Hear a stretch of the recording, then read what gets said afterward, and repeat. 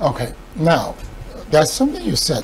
You gave a scenario that showed that mentorship is no longer there at all. I wonder why we have lost that, because the beauty of life is for somebody to stand tall when they begin to go downhill, to say A or B or C is my successor. Correct.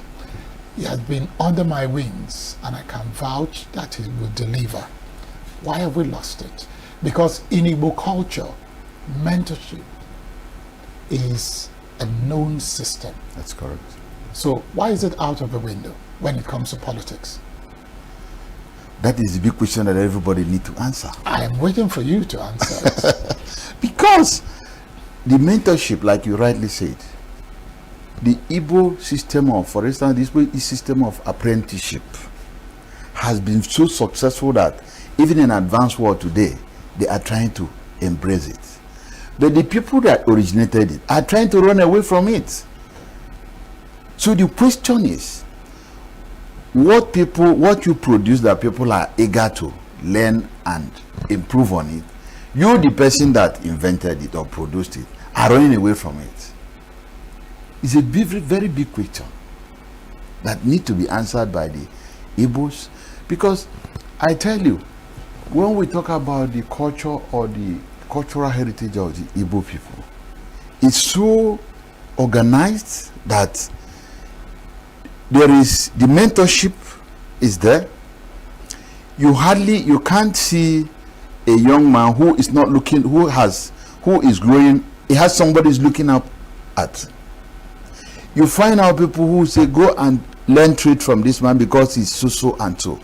Everybody who is asking you to do one thing has a plan, he has a projection that you are going to get here, and from there you can grow up to that. But all these are vanishing away because, one, from my thinking personally, the people who are supposed to keep this mentorship at the level it's supposed to be are no longer interested, for reasons I do not know. For instance, what killed most of the issue about apprentices, before now it's a taboo for you to have a boy that is learning a trade under you, and you signed for 2 years or 3 years for you for him to learn such trades, and after that year there is a ritual you call it settlement. You need to settle the person so that you can pray for him and he starts up. People start at a point to stop completing that obligation that they have. So you find out that you have a boy who has come to learn a trade with you, spend 1, 2, 3, 4 years. At the 5th year that is supposed to be free and start on his own, there's a story. He will not be settled. He looks at himself as being useless. First, he has learned the trade. Second, he cannot start because there's no money to start. Now, thirdly, you that are supposed to have facilitated his movement will not do anything. Instead, you label, he has done this, he has done that. Because of this, you will not be able to perform that ritual. Then the youth start losing interest in going to apprenticeship. Nobody at the time decided to say, no, wait, this is not good. It has run for some years. Now it becomes as if it is a normal thing, the norms. So, is that what's happening in politics? Because the youths who are the future leaders are not in politics in positions where they can call the shots. They're not in positions where they can be called stakeholders. You discover that anytime, any party, someone's stakeholders meeting, you see the elder ones. The elderly ones are there, the young ones are not there. So, is it the same thing that's happening? Now, there is this issue known as structure owners. People who, due to good fortunes, have enough money, and so what they do is ensure that they have structures in place. If you now want to join politics, they'll tell you what it will take you to be part of it. And if you can foot the bill, they give you their structure to rent and give you the terms and conditions. But in all this, if the future truly belongs to the youth, how can the Igbos secure their own interest by saying, let's come back, have a rethink, replan. The future belongs to this youth. It's time for us to begin to show them the ropes. Why would you have a situation whereby in the Southeast, when there is a call for a political meeting nationally, you still see the same old group of people, old set of people going.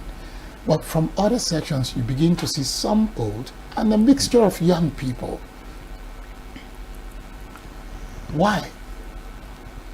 You see, the major issue that I found with the political class in southeastern Nigeria is that first, they lost trust. They do not trust that any younger person could take over their position.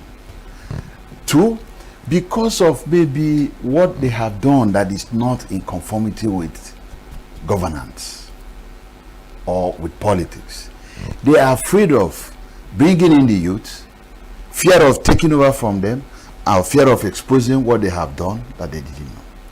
Are the two major things that I think.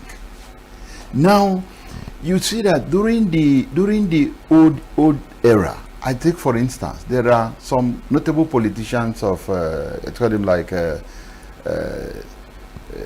Minister of the Odin during the pre-independence era. I think I remember his name, Bishop of blessed memory. During their days, they were people you call your PAs or your assistants that follows you to every meeting. They graduate from being PAs to substantive stakeholders. Because during the time they follow you to meetings as a minister, as a stakeholder, they get involved and get to know the rudiments of politics. But in these days, the politicians of these days, if they take you as PA, it means you must be a stooge. You will not ask questions. Even when you see something that is wrong, you will not ask questions. So, if you are by any means perceived to be smart, count yourself out from that system. So, that is why you find out that they are not interested in bringing in, mentoring people that will replace them. Because you find out each set of political class that is going out, ask yourself who is going to replace them. From the south is none. So how do we remedy it? The remedy is one. We are looking at how the Igbo nation has lost the unity they were known for. Because I believe that if we begin to come back together and have a sense of unity as an Igbo nation, begin to understand what we call do's and don'ts in the culture of Igbo land, you begin to respect your elders, the elders begin to respect their young ones. But in this case, you just find out that people, for instance, let me digress a little. Before now, you don't become a title holder in Igbo land, except there are some qualities you must measure up. But you find out now, if you have money now, you can become anything you want to be. The question is, why those who are giving some people chieftaincy title on that level were not given like that when they were growing up? What happened? Because there's a shift from money making. People are interested, like we talked about stomach infrastructure. It boils down to what you are hungry, and somebody said he wants to give you 10,000 naira for you to be able to give him a child, and you know he's not qualified. If you don't give him, you don't get the 10,000 naira. What happens? It's you and in between you and the deep sea. Do I do this and get the money, or I get hungry? So, but if the Igbo nation or the Igbo people decides to come back and go look for their roots, some of these things must be will be remedied. Because by the time you begin to fall back to culture and fall back to what that are the do's and don'ts or the norms of the culture, you begin to realign back to what is supposed to be. Thank you very, very much. Thank you, Mr. Bad. Nze Emeka Coleman. Chukwudeluzo. Thank you so much. Welcome. And that reminds me, President Alibo Development Foundation. Yes. I won't forget that. Now, I want to say thank you very much for coming on to Southeast News. I had fun. I am very sure we'll do this again because the interest of the Igbo has to be secured in whatever you talk about, whether it's in the economic angle, if it's in governance, most of all, politics. We'll be here again tomorrow. Barry Kumo Ado is my name. Thank you for staying with us.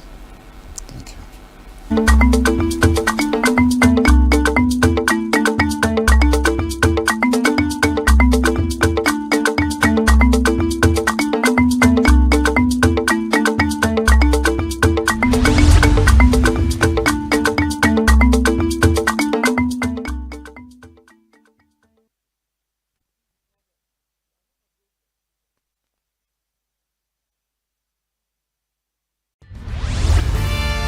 We are local. International communities observing Just finished the When the main market is in chaos, people are We are national. Those in support of this motion as amended, say aye. We have taken the vote by default. We are international. Israeli airstrikes. Donald Trump left us the worst unemployment.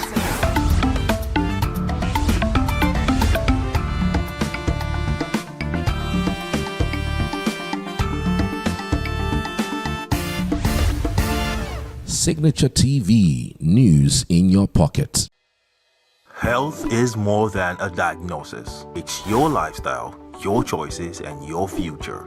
Join us on Inside Health, your weekly deep dive into the stories, science, and solutions shaping your well-being. From expert interviews to real-life journeys of healing and hope, we cover it all. One of the complications of cancer management or treatment is they have some of them at one point in time, you see them having anemia. Okay, so you see them at times being transfused. But at the same time, you come in with a diet. Nutrition, mental health, innovations in medicine, fitness, and everyday wellness. Whether you're managing a condition, staying informed, or just living your best life, Inside Health is your trusted guide. I'm Tigiti Agorum, and I'll be with you every week on Inside Health, only on Signature TV.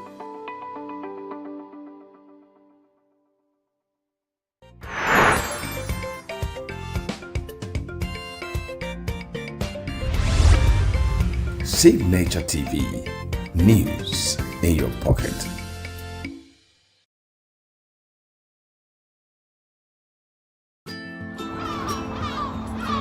Bright and early as the day breaks, as the newspaper headlines trail the stories that shape the day. We at Signature TV trail the headlines that trail the day. We interrogate the headlines. We analyze the stories that make the headlines. Why is overrated, and they even overrated themselves and went into CBT. They are insensitive of some Nigerian children who have never had what they call CBT. With passion and emotion, we drive the conversation to change a narrative. Let nobody be deceived by Nigerian high level of performing in agriculture export. We are still where we are. Newspaper review on Signature TV every morning on Signature Morning, weekdays, and Signature New Day, weekends. Newspaper review on Signature TV. We do not just review the headlines, we make the headlines relevant to our daily lives.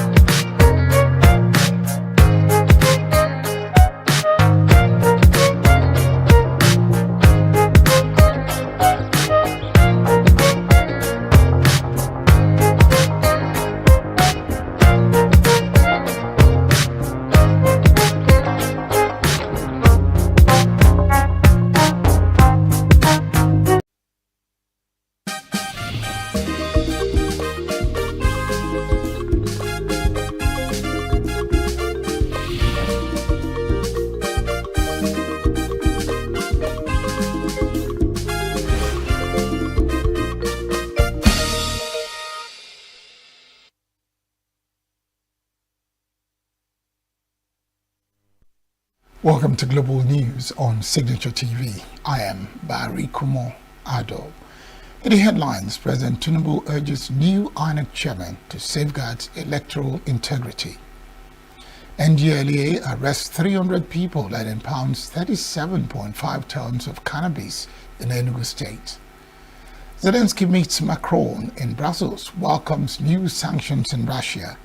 And former boxer Mike Tyson in Kinshasa for anniversary of Rambo in the Jungle. Details shortly. Every second, every minute, every day, news is breaking. Events occur and there are new developments. At Signature TV, we follow these stories objectively, bringing all sides without bias, explaining the complex issues, breaking down the numbers, and investigating the issues behind the news. Anywhere and everywhere, near or far, wherever the news is, we will be there. Signature TV. News in your pocket.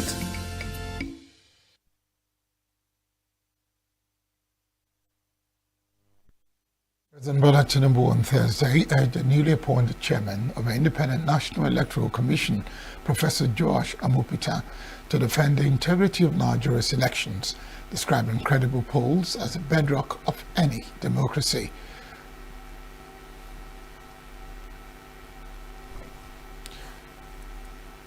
Tinubu spoke shortly after administering the oath of office on a new INEC boss at the State House in Abuja, stated that Amopita's appointment, confirmed by the Senate a week ago, was a mark of confidence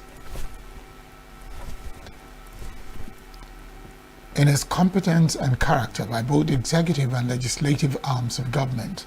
He said his swearing-in marks the beginning of a challenging and rewarding journey, urging him to approach his responsibilities with the highest level of integrity, dedication and patriotism. The president emphasized that Nigeria's democracy, which has lasted since 1999, had evolved through reforms, innovation and lessons learned from past challenges, insisting that elections safeguard the people's exclusive right to choose their leaders and shape their future. Electoral Act Amendment Bill 2025, proposing to place the burden of proof in election petitions in INEC, has killed second reading in the Nigerian Senate. The passage of the bill, which seeks to strengthen Nigeria's electoral process, was announced by Senate President Godswill Akpabio during Wednesday's plenary after a majority of senators supported it through a voice vote. Sponsored by the chairman of the Senate Committee on Electoral Matters, Simon Lalong, the bill was initially presented for a second reading last Thursday, but was stepped down to allow for wider consultation. Along while presenting the bill, acknowledged that Electoral Act 2022 introduced significant reforms but also revealed certain weaknesses, such as delays in the release of election funds, disputes over voter registers, conflicting interpretations of result transmission, and weak enforcement of electoral offences. During debate on the bill, lawmakers argued that the current position of the law, which places the burden of proof on the petitioner, is unfair and it undermines electoral justice. First, we should resolve, each and every one of us, and also collectively, that as elected persons, we as senators shall not, directly or indirectly, secretly or openly, aid and abet unemployed or semi-employed people and arm them to disrupt election. We are in a haste to pass the Electoral Act, and we shot ourselves in the foot by removing senators, members of the House of Representatives, governors, and the deputy governors, state assemblies, elected officials from being members of the delegates.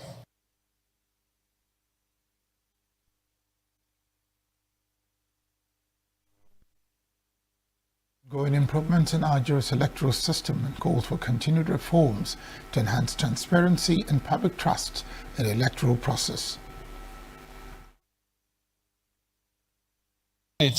Because after this, public hearing will be held, and Nigerians will now from today should prepare to come before the committee during the public hearing to make their contributions and their input so that at the end of it, we'll have a document or a law that will guide the election, ensure transparency, accountability, so that the next election will truly reflect the feelings or the choice of the people of Nigeria. The burden of proof in electoral matters, Mr. President, must shift to INEC. That is where it rightly and properly belongs. We should not subject it to the normal evidential rule that says he who alleges must prove. How can you prove something you don't even know? To move fast to make sure that all these technologies, as we are voting, people are reporting back. People are having back the results. So that electronic voting. So nobody will complain. Because APC will not complain, PDP will not complain, Labour Party will not complain. So everybody will be on equal basis. The bill was thereafter referred to the Senate Committee on Electoral Matters for further deliberation and a public hearing, after which the committee was directed to report back within 2 weeks.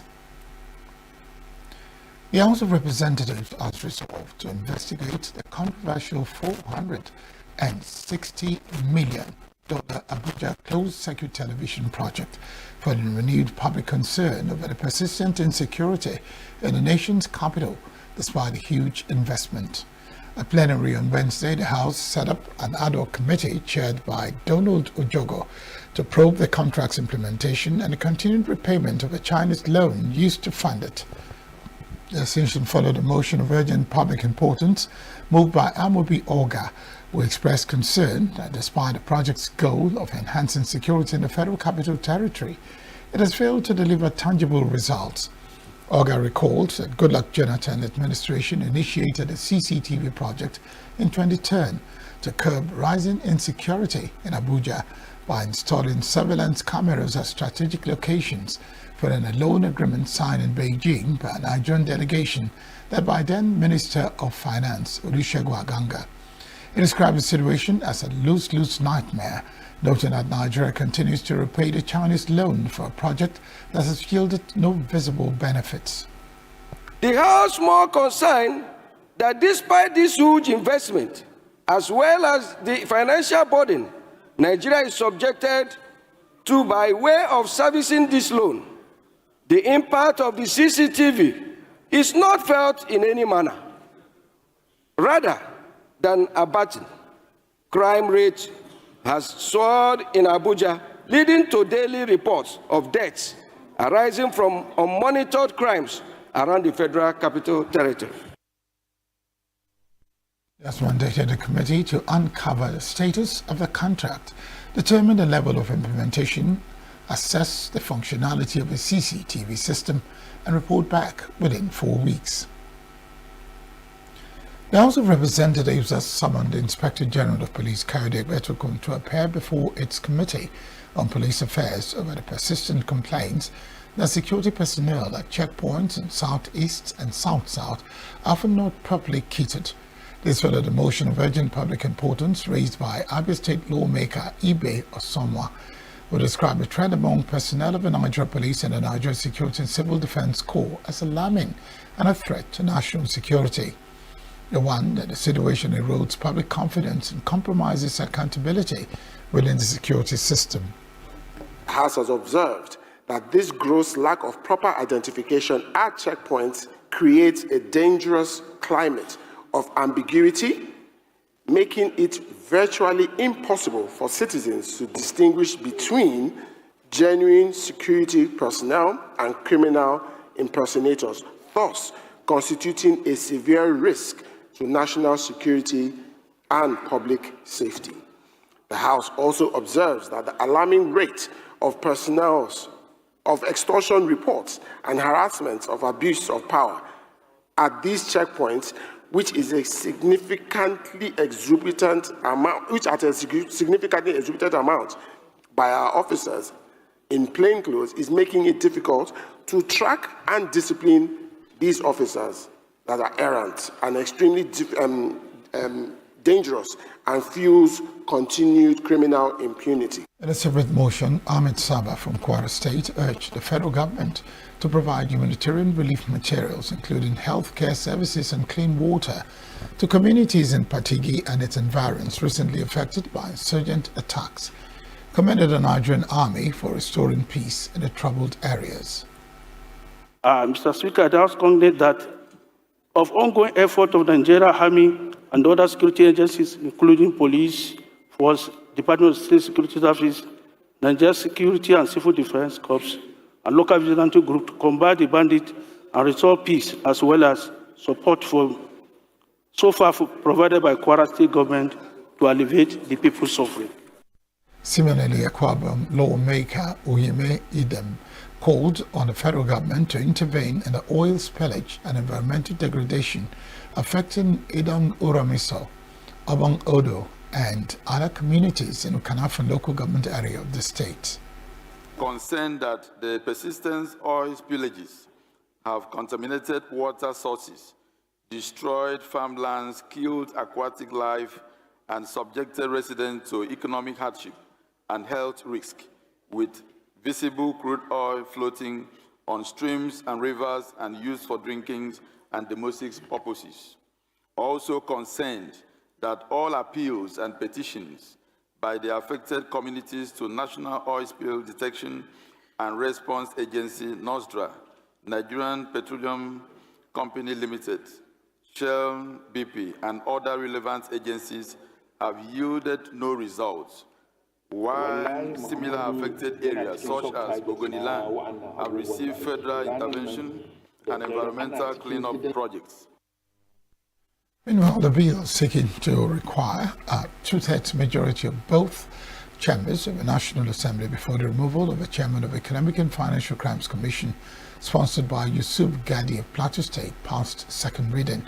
They also took a step towards potential state creation, as a bill seeking to create a Jebu state from the present Ogun State, sponsored by Olufemi Ogunbanwo and 3 others, scaled second reading and was referred to the Constitution Review Committee for further legislative action. The Federal High Court in Abuja on Thursday adjourned till Friday, October 24, for the detained leader of indigenous people of Biafra, Nnamdi Kanu, to enter his defense in his ongoing trial. Trial Judge Justice James Omotosho fixed the date of Akanu's lead counsel and former Attorney General of the Federation, Kanu Agabi, informed the court that they will be stepping down from the trial as demanded by the defendant. In a fresh motion, which he personally signed, Kanu named several top political figures and retired military chiefs, including the Minister of the Federal Capital Territory, Nyesom Wike, Lagos State Governor Babajide Sanwo-Olu, and former Chief of Army Staff, retired Lieutenant General Tukur Buratai, as witnesses in his ongoing terrorism trial. Kanu, who also named the Director General of the Department of State Services, Yusuf Bichi, immediate past Director General of the National Intelligence Agency, Ahmed Abubakar, and several other unnamed individuals whom he considered vital and compellable witnesses. This asked the court to grant a 90-day window to enable him to conclude his defense, pledging to testify personally and provide sworn statements from voluntary witnesses to support his case. When the case was called upon at resumed sitting, Agabi informed the court that he will no longer be representing the IPOB leader, adding that the defendant had taken the case from them. All of the senior advocates representing the IPOB leader, including Onyechi Kweazu, Paul Erokoro, Emeka Itieba, and among other members of the legal team, withdrew from the case. Meanwhile, defending himself orally, Kanu said a court lacks jurisdiction to try him, but Justice Omotosho disagreed with him, insisting that he must proceed with his defense. Activist and publisher Moyele Sowore was on Thursday arrested within the premises of the Federal High Court in Abuja by armed policemen, shortly after he appeared in solidarity with the detained leader of indigenous people of Biafra, Nnamdi Kanu.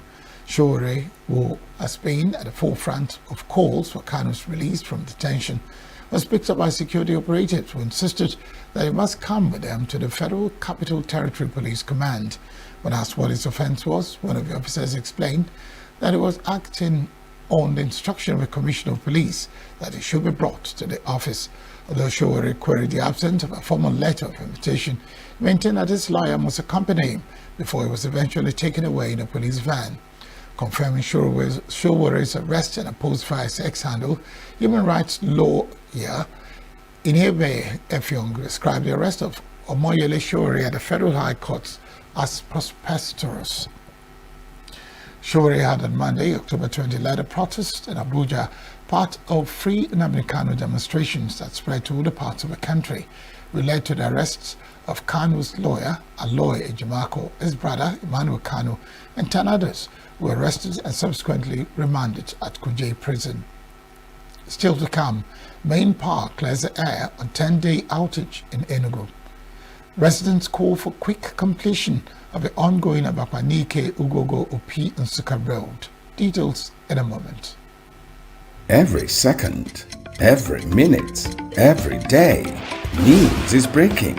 Events occur and there are new developments. At Signature TV, we follow these stories objectively, bringing all sides without bias, explaining the complex issues, breaking down the numbers, and investigating the issues behind the news. Anywhere and everywhere, near or far, wherever the news is, we will be there. Signature TV. News in your pocket. Niger State Governor Mohammed Bago has vowed not to pay ransom or negotiate with bandits responsible for the recent wave of attacks across the state. The governor made a declaration during a condolence visit to communities in Rijau and Magama local government areas, which were recently attacked by gunmen in Kodangora axis. Bago urged residents to rise and defend themselves, insisting that paying ransom would only embolden the criminals and further fuel insecurity. The governor will maintain that the Constitution empowers citizens to protect their lives and property, said his administration will take every lawful step to ensure their safety. As part of new security measures, Bago announced plans to recruit and train 10,000 members for a joint task force to support security agencies and declare a total ban on mining activities, identifying illegal mining as one of the key drivers of banditry. The ENUGU State Command of the National Drug Law Enforcement Agency, NDLEA, said it arrested 300 people, confiscated over 15 hectares of farmland with over 37.5 tons of cannabis in the last 1 year. It also sealed some houses that have over time been reported to be manufacturing hubs for methamphetamine, popularly known as Nkurumiri, said to be one of the most abused hard drugs in the southeast. Assistant General Commander in charge of narcotics and Enugu State Commander of the agency, Sunu Abel Wadahi, disclosed this when he paid a courtesy visit to the corporate headquarters of Signature TV at Raymond Dokwesi Broadcasting House, Thinkers Corner, Enugu.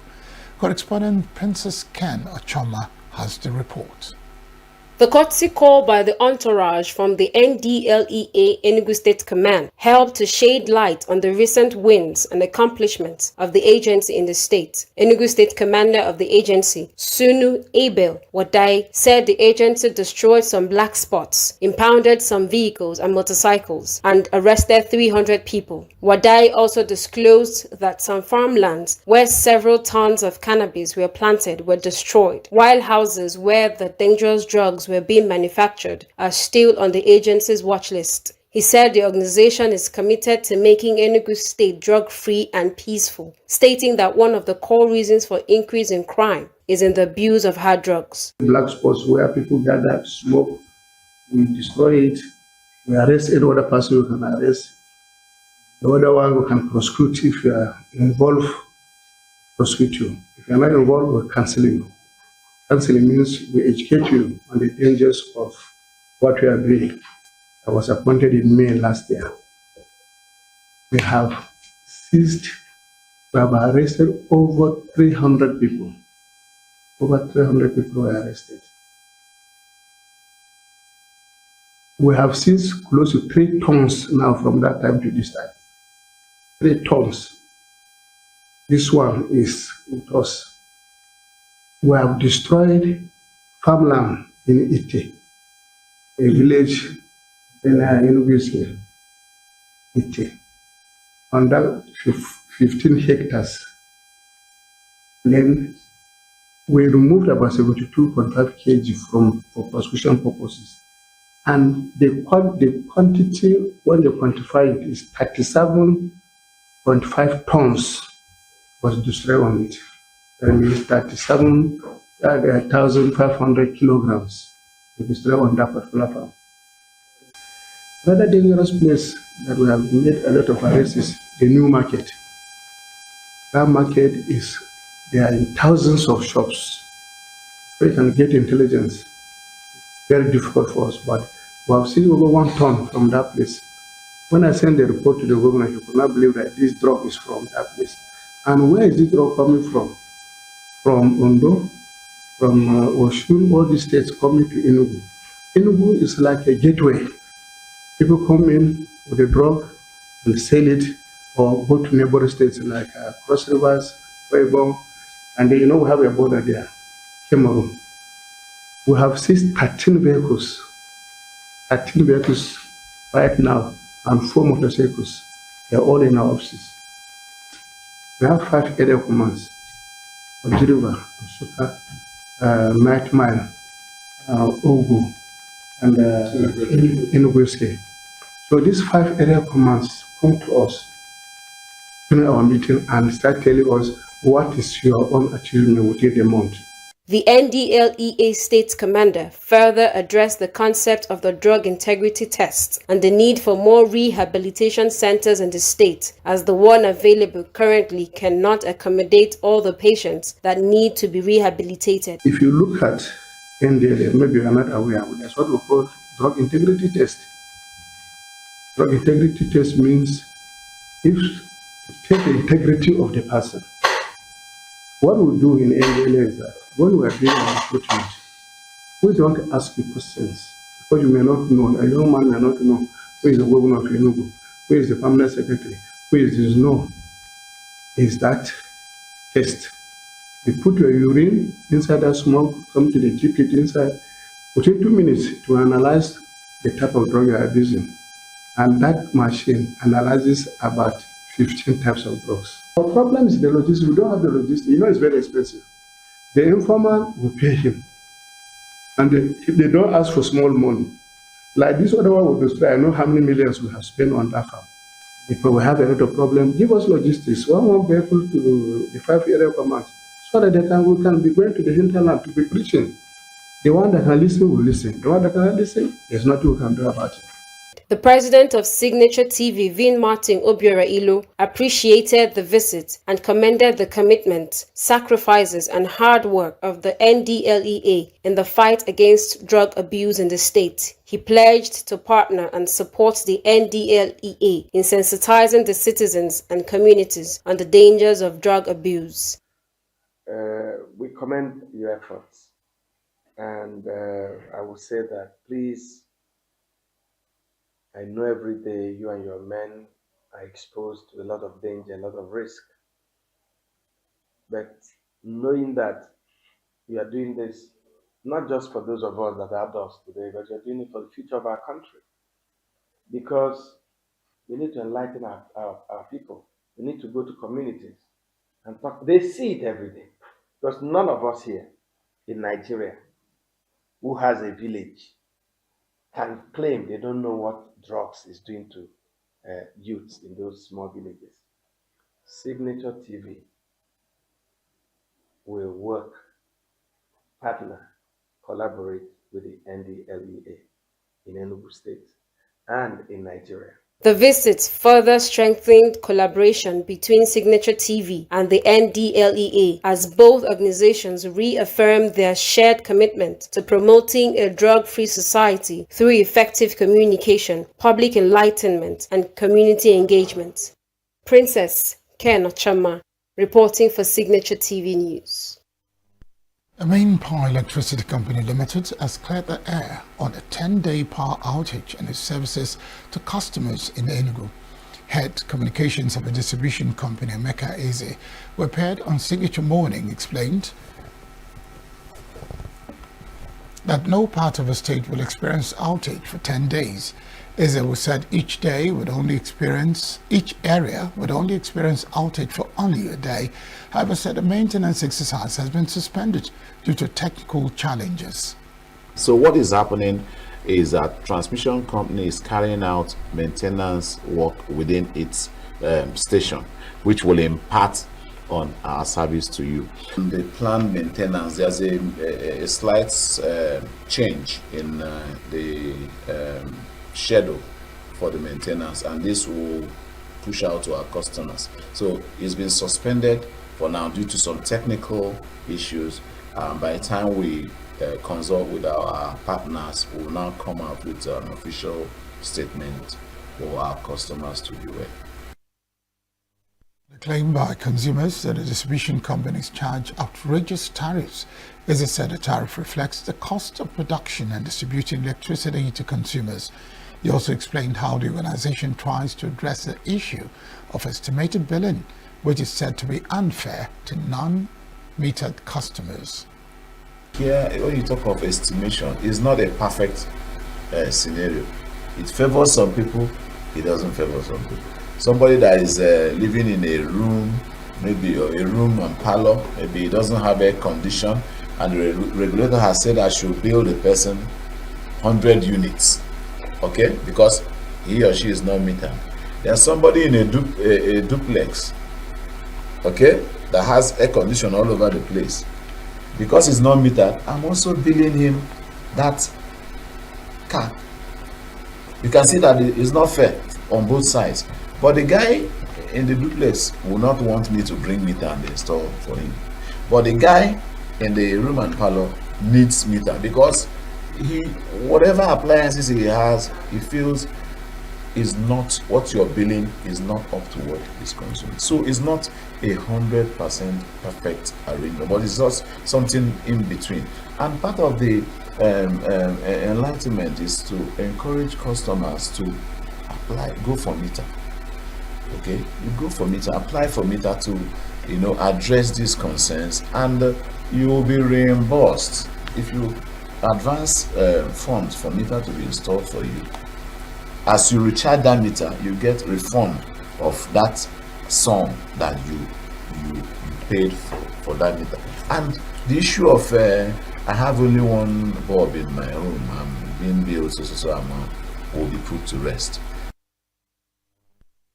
Residents, business owners and motorists in Abakwanike in Enugu East local government area of Enugu State have appealed to contractors handling the ongoing Abakwanike, Ugogo and Suka Road to speed up work on the project. They said the early completion of the project will help realize the desire of the Enugu State to transform the transportation landscape, boost connectivity and economic growth in the state. Correspondent Ugona Walu visited the last bus stop portion of the road, which was closed weeks ago for the construction of a culvert, for an update. The present administration in Enugu State, at its inception, undertook an ambitious initiative to uplift the state of road construction in the state. This, it believes, will save lives, drive development, and enhance the standard of living of the people. Citizens have expressed their excitement about the project in realization of the place of such infrastructure as the backbone of any thriving economy. However, the apparent slow pace of the project is a source of concern. Ifeanyi Ezeja, a keke rider, called on the government to prevail on the construction company to accelerate the pace of work on the road. The road they have been delaying. The promise he made, they have 3 weeks, but 3 weeks have already reached. They have to be fast. They tell Peter, but Peter goes on trying. So he have invested a lot of money in the road. So now we are begging him to act fast so that the road will be completed from now to December. Nebechi Enechi, a public servant, however, acknowledged delay in the project, but says the benefit far outweighs the temporary inconveniences. It has really affected us, but in a nutshell, no gain without pain. That's in a nutshell. No gain without pain. Because this little canal always takes children every year. If they will be able to repair this road now, it will be better for us. No, we are feeling the pain now, but no gain without pay. After this pay, the game is enormous. Most time we always have a hold up here in this particular apapa, especially in the evening time. So, but the work is going on, and I think the government is trying their best to make life more easier for people, especially when it comes to movement of people. Ever since they started this construction, movement has not really been easy like that. But we are hopeful that very soon, once it's completed, everything will come back to normal and movement will return back to normal. Anytime it rains, people you find it difficult to pass it. Even if you are in keke, the flood will, in fact, almost used to carry keke. I had that. We had that anytime, every year that the road here, the flood here used to carry somebody. Yes. So what governor is doing now, he's really trying. The road construction project underscores the Enugu state government's commitment to improving infrastructure and ensuring better living conditions for its citizens. In Enugu, Ugonne Owalo, Signature TV News. The just concluded Southeast Business and Investment Summit in Abuja. Political and youth leaders emphasized the need to connect economic revival with political inclusiveness and reform. Speakers said sustainable investment and growth in the region will depend on strong governance, electoral transparency, and unity. Correspondent Chimeze Zedima reports. The summit, which brought together policymakers, entrepreneurs, and political figures, focused on unlocking the Southeast economic potential through private sector partnership and government accountability. Among those who spoke was Comrade Eze Onyebuchi, ABGA's national youth leader and candidate in the upcoming AMAC election, who weighed in on the appointment of the new INEC chairman. He's a lawyer. I believe he knows what it means to keep to the rules. So I trust in his capacity. I believe in his ability. Looking at the trajectory of what he has done in the past, I believe that he's going to make a difference. So I don't have any fear of rigging or any fear of not having a free and fair election. Our problem in this country is not tribe, nor religion. I have come to show a difference. I'm here to work. The problem that we'll have is inability of people from all religions or all tribes to do the right thing. So if we can have someone who is ready to do the right thing, whether he's from your religion or not, everyone will enjoy it. Also speaking at the summit, Jude C. Ezenwanfor, PDP governorship candidate, said the objective of SEBIS 2.0 aligned with his own economic blueprint, particularly his plan to boost trade infrastructure in the Southeast. He revealed his intention to push for the establishment of a seaport in Anambra State, arguing that the region remains the commercial hub of eastern Nigeria and a vital gateway for Western African trade. SEBIS, they are trying to re-energize the business acumen of the Southeast. And that tallies totally with my manifesto and agenda for the Anambra. I intend bringing in the seaport in Anambra State, because Anambra State remains the major business hub east of the Niger, not only east of the Niger, west of the Africa. For participants, SEBIS 2.0 was not just another conference, but a call for action to harmonize policy, politics, and enterprise in redefining the economic future of the Southeast. In Abuja, Chimeze Zedima reporting for Signature TV News. The federal government has approved the release of 32 billion naira through the Basic Health Care Provision Fund, marking the third round of disbursements in 2025. The coordinating Minister of Health and Social Welfare, Professor Mohammed Pate, who announced this in a statement, urged citizens to actively participate in ensuring the funds are used effectively to strengthen primary health care across the country. Pate said the money, which has been sitting in Abuja, has begun its journey into the commercial bank accounts of primary health care facilities in every ward across Nigeria. The minister noted that every facility holds the power to plan and spend, working hand in hand with the community it serves. He urged citizens to actively participate in local health governance, take ownership, engage with health facilities and committees, review plans, demand transparency, celebrate achievements, and ensure that the funds effectively protect the health of their communities. In Nigeria's Center for Disease Control and Prevention has reported 13 new confirmed cases of Lassa fever within the 40th epidemiological week, covering September 29 to October 5, 2025. In its latest situation report shared on the Commission's official X handle, the NCDC said that new infections were recorded in Ondo and Edo states, two of the hardest hit areas since the beginning of the year. The update showed that the country has now recorded a total of 924 confirmed cases and 172 deaths across 21 states and 106 local government areas in 2025, with a case fatality rate currently standing at 18.6%, reflecting an increase from 17.0% recorded in the same period of 2024. According to the data, 117 new suspected cases were reported during the week, bringing the total number of suspected cases for the year to 8,041.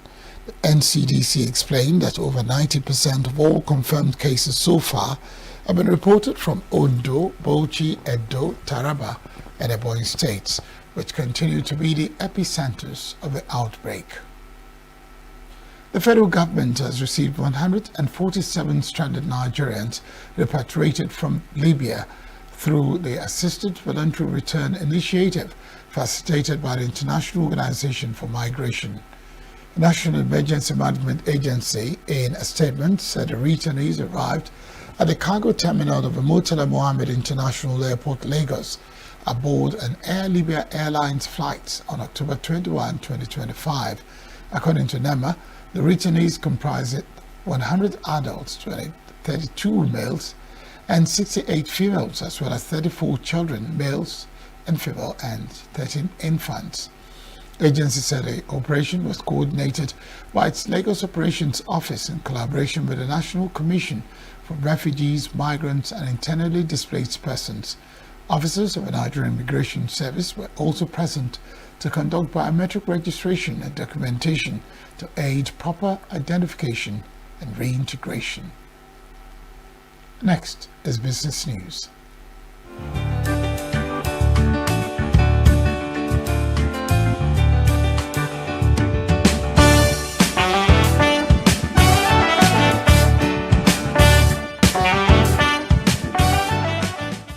The Nigerian National Petroleum Company Limited (NNPC) recorded a 380 billion naira revenue decline in September 2025, with total earnings dropping to 4.27 trillion naira from 4.65 trillion naira in August, according to its latest performance report.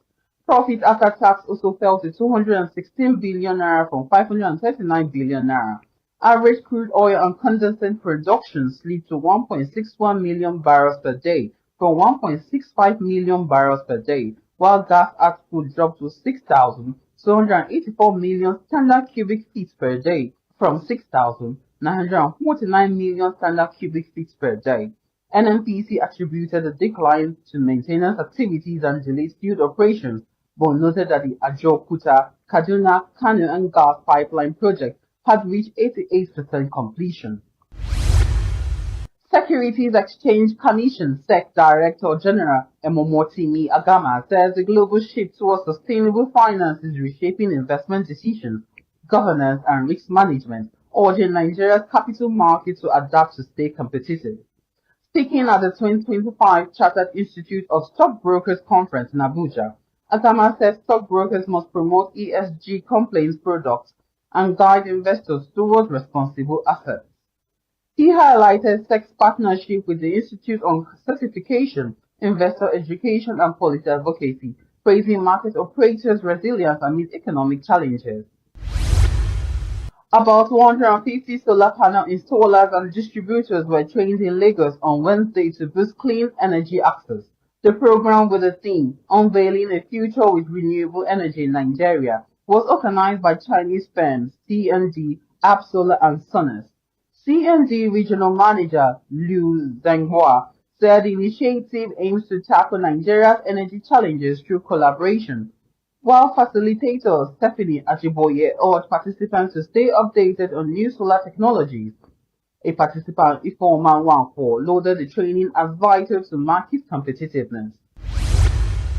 Nigerian Breweries plc posted a group revenue of 1.04 trillion naira for the 9 months ending September 30th, 2025, a 48% rise from 703 billion naira in 2024.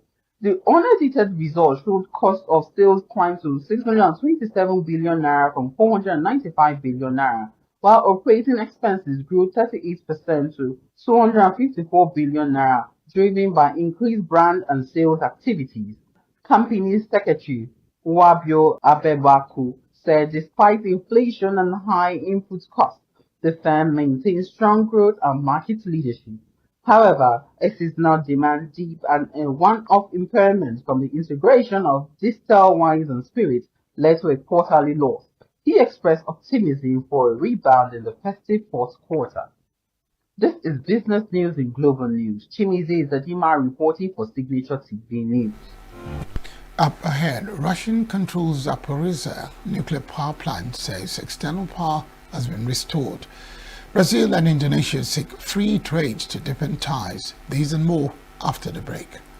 Every second, every minute, every day, news is breaking. Events occur and there are new developments. At Signature TV, we follow these stories objectively, bringing all sides without bias, explaining the complex issues, breaking down the numbers, and investigating the issues behind the news. Anywhere and everywhere, near or far, wherever the news is, we will be there. Signature TV. News in your pocket. French President Emmanuel Macron and Ukrainian President Volodymyr Zelensky met on the sidelines of a European Council summit in Brussels on Thursday. EU member states agreed on a 19 package of sanctions against Russia, underscoring the bloc's continued resolve to pressure Moscow. EU measures add to an already extensive list of restrictions targeting Russian interests across Europe. At the summit, leaders will focus on finding consensus on how to use Russian immobilized assets held in Europe to help fund Ukraine's reconstruction.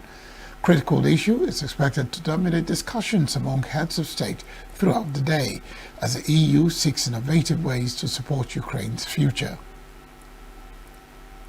Engineers have repaired a damaged high-voltage line and restored external power to the Zaporizhzhia nuclear power station in Ukraine, its Russian-installed management said on Thursday.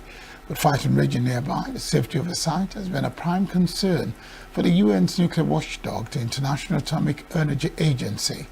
Russia and Ukraine have frequently accused each other of shelling it and traded blame for the latest cut-off of power. Until Thursday, the plant had been without external electricity for 30 days, relying on backup diesel generators. Indonesian President Prabowo Subianto met with Brazilian President Luiz Inácio Lula da Silva on Thursday during a state visit to Jakarta, where the two leaders oversaw the signing of a bilateral agreement valued at up to $5 billion. During the meeting at the presidential palace, the leaders discussed fostering free trade to enhance cooperation and explored the potential use of their respective currencies in bilateral transactions. Both leaders are set to attend the Asian Leaders Summit in Malaysia, where they will join other world figures, including U.S. President Donald Trump and Chinese Premier Li Qiang. Gas-producing countries must make clear that they oppose trade barriers and discriminatory measures that disadvantage every energy products, Qatar's Energy Minister Saad Al-Khabi said on Thursday. Positive outlook is driven by economic growth in Asia and booming power demand from data centers and artificial intelligence, he said. There is no way that we can supply to any country, whether it's Europe or a country specifically, that would put a penalty of my total turnover, being penalized with 5%, with something that I know today I cannot comply with. So they're putting rules that I'm telling them I cannot comply with. And knowing that, we have stated our position very clearly. We will not be able to serve that market. It is very unfortunate if that happens. It's something that we absolutely do not want to do. And this is why we have been warning about this. I was one of the first people to be vocal about it. And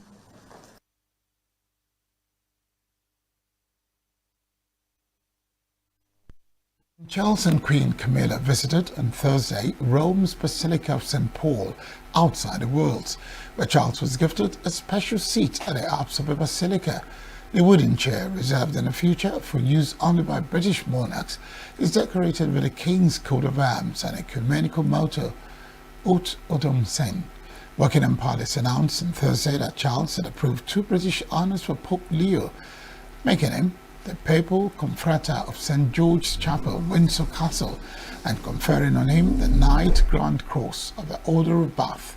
Thursday morning, the King prayed together with the Pope in the Vatican's Sistine Chapel, and the first joint worship including the British monarch and a Catholic pontiff since King Henry VIII broke away from Rome in 1534.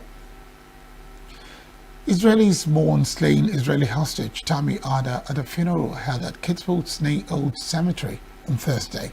Tammy Ada's body was handed over by the Palestinian militant group Hamas on Tuesday evening and was moved to Israel's Forensic Institute in Tel Aviv as part of the U.S. brokered plan in which Hamas was supposed to release all 20 hostages still alive and 28 deceased captives to Israel. Ada was reported to have fought Palestinian militants during the attack on October 7, 2023, and was wounded. It was later announced by Israel's army that he didn't survive his injuries. Former heavyweight boxing champion Mike Tyson arrived in Kinshasa, Democratic Republic of Congo, to participate in the ongoing 50th anniversary celebrations of a legendary Rambo in the Jungle fight between Muhammad Ali and George Foreman.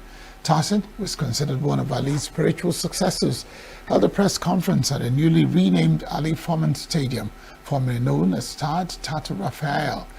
The event is part of a month-long celebration organized by Devo International, with support from the Congolese government and the U.S. Embassy in the DRC. During the press conference, Tyson expressed his enthusiasm for being part of a historic event, stating his desire to be in the same venue where Ali and Foreman fought. He reminisced about the excitement surrounding the original fight, which took place when he was 9 years old. The anniversary celebration, which will culminate on October 30th with the official renaming of the stadium, include various cultural and sporting events. Nigerian singer Abiola Akimbi, popularly known as Bella Shmurda, laments rising cost of music promotion. Nigerian rapper Emeka Akumefule says artists should not be defined solely based on streams and charts because of manipulations. And former U.S. President Barack Obama honors Fela Kuti in a new podcast, Fear No Man. Quinette Wokunta is next with entertainment news. Nigerian singer Abiola Ahmed Akimbi, popularly known as Bella Shmurda, has voiced his concerns over the soaring cost of music promotion in the country. In a recent interview in Lagos, the cash-up hitmaker lamented that many artists are now reluctant to release new songs or albums due to the huge expenses involved in promotion. According to Bella Shmurda, the cost of producing and promoting music has become overwhelming, noting that shooting a standard music video now costs at least 20 million naira. He added that promoting songs on radio and other media platforms, as well as producing videos for multiple tracks on an album, is financially draining for most artists. He stressed that the high cost of promotion is discouraging creativity and making it difficult for many musicians to keep up with the demand of the industry. Nigerian rapper Emeka Akumefula, popularly known as Black Bones, has said artists should not be defined solely based on streams and charts, stressing that numbers could easily be manipulated. Black Bones, who has repeatedly claimed that bots were being used to manipulate streaming numbers and chart positions in Nigeria, stated this while replying to a fan who accused him for being a hypocrite for celebrating his diss song for Odumodu Black, ACL hitting #1 on Apple Music Nigeria. The rapper explained that he had never downgraded the importance of charts, emphasizing that he only advocated for artists not to be assessed solely based on charts because they can easily be manipulated. He urged music fans to rate songs based on their qualities and not numbers of streams. Nigerian music star David Adeleke, popularly known as Davido, has been appointed chairman of the Osun State Sports Trust Fund. The appointment was announced in a statement issued by the Osun State government on Wednesday as part of efforts to reposition and revitalize the state sports sector. According to the statement, Davido's new role is aimed at mobilizing resources to drive the development and modernization of sports facilities across Osun State. The government emphasized that the move reflects Governor Ademola Adeleke's commitment to improving sports infrastructure and creating opportunities for youth engagement. Confirming the appointment, Deputy Governor Kola Adewusi, who also serves as Commissioner for Sports, revealed that the award-winning singer was excited about the role and immediately accepted the offer. The Deputy Governor further explained that the newly introduced Sports Trust Fund, chaired by Davido, would attract investment and support from the sports enthusiasts and philanthropists within the outside of the state to ensure sustainable sports financing.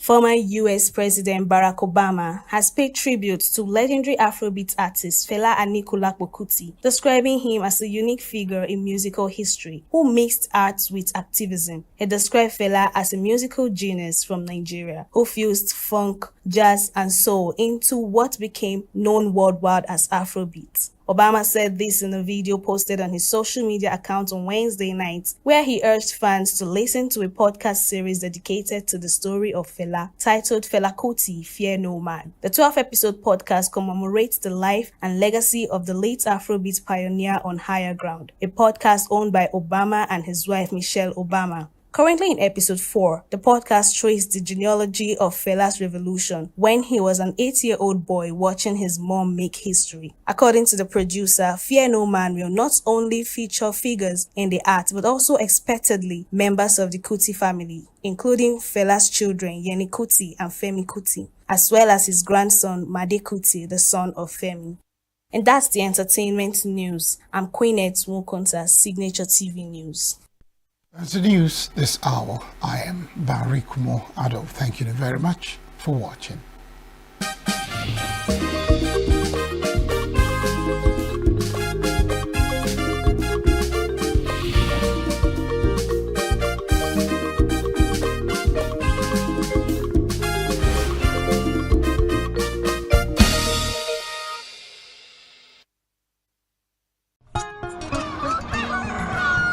New every morning on Signature TV, we open the day for you with needed energy, information, and required vibes to shape your day. From sizzling snippets of stories in various areas of life to intriguing conversations with net worth guests. When you have people who have no track record becoming your leaders, you have a problem. There's no outstanding gratuity when Obi took over from me. I left, in all the accounts of Anambra State, 13.8 billion for him. Your day cannot be complete without Signature Mornings on weekdays and Signature New Day on weekends. There is no better way to start your day except Signature Morning and Signature New Day every day on Signature TV.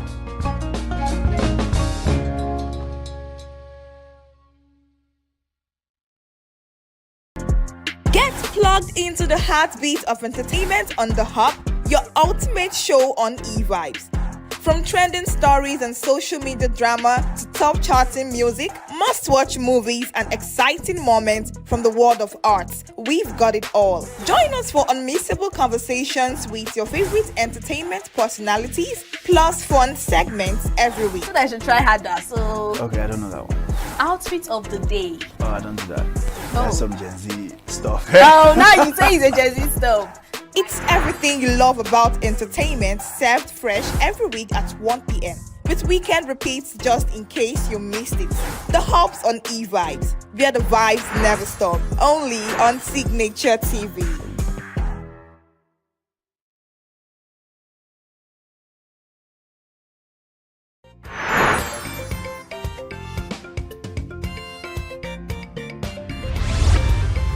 Signature TV, News in your pocket.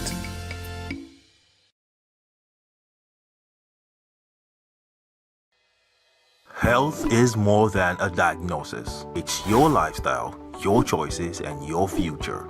Join us on Inside Health, your weekly deep dive into the stories, science, and solutions shaping your well-being. From expert interviews to real-life journeys of healing and hope, we cover it all. One of the complications of cancer management or treatment is they have some of them, at one point in time, you see them having anemia.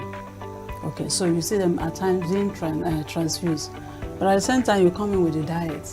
Nutrition, mental health, innovations in medicine, fitness, and everyday wellness. Whether you're managing a condition, staying informed, or just living your best life, Inside Health is your trusted guide.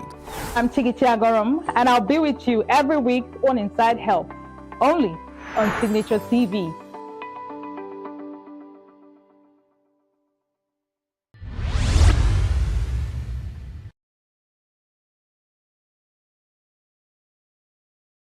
When you think of the foremost Igbo leader, the name Nnamdi Azikiwe comes to mind.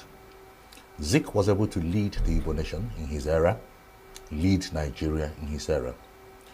But when you concentrate on the eastern region, or the southeast, or whatever the Igbo nation is today, which goes beyond the 5 states of the southeast, recall that we had the greatest leader, as far as I'm concerned, Africa ever saw, Dr. Michael Obara, who led from the eastern region from here, and I keep saying from 1960, as at 1964, just 4 years, he was able to turn the economy of the eastern region, mostly the Igbo people, because the eastern region you have the Efiks, you have the Bibios, you have the Ikweres and all the other tribes. Well, the Ikweres are Igbos actually. But Obara was able to use agriculture, for instance, industrialization, to take our economy from where it was in 1960 to being one of the fastest growing economies of the world within 4 years. And if you think that this was rated as at 1964, that Obara had been in office for just 4 years then, it was the coup that removed him of 1966, unfortunately. We have had an excellent leader in the past. He's not been the only one. Since him, we've had other great ones. I mean, we've had other leaders. Ojukwu, for instance, the late great Ikemba, was a great leader of our people. So we never really lacked great leaders. But what we need to do, and if we're talking about Ohaneze Ndibo, the apex organization of the Igbo nation, we should make sure that we stop electing very old leaders. And I say use the word very old advisedly, because I pray that I'm old. I pray that I get to 80 and plus. I am advocating that we go for a generational shift and look one generation down or one decade down, instead of going for the 80 plus, who should be sort of enjoying their retirement.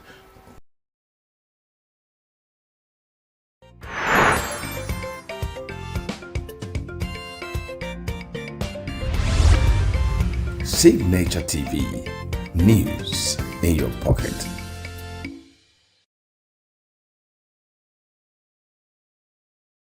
Every second, every minute, every day, news is breaking, events occur, and there are new developments. At Signature TV, we follow these stories objectively, bringing all sides without bias, explaining the complex issues, breaking down the numbers, and investigating the issues behind the news.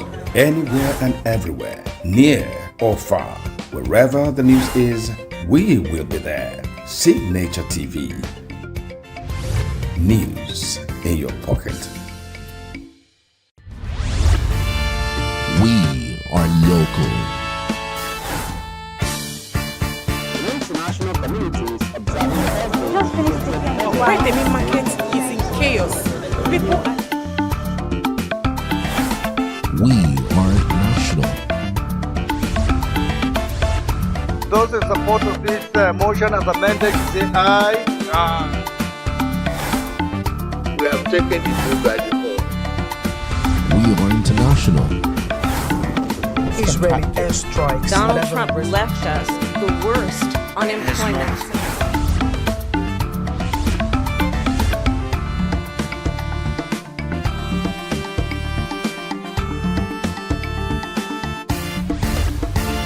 Signature TV, news in your pocket.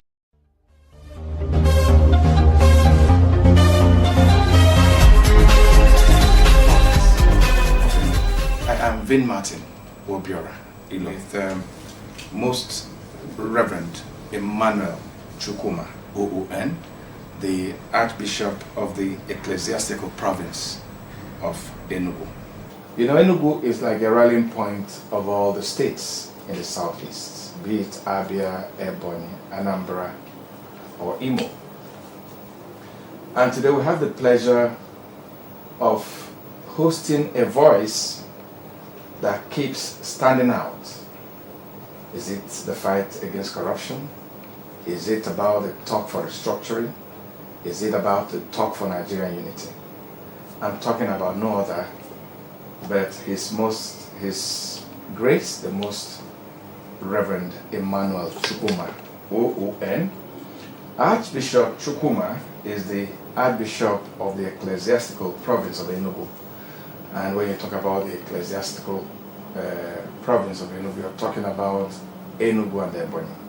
He's also the Anglican Bishop of Enugu and the Chairman Christian Council of Nigeria Enugu State. And before now, Archbishop Chukwuma was Chairman of CAN, Southeast Nigeria. Your Grace, you're welcome to this special interview. Thank you very much. God bless you. Merry Christmas and a happy season to you all. Yes, Your Grace, the big issue is an accusation laid by the governor of Imo State, His Excellency Richard Okorocha, that you are a card-carrying member of a political party in Nigeria. That when you talk, you don't talk as an objective person, you don't talk as an unbiased person, that you talk as a card-carrying member of a political party. And I ask, Your Grace, are you a card-carrying member of any political party in Nigeria? Thank you very much. The answer is simply no. Because as far as I'm concerned, no political party in Nigeria will say that it has my name as a registered member. The unfortunate thing about Okorocha is that he has refused to understand the position of a religious leader, that we are the advocate of the masses and the conscience of the nation. Desmond Tutu in South Africa never belonged to any political party, but he fought for the survival and freedom of his people. And for me, as a bishop, this is my 28 years as a bishop in Nigeria. I'm an old bishop. I've worked in the West, I've worked in the North, and I'm in the East. I'm from this area. And so there's nothing at all that concerns Nigerians that I will not speak out. Because we are leaders and shepherds of people. And people are under the leadership of people in government. There are many things they are undergoing, like suffering, no salary, no employment, and I have to speak out to let the government know that people are not happy what's happening. That does not mean, therefore, that I belong to a political party. What led to Okorocha saying that, or whoever is saying that on his behalf, is because I challenged him that he has not paid salaries. Again, pensioners are crying. Gratuities are not paid. And even the workforce in Imo State is absolutely nonsensical. Businessmen are crying. Shops are broken down. Nothing. I mean, you can't tell me you're doing something and where people are not happy. To the point you are even creating a sort of a commission or probably a ministry for happiness. Who is sad? All these things he has not addressed. He has left the issue and trying to address party or no party. That is not the issue. The issue, has he paid salaries? Has he paid pensioners? Has he paid gratuities? Every week there's party. There's molding of cenotaph, molding of images of people, spending the people's money. And I'm challenging him, and I say, he should be called to caution. And I'm cautioning him. Because if it doesn't take time, I'm out. to lead the church in Imo State for revolution. And we instigate the bishops to do that. And if he doesn't take time, he's going to see the worst of his time. The question is, the people are not happy. He should answer the question, not political party, not card carrier. I knew how he started from Jos. I was a bishop in Bauchi.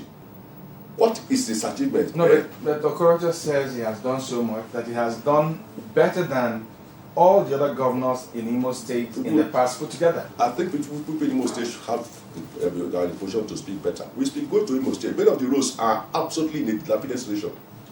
Okorocha is making noise for nothing. He's doing nothing, and I challenge him. I went to him by saying the other day, there's only like roads there. The Okigwe road that he said he was controlling to Angara, it's a disgrace for those things that doing a sort of what you call double carriage. As far as I'm concerned, I challenge Okorocha. Let him tell us. It's not a matter of building and destroying structures in the capital and say they're building something. Go to the other parts of Imo State. Okorocha did nothing. Okorocha is not working, and I challenge him. Has he paid salaries? What has he done to the rural areas? I mean, he should be called back to his senses, and I challenge him. If the religious leaders in Imo State are not doing something, I'm saying right now, all religious leaders should speak out, and they should stop being complacent. There are members in Imo State that are suffering. And I'm out to speak because I belong to a state of collegiality of bishops. Right now, I'm even the chairman of the Joint Council of Bishops in the whole east of the Niger, of bishops of Anglican Communion. So whatever concerns Imo State concerns me, because we are the same. And of course, in Southeast, as patron of Southeast CAN chairman, as Southeast CAN, I'm a patron. I'm a former chairman of Southeast. People come to complain to me here. If other bishops are not speaking and I'm speaking, does that mean that therefore that I'm a card carrier? I think he should respect himself and know that the bishops are the prophets of today. And I'm speaking to him that he should please see to the welfare of the workers in Imo State. That's all. And that is what he should address. Not card carrier like that. I'm not a registered member of any political party. If PDP is not doing well, I will attack them. If APC is not doing well, I'll attack them. If APCA is not doing well, I'll attack them. All I know is that we want good governance. And I mean it, that if Okorocha, the governor of Imo State, my very good friend, can show and can be able to show any evidence of my being registered to any political party, I will resign and then go into full politics. But if not, I need an apology for that. You mean that? Oh yes. If you can show any evidence that I'm a registered card member or card carrier of any political party, I bet you I will resign as a bishop. And I mean it. Let the whole nation know about it. Okay. Okorocha has tried to justify. I mean, you said something about creation of a ministry of happiness. And he says it's very, very important in Nigeria today. What would you have against a ministry of happiness if that is going to help the well-being of the people? Now, where is that ministry going to fit in the structure and ministry in the federal structure? Where is it going to fit in? Wherever or where in any of the states in Nigeria have you ever found any ministry called Ministry for Happiness? Then there should also be a ministry for sadness. But Okorocha says he's a trailblazer, so he's starting something new. Starting something, and who is occupying it? He's a self-centered man. I think he doesn't know what he's doing. What is Ministry of Happiness going to do? What happiness are you creating when you have destroyed the shops of the people? When you're not paying salaries? When you're not paying pensions and gratuity? When people are lavishing in abject poverty? And even crime is increasing in Imo State. Go and find out. There's high rate of crime in Imo State than any state in Southeast now. So what happiness are you creating with the Ministry of Happiness? I think it's an antithetical statement, and also it's very much antithetical to the government he's running. And it's unacceptable. It's absurd and ultra-bias. Okay, Your Grace, let's leave Okorocha for now. Yes. You know, you've been one Nigerian who's clearly said you are against corruption of any type in Nigeria. That's right. When you look at the job that APC and President Buhari are doing, do you think they're succeeding in the war against corruption? Well, I have once said it, even in my write-ups, that corruption is not being fought in its entirety. And I've said to Mr. President, you cannot fight corruption cleanly and clearly in the midst of hunger, unemployment, and poverty. It's not possible. You have to address poverty, unemployment, hunger, crime, violence.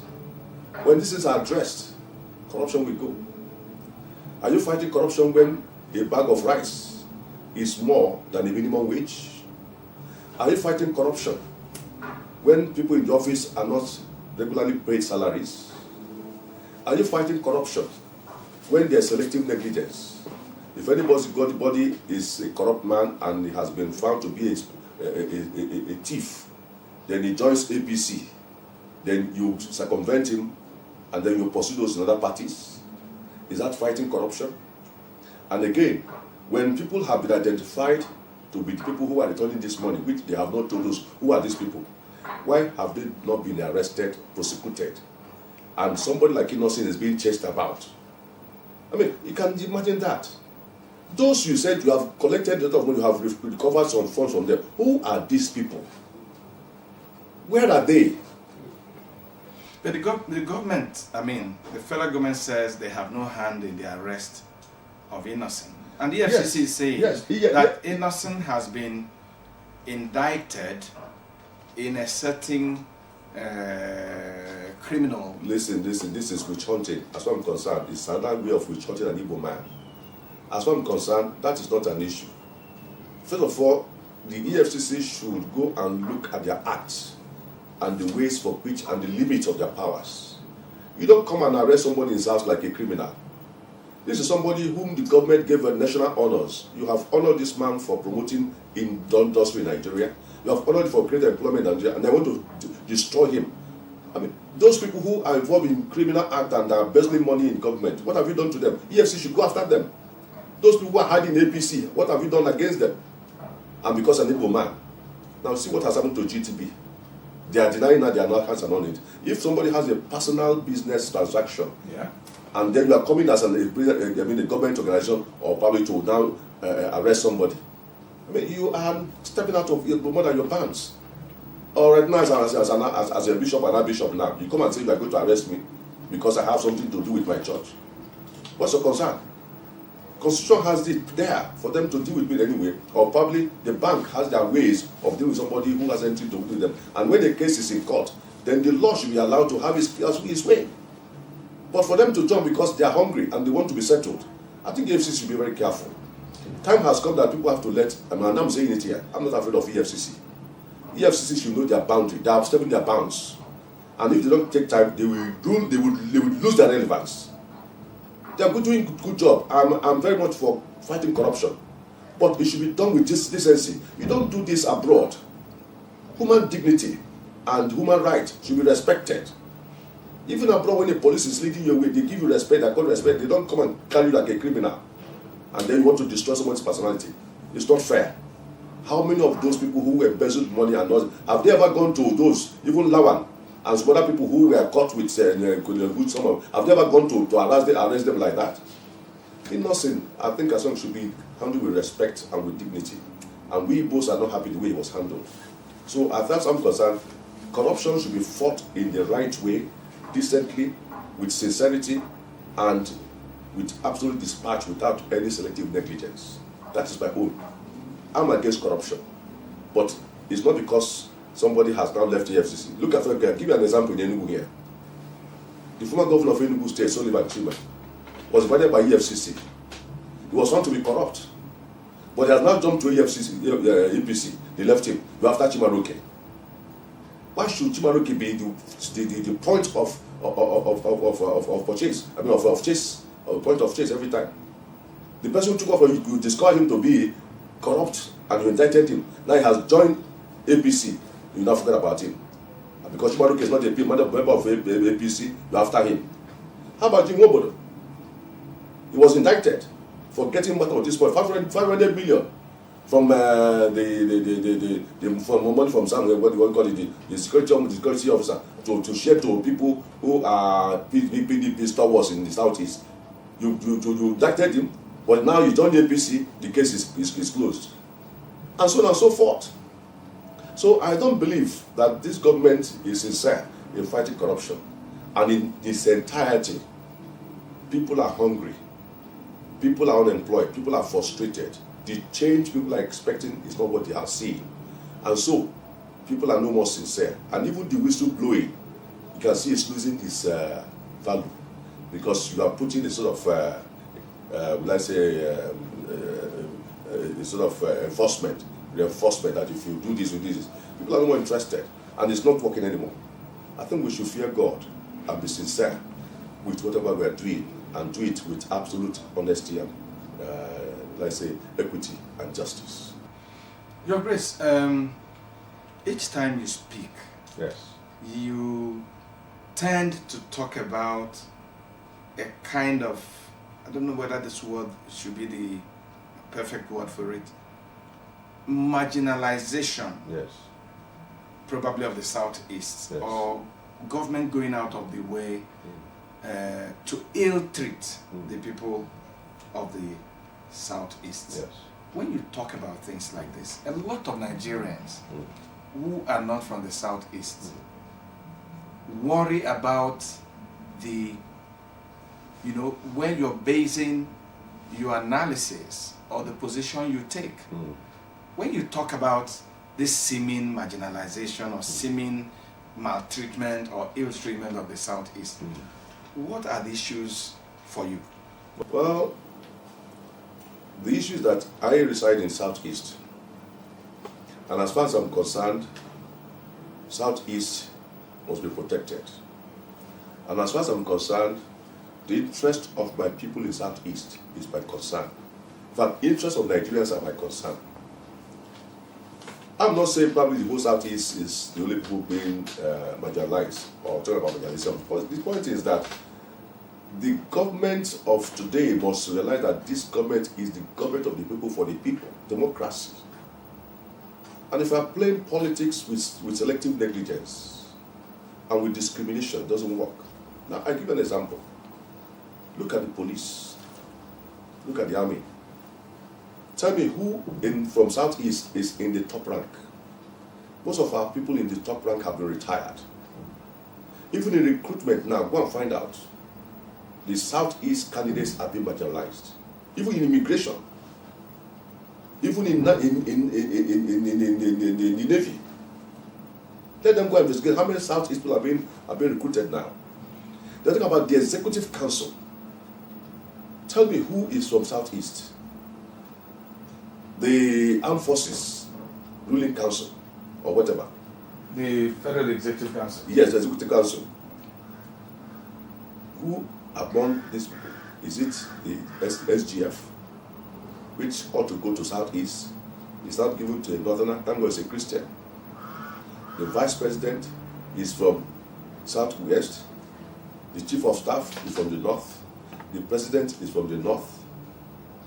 The Secretary, what do you call it now? The Secretary of the Government, or what do you call it, is also from the West.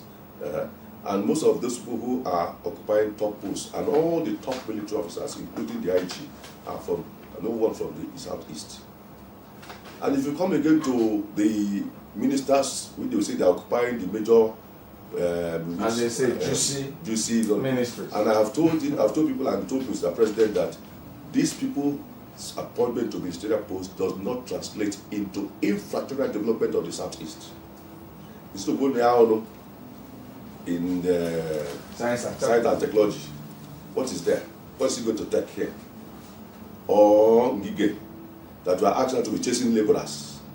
When there's problem, Gige will come and mediate. What has he got to bring from? What has he got to bring from here? What is juicy there? Or is it industry?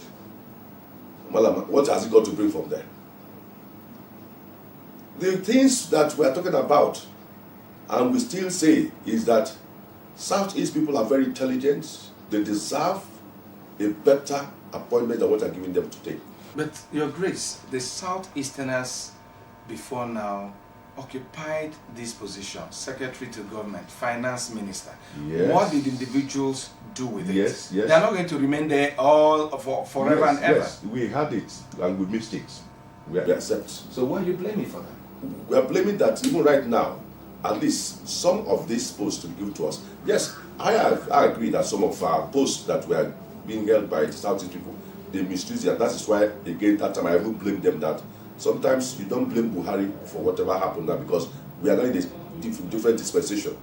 What we would have gotten at that time was missed, because at that time, we talk about works, isn't it? The people who are in charge of the chairman of the National Assembly for Works, Southeast, the House of Rep, chairman of Works, Southeast, the FEMA, Southeast, Minister of Finance, Southeast, and so on and so forth. But the question is, what did they use it for? They were just on their own self-centeredness and selfishness. You said you forgot to also talk about the SGF. Yes, at that time. the SGF too, the same thing. But again, at that particular time, yes, we missed it. But the question now is, for now, even though if we don't occupy all these positions, that does not mean, therefore, that we should be marginalized or not given some of these posts. We're not occupying any of these posts anymore. But again, I must again say, we are not saying the president has not tried enough to now change his mind. Because what he was saying that we do not vote for him Southeast, and because of that, he will not treat us as others. But I think, thank God, in the current budget, that Southeast is not remembered. Because what I'm saying, apart from appointments, the structural development of Southeast is very important. Now, ENUGU Onitsha Express Road is now being given attention. Hopefully that they'll be honest with it.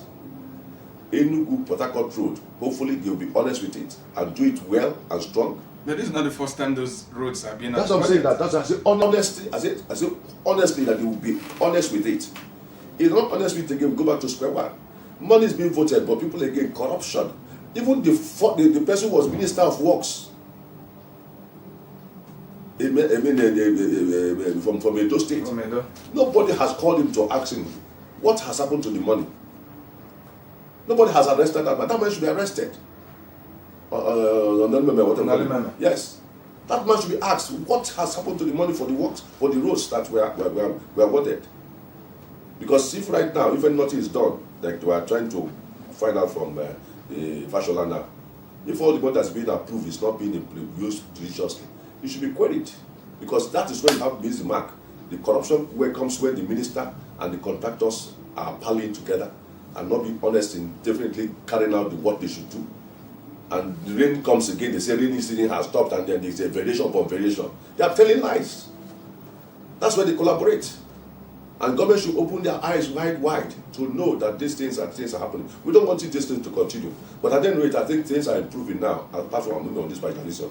Even though you don't give us any post, but remember us for the federal allocation of things like making sure that more funds are given to development and presence of the federal government is made in our area.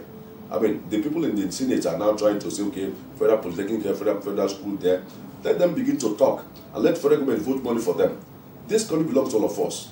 And that's why in this situation, time has come, we have to go back to restructuring. And that restructuring is what I say, because when the whole thing is centered in Abuja, it will not work. Before, when we have the regions, and the resources from each regions were being enhanced and harnessed to the well-being of the regions, was not what we used for even this University of Nigeria, Nsukka, through palm kernel. That of cocoa for the southwest, for Bafemi Awolowo University and so on, Cocoa House, and that of the north, Ahmadu Bello University and so on, most of them from granite. But today, when people are no more going back to think about what can you be able to produce from your various regions or zones, and we are depending on federal government, then there will be agitations, because these things are not properly distributed, particularly in South-South, where you get the money from oil, and their areas are devastated. I traveled to the South-South area, Calabar, Port Harcourt, and all these areas, Bayelsa. It's a shame. The number of local governments in Bayelsa is lower than anywhere, and so the allocation for local governments there is less than what you give some areas in the north. And these are things we have to look into. And that is why I'm saying that restructuring in this situation is not a dangerous thing. We must begin to think about it so that we can be able to have equitable distribution of resources. But, you know, some people are saying that, yes, restructuring, how do we go about it? Some people say, okay, let's go back to the Jonathan conference. Yes. And look at what was submitted. Yes. The APC says, look, it wasn't representative enough. What would you recommend? APC has nothing to say about that. The thing is not representative enough. Let them bring it out first. Look at it. If everything there is not what you can attend to, but there's some things reasonable there that you can attend to, which I feel we must not neglect. The National Assembly should call for it and then advise Mr. President on the things they should do about it.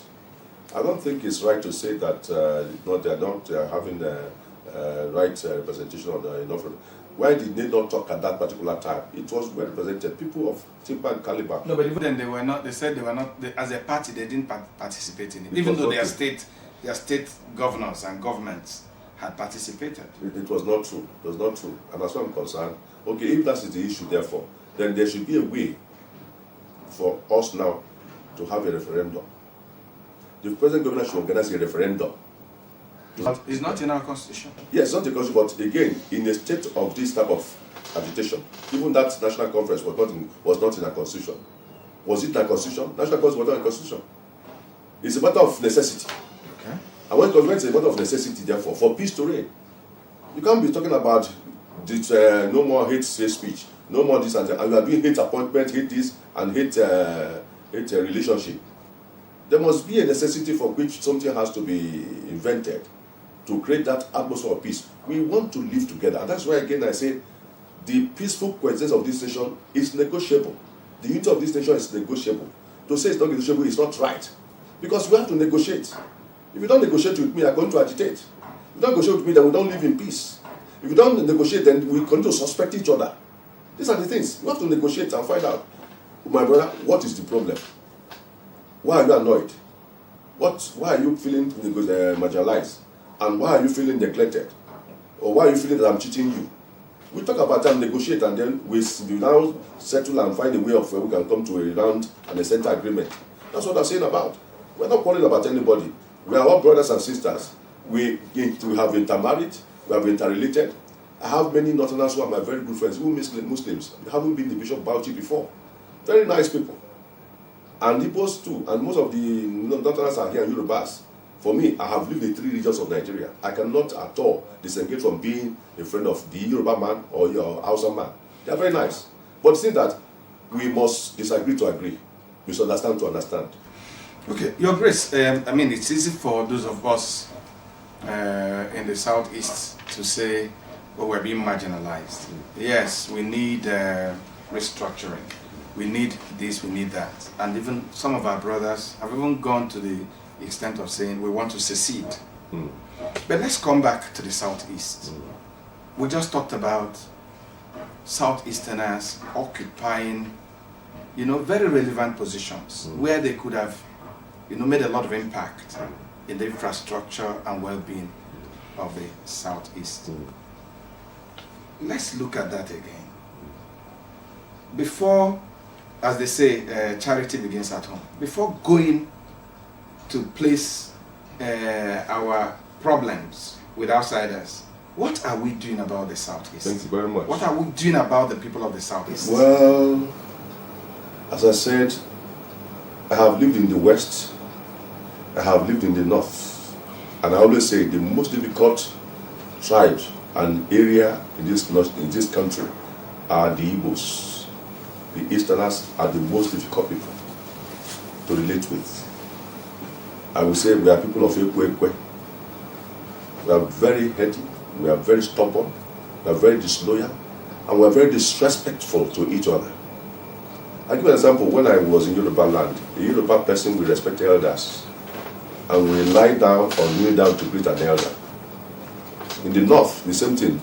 The young ones respect their elders. In the Igbo man, nobody respects anybody. The respect accorded to elders and people in high position in the north and southwest. It's not the same received in the west. In the west, in the east, it's a matter of Onyekebo. Who are you? Do you feed me? Do I feed you? That's the language you will hear. And that is the cause of the problem. Because everybody wants to be a leader. Everybody wants to be a guy. Nobody wants to be a servant. But we cannot all be leaders. We must agree that somebody must lead and others must be patient and obedient followers. As you have problem of leadership, you have problem of followership. Everywhere and more in the East. This is because, I don't know, since after the Civil War, we have lost many things that concerns our values. And we have refused to imbibe with ourselves that's due respect, fear of God, and value. It seems that we value money more than dignity and integrity. And that's where the problem comes. The day in the East we put money aside, put material things aside, and talk about integrity, character, personality, and fear of God, then things will be better. Then it is then that we can talk and agree and stop betraying ourselves. I won't say more than that. But the thing there that we have a problem.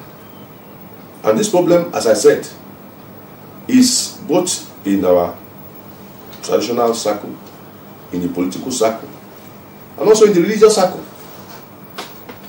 Because we too, as religious leaders, we have our own problems. There is discrimination. I cannot rule that out. For me, as I'm concerned, I'm very much ecumenical. I can relate to the Roman Catholic person, Pentecostal, anybody, as much as we are calling them of our Lord Jesus Christ.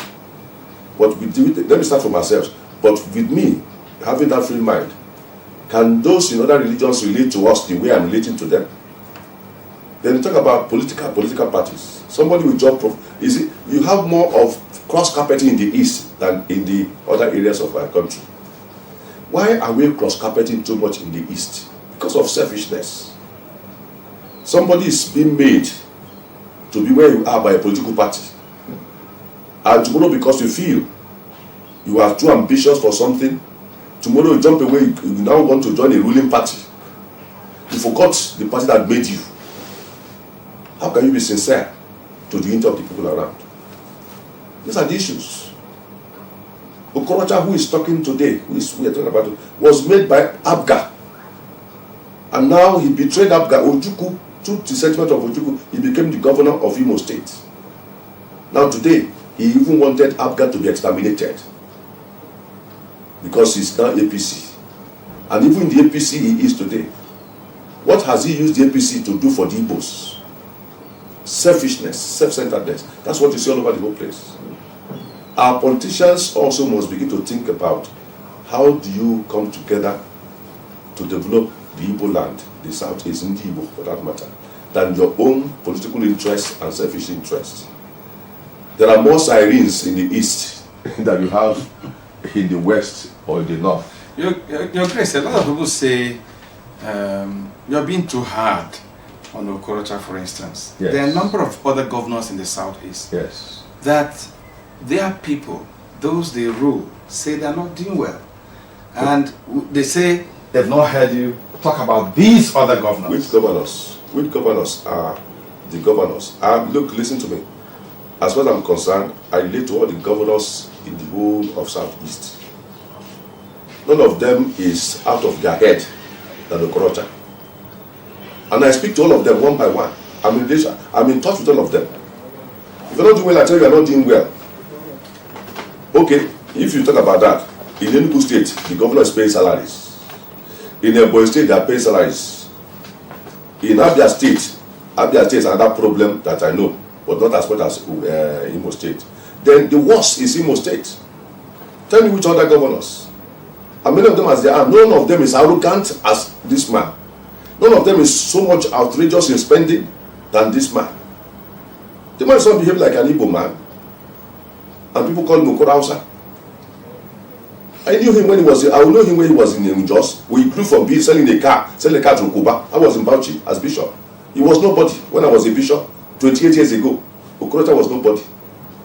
So as far as I'm concerned, I feel that starting from a humble state, you should not use the government resources to be able to blow himself up. But Your Grace, at what point did we have this point of departure between you and Okorocha? Because walking into your office, for instance, yes, and of course our viewers, I'm sure, will be seeing it now. Yes.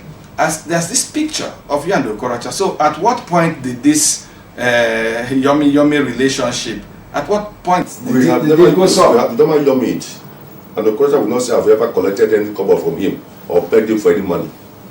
I don't beg money from politicians. The thing is that the concern of the people is what has made us to depart. Because he has, look, if Okorocha, and we have talked to him many times, do you know that it's not even related to any of our bishops in Imo State?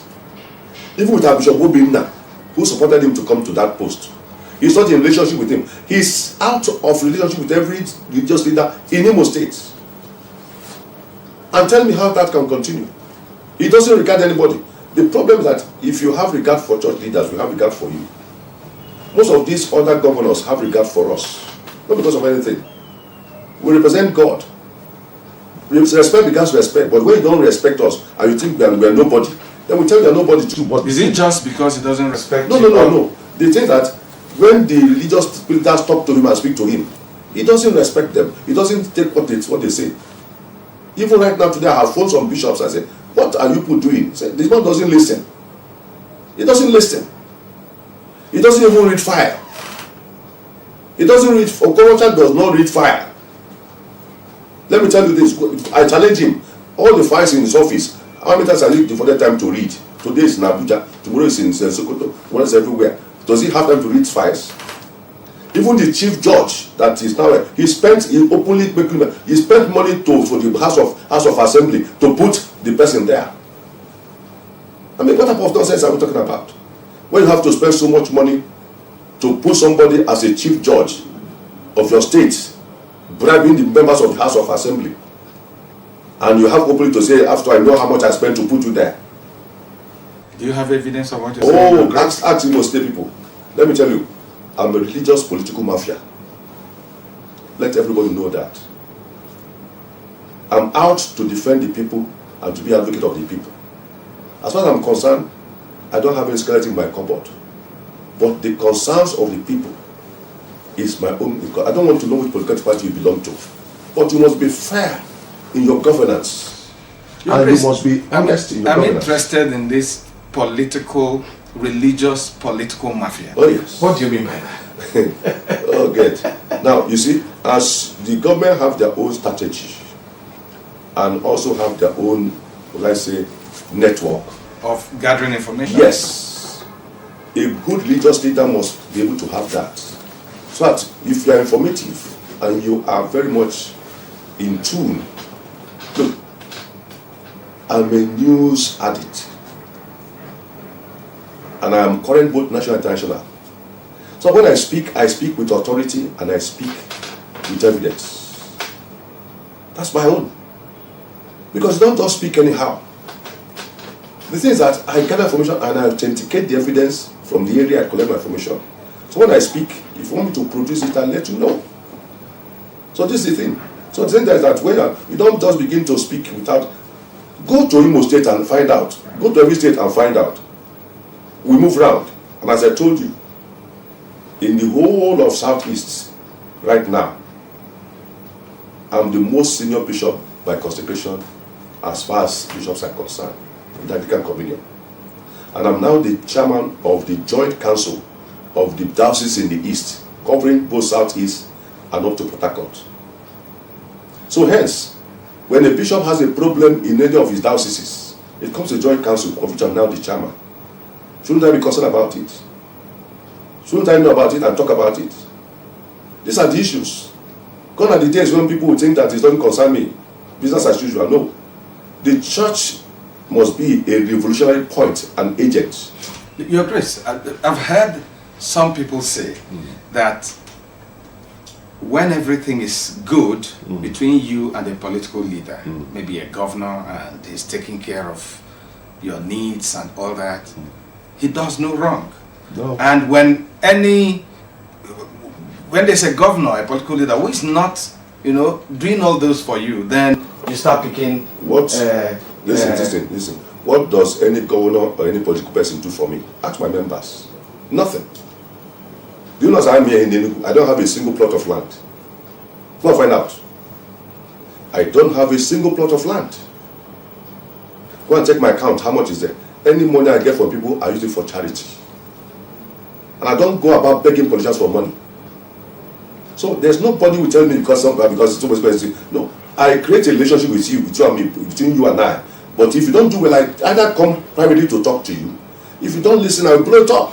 Actually, I was going to ask. Yes. Have you had a private audience with Okorocha, for instance? Does he create the avenue for that? Does he ask him? Does he create?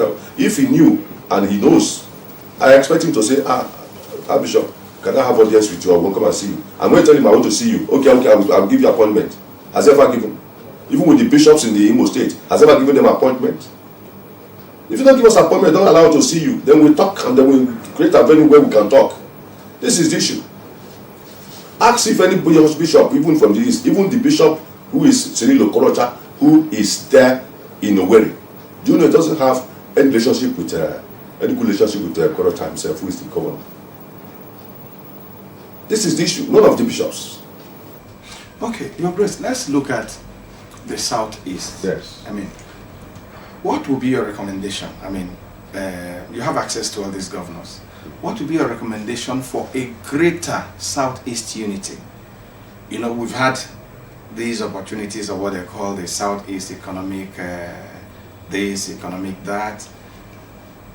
What would be your suggestion for a collaboration where the issues of the Southeast, including infrastructural development, can be jointly tackled by the governors and leaders of the Southeast? Well, the thing is that we thank God for the Ohanese Ndigbo now, led by Nyanwodo. If they are serious with the present leadership of Ohanese Ndigbo, it's a very great, good avenue. Just to have like the Arewas, the Afeniferis. There's a forum for which leaders, political, can come together and then be able to agree. But when you have an Igbo land where Ohanese Ndigbo is there are other factions again there. It's a problem. But if everybody can organize and agree to come under Ohanese Ndigbo, all the fragments of other areas coming Ohanese Ndigbo, it will be a very good forum. We also as religious leaders are also connected to be a good forum. If others fail, I think time has come and God give me the grace. If other religious leaders will agree, we can also call most of these people. Let us come and reason together, the Bible says, and see how we can help you people, prayerfully and otherwise, to help our people who are there. Because as far as I'm concerned, I find that when the people lose vision, my people perish because they lost vision. When the society loses vision and people in government lose vision, the church should intervene. When human connection fails, divine intervention must take over. So we as a church leader, as church leaders, also find a way to come together. And I'm trying to make something to happen, even starting from ENUGU State from next year, if the religious leaders will agree. All people appointed to political posts to represent the constituencies, we will call them to go and give us account in the church. Because there are some of them who are also presenting us various areas that are not giving account to anybody, whether House of Rep or Senate, or the House of Assembly, or councillors or chairmen. But they're representing us. The church should be able to say, Mr. Man, come and give us accounts. But sometimes even when you invite them to see us, they don't come. But time is going to come because, thank God, next year is the year before election. We will catch them. So I think we'll catch them. And when they come, we know how. Listen, it has come to church. It has come time when the church must become an agent of revolution and change. Our Lord Jesus Christ came to change and revolutionize a lot of things. He was a great social action man, and that the church leaders must be, and that is my target. But some of your colleagues don't agree with you, your style. For them, they can only say whatever they need to say. Complacency. They think that some of you are too political. Complacency and timidity. Look, the Bible has said He has not given us the spirit of timidity or fear, but of boldness and sound mind. Unless you have skeleton in your cupboard, why should you not come out and speak as you just that? Just like the prophets of old, thus says the Lord. God will ask of each of us on the last day. I won't want to perish with anybody. I want to go to hell with anybody because I refuse to speak out. The same problem that our religious leaders, most of them, I pity them. Many of them, with situation, many of them are hungry. Many of them also, poverty is giving them problem. But for me, I'm not a hungry man. And by God's grace, I don't depend on politicians to survive. I have friends, I have relations who are really with me in my vision. That with them and God's support, sincerely, that I don't seek for myself. And I'm telling you here, go and find out. How many houses have I got in Nigeria or abroad? I don't have. This is my 28 years as a vision. Why should I stop speaking because of what I get for people or what I will get? The day I will die, I'll be buried in the church compound. And all I'm out for, that I've remembered for what I have been able to do and achieve for humanity. Because nobody's going to ask how many houses, how many cars, how many children you have. And if you have that in mind, therefore, like the prophets of old, we should be able to speak out and speak because that is what the Lord has sent us to do. So if they don't agree, that shouldn't deter me from speaking. But I'm calling them, let them out, let them be bold enough to come. Not only, it's not like the one voice crying in the wilderness. Only one voice in the wilderness also made impact. John the Baptist. So I am calling all of my brothers and all church leaders in Southeast and Nigeria. When Okoje was there and was speaking sometime, they thought he was mad. Now since Okoje stopped, Kuka is there. Kuka, I thank them for people like Kuka. Kuka and myself were invited to speak at the Southern senators at Calabar. And we know what we said and what we told them. I mean, this is the issue. People should be bold to speak out their mind. And we should speak out and let people know that, look, things are going bad. And I'm not antagonistic, I'm not cantankerous, I'm not criticizing anybody, but I'm saying, let things be done aright. People come suffering. These members are members who come to the church with agony. We counsel them. But the thing that we say, but Bishop, Archbishop, what are you doing to talk to these people? They ask us. And what we tell them? We must be to let them know that there is hope for tomorrow by the way we speak to people and speak to the conscience of those in society and the positions for them to change. And it is when we speak through the power of the Holy Spirit that they be convicted of their sins, convinced of their sins, and converted from their sins. These are the things we are doing about. Your Grace, you've talked about unity in the church, being at home with people of other denominations, people of other religions. How can we, using the church and using the position of people like you, to deepen religious unity in the country? Because, oftentimes you see that some problems, besides being political, are religiously engineered. Well, I must tell you, with my experience, both in study and practicality, everything depends on individuals, your conviction, and also your belief. We are all creatures of God, and being creatures of God, therefore, we should understand that we must coexist irrespective of whatever religion we have. And that is where I also, in the study, when we talk about dialogue, dialogue is voluntarily, and you must be free in dialogue, and there's no fear in dialogue. Now, for a Muslim, let's start with Muslim and Christians. They should be the best friends ever in the world. Because if you study Islam, our comparative religion, you find that Christians and Muslims were the closest people. They call them Al-Kitab, people of the book. These are the closest people who were very much against idol worshipping. The founder of Islam was against idol worshipping. Before he now tried to say, when he saw the people, the Jews, and people worship the only Yahweh, and they felt that this is the only way you can worship God, and God gave him a vision for which he went on a certain sacred separation of himself, retreat, to have that voice, Ikra, recite, La ilaha illallah, Muhammad Rasulullah, which means there is no other God but one God, and Muhammad is his prophet. And that led to his persecution, for which he now ran to Abyssinia. And the people he met there that gave him sojourn were the Christians, who he called the Al-Kitab, people of the same book. And if you look at the Quran and the Bible, you see some of the similarities. So why should we be enemies of ourselves? And Christians and Muslims should be, if you go to the West, very good.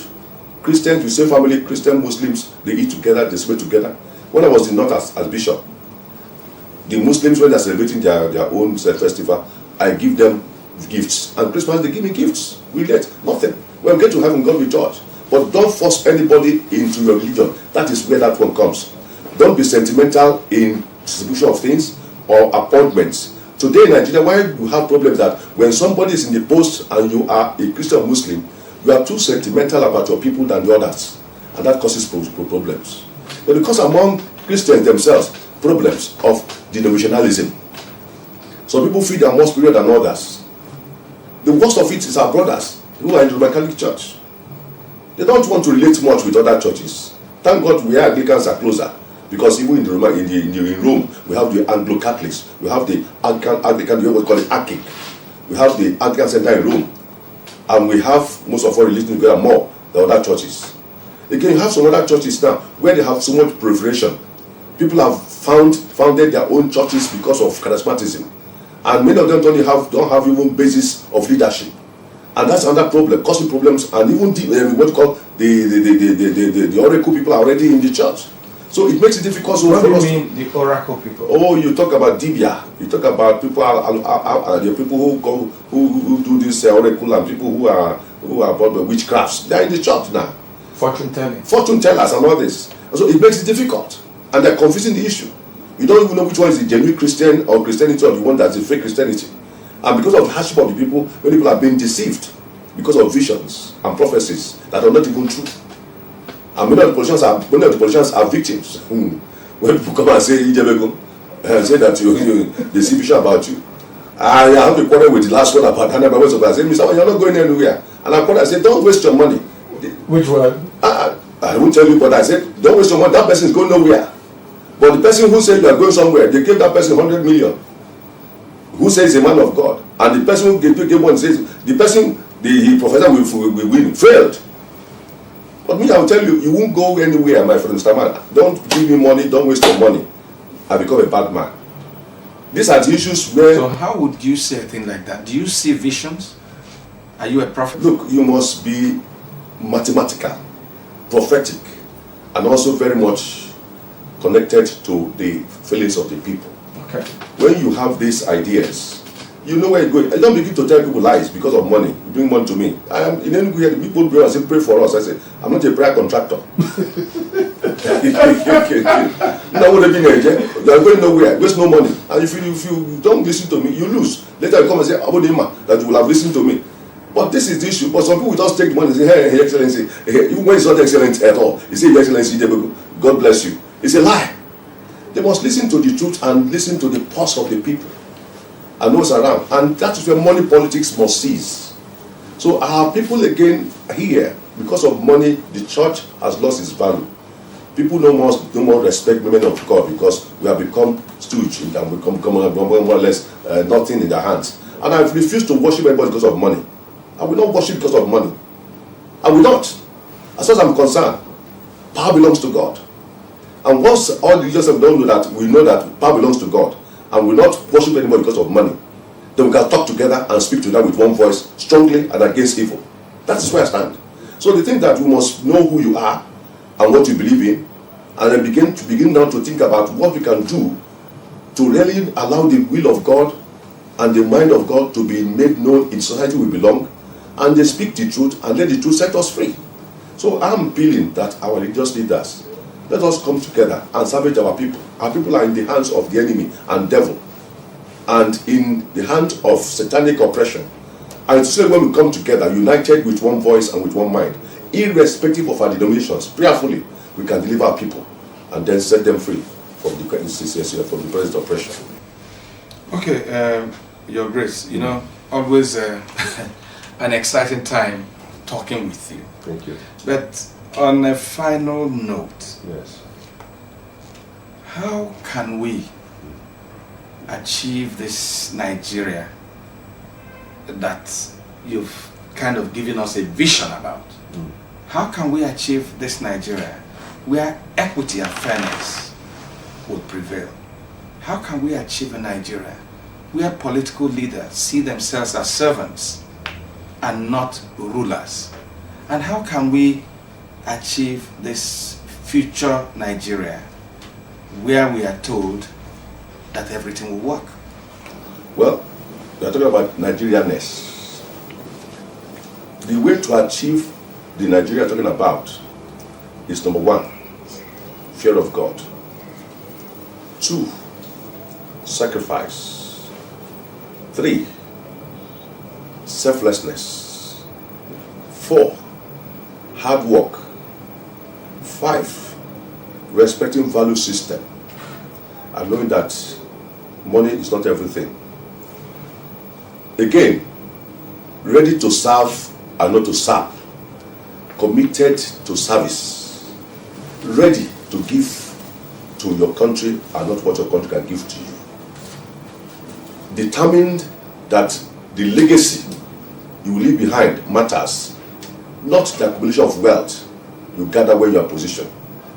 If you have all this in mind, Nigeria will be a better place. And finally, love for one another, concern for one another, eschewing envy, jealousy, eschewing evil mind, thought against one another, and eschewing oppression. Don't oppress people with what you have.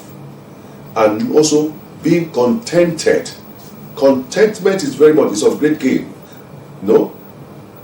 Fear of God and contentment, godliness and contentment. Once it is paramount in your mind, you will know that whatever position you occupy, that you are going to give account of it to Almighty God. Because whether we like it or not, each of us shall give account of our stewardship, even me as a bishop and archbishop. And mine is going to be worse. But if you don't bear that in mind, you do things with impunity. You do things as if to say Nigeria belongs to you or a state belongs to you because you are there today. Tomorrow you will not be there. And it's happening. People are there today, tomorrow are not there. Now picture yourself today, tomorrow you come down. If you realize that the mark you make, the legacy you leave, and the things you do that people remember for tomorrow will be the legacy people remember you for, then you will therefore be very careful, and then you think about a Nigeria that all of us can be proud of. And then equity and justice will prevail, and there will be no corruption in this country, and there will be fairness. So once you bear that in mind, the Nigeria we're talking about will be very much achieved if we all agree that we shall leave this world one day and give account to our Maker. Your Grace, I think that will be a beautiful place to leave this interview. I must thank you for your time. Thank you. Your forthrightness each time I speak with you makes me come back and come back and come back. Thank you. Thanks. God bless you and God bless Nigeria. Continue good work. And I've been speaking with Most Reverend Emmanuel Chukwuma, OON, the Archbishop of the Ecclesiastical Province of ENUGU. I am Vin Martin Obiora Ilo. Thanks for watching.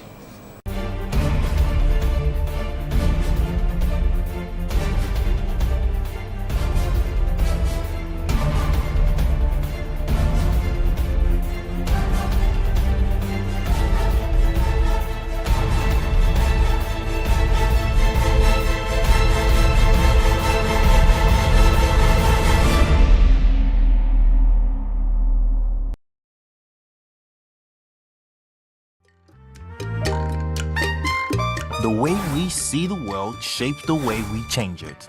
Gender isn't just a checkbox, it's a lens, one that helps us understand the world more deeply and act more fairly. Gender Perspectives, a program for those ready to see more, do more, and be more. Designed to challenge assumptions, ignite conversations, and build inclusive solutions across every sector of society. We are not, fighting the men. We are not saying we are equal in terms of rights. We're only asking they should recognize our existence. Join us on Gender Perspectives, showing every Saturday by 4 p.m. Repeat every Wednesdays by 5 p.m. and Thursdays by 3 p.m. Change begins with perspective. Let's widen yours.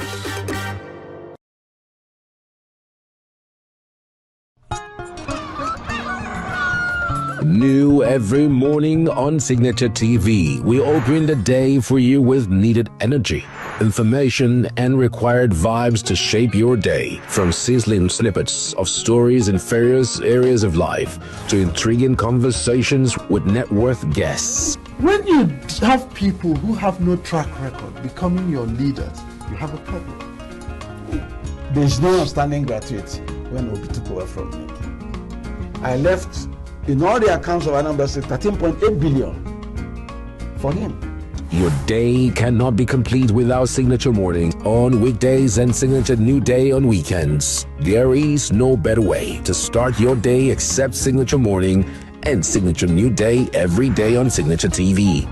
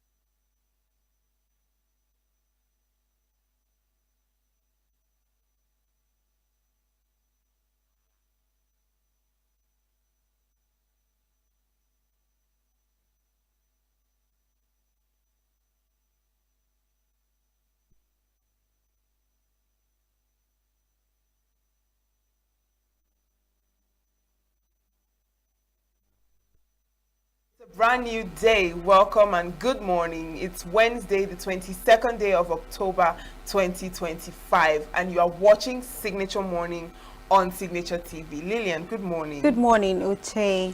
Wow, I mean, a lot has happened between yesterday and today as regards to explosions. So, first of all, in Niger State, a fuel tanker overturned and exploded, killing at least 31 people and leaving many others injured. Yeah, I read that story and I heard it's in Niger. And funny enough, something similar happened in Lagos State yesterday night. Fire outbreak in Alaba International Market. But then they are saying there are no casualties yet to be recorded. And it might be technical issues, electricity issue, but we don't know the story yet. But we hope that it unfolds, and we will not have any casualties. Yes, I wonder what the emergency response was like at that point, Right. to help the people who have been affected by this. But hopefully we'll get more information on that as the day progresses. Right. Thank you so much for joining us this morning. I am Uchenna Chimdi Oluoha. And I am Lillian Wali. Let's take a short break.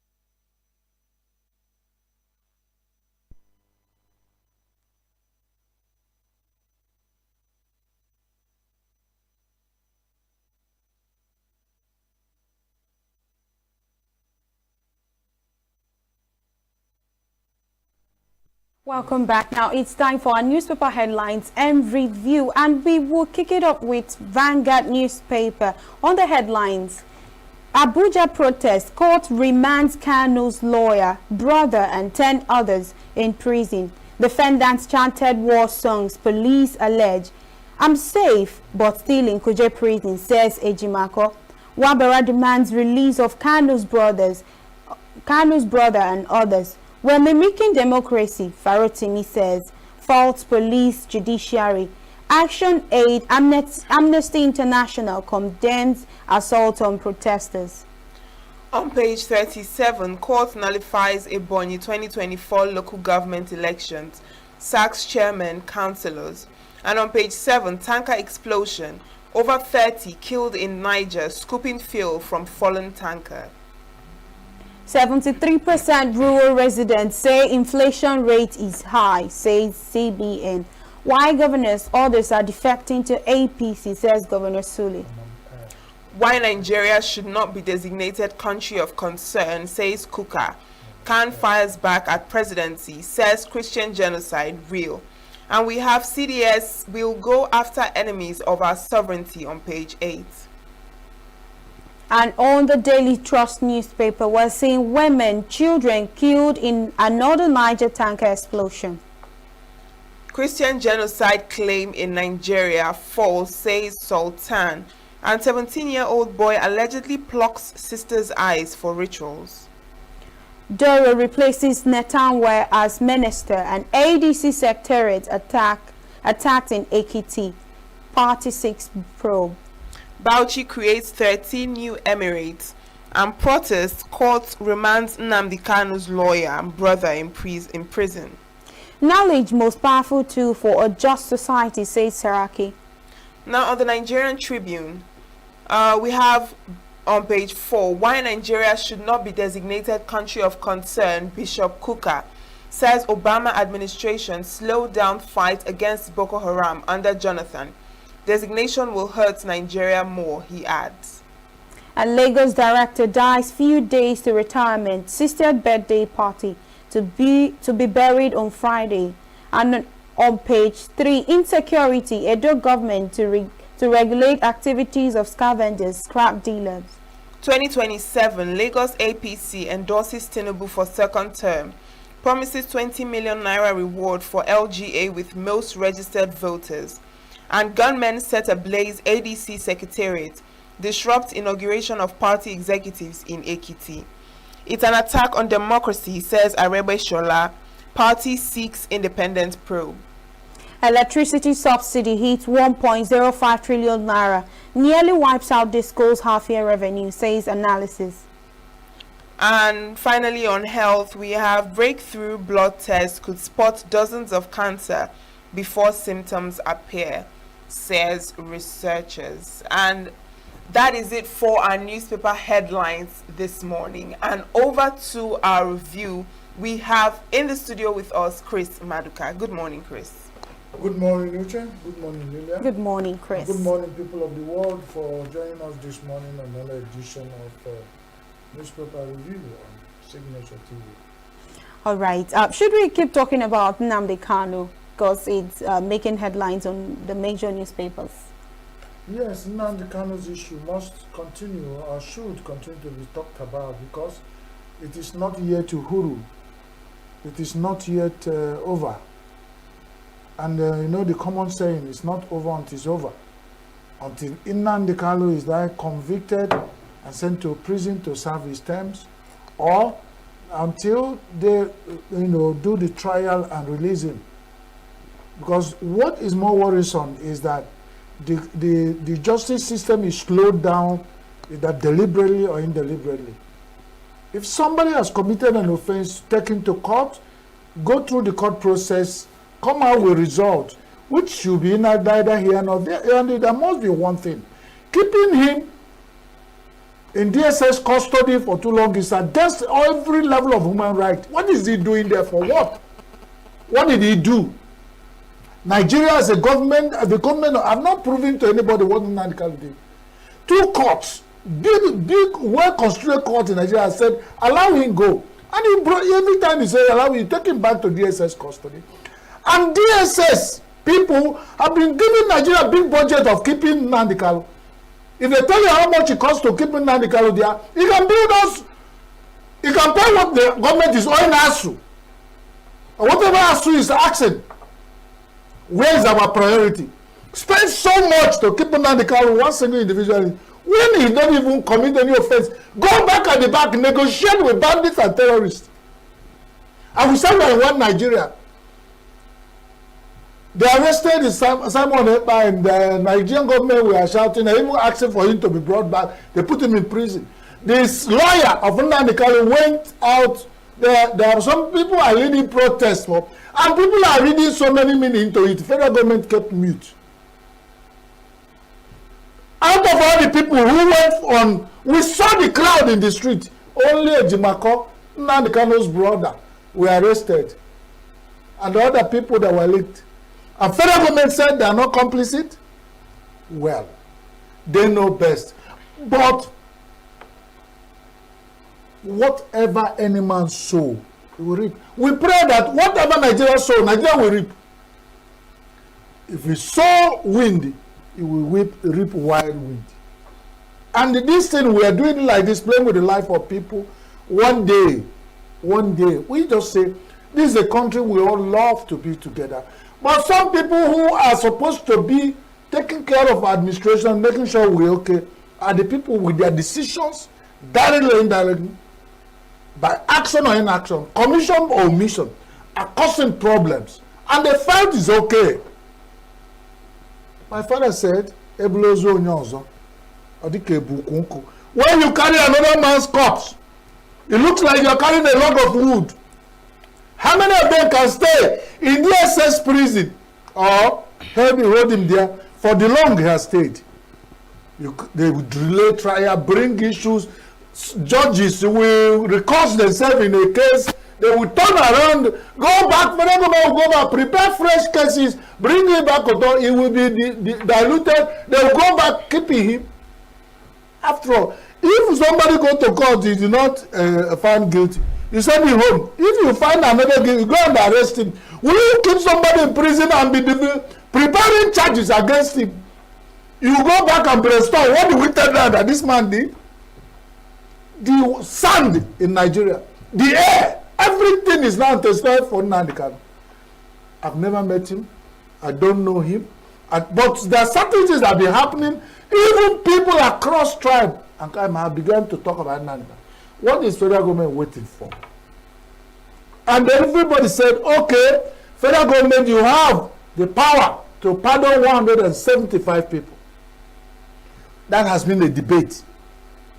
Why was Nnamdi Kanu's case not involved? What is special about him? Who is afraid of him? They will be talking from both sides, knocking heads. If they didn't tell us, if the leaders of Southeast Nigeria didn't want it to come out. So if the leaders of Southeast Nigeria didn't want it to come out, that's why the man will die in prison. If anybody doesn't like it, then go and hit his head on a transformer and die. It's not Nnamdi Kanu that will sacrifice the head for them. Because if you fetch ant-infested firewood, lizards will visit. If your hands are clean, why are you afraid? Why should we sacrifice one a citizen? What is your face? Give my people what they deserve. And it's constitutional. That is not an offense. So what is happening in Nigeria? Even Nigeria, in the diplomatic world, people said they want to kidnap this young man from Kenya. That case is still hanging. The Kenyan government has tried to clean themselves up. Only one man. People are turning themselves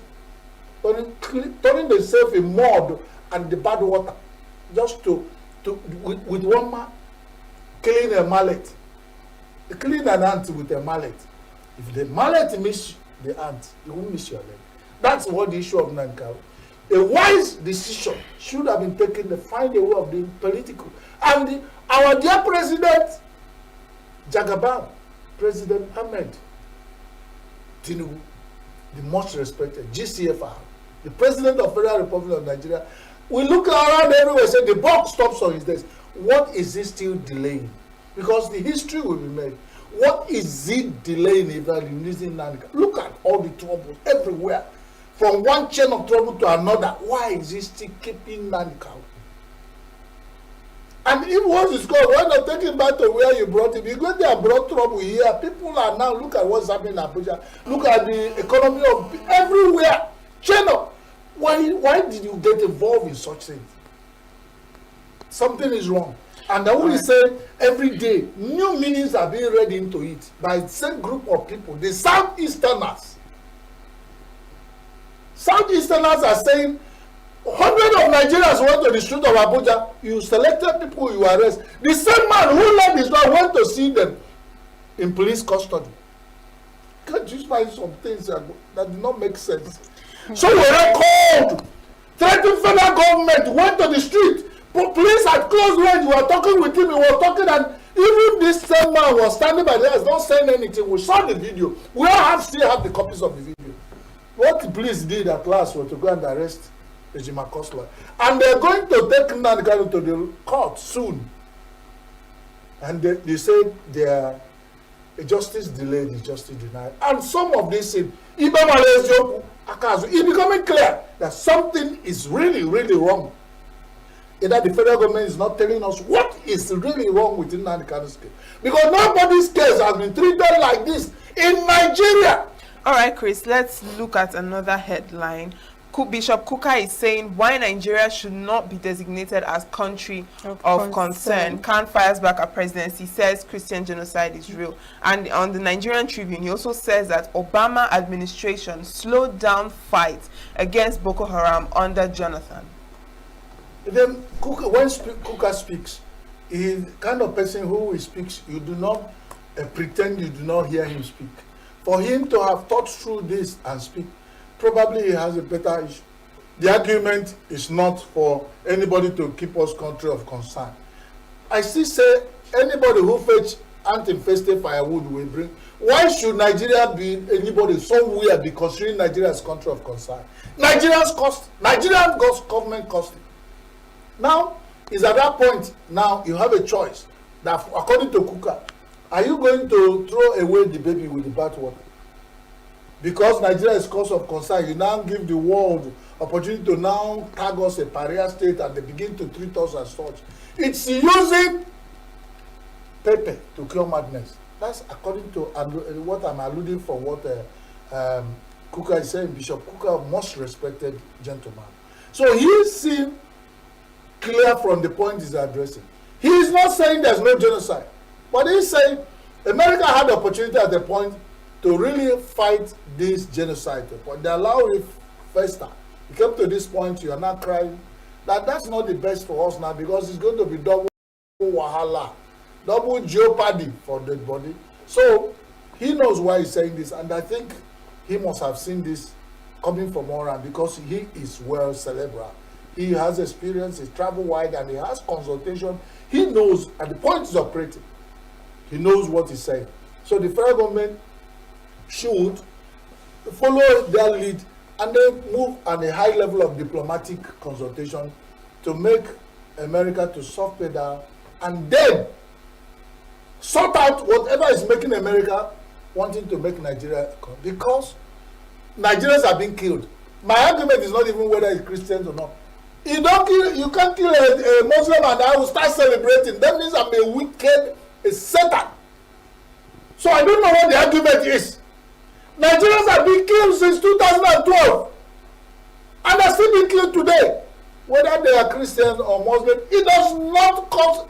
Let's not make Nigeria a country of concern. People have been killed. There's a high level of insecurity.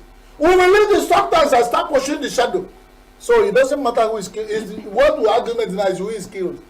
But Nigerians, like me and you, some of us find ourselves being either Christian or Muslim or even atheist because of where we are born, environment, and the family. We never made a choice. Is that the reason why it should be killed and then it shouldn't be a corner of concern? No Nigeria is want to die without being a concern. And if Nigerians are dying and we be here making argument whether Christians or Muslims, then we are not being sincere. And if that is the case, it continues. I will support every country of the world to take us as country of concern. People are dying here. It doesn't matter who is dying. All we know they are Nigerian. And when we look at Nigeria as a country and our people with our diversity that's supposed to be our strength, we start saying who died. There's nobody that will die here that will benefit anybody. So if people are dying in Nigeria, that's my argument. And we are here arguing whether a Christian or Muslim. Then we have sold our humanity to argument of political correctness and useless talks why people keep dying. Of course, those who are talking this argument are secured with so much security. So they know what they're talking. All right. Let's move on. Gunmen set ablaze ADC secretariat disrupt inauguration of party executives in Ekiti State. And party seeks independent probe. Independent probe?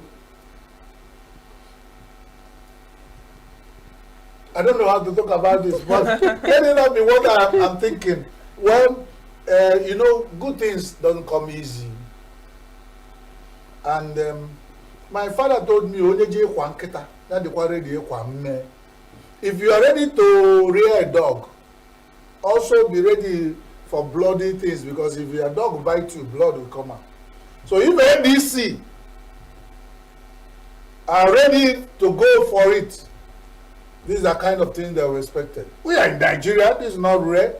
It's not new. This is Nigeria brand of politics. For some of you who want to study political science, just make it a project topic. Nigeria brand of democracy. And anathema. It doesn't exist. We say it by mouth. Nigerians are liars from head to toe. We tell ourselves lies every day. Who went to burn ADC secretariat? ADC is asking for independent probe. So for them to already ask for independent probe, no, who is independent here?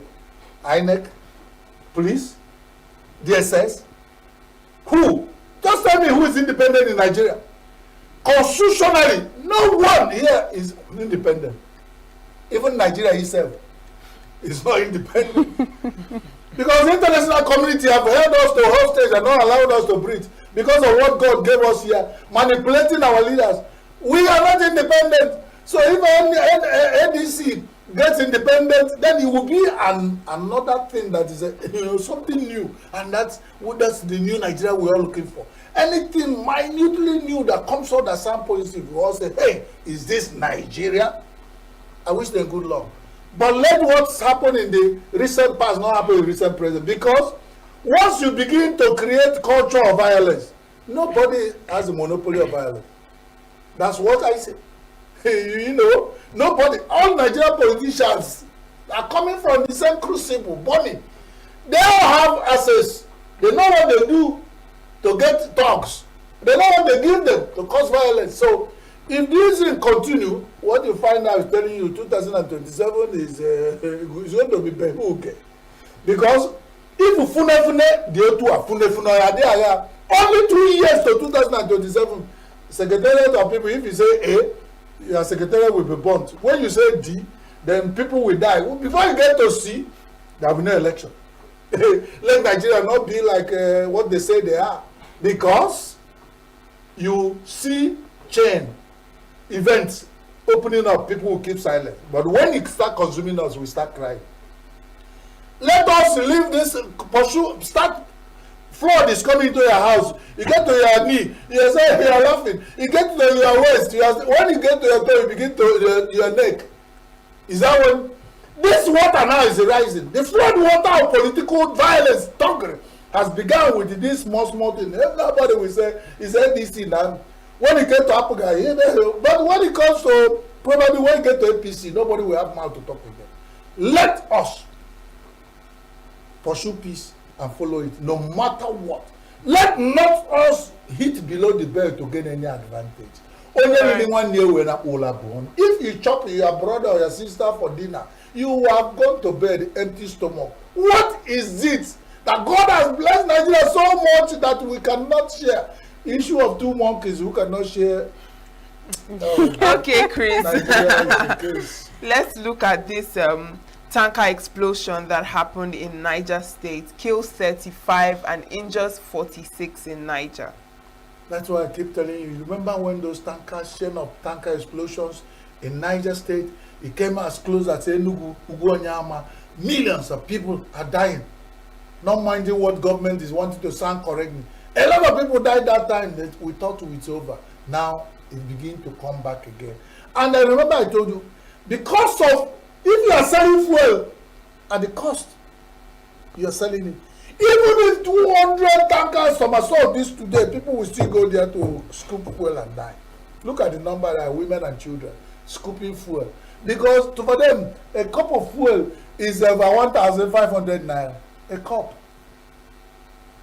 That's what they put us. So if it was when fuel was cheap, you look at the cost. Some people say, with the cost of a cup of fuel, 1,005, what is this life for? Am I up to what I saw? They will risk it.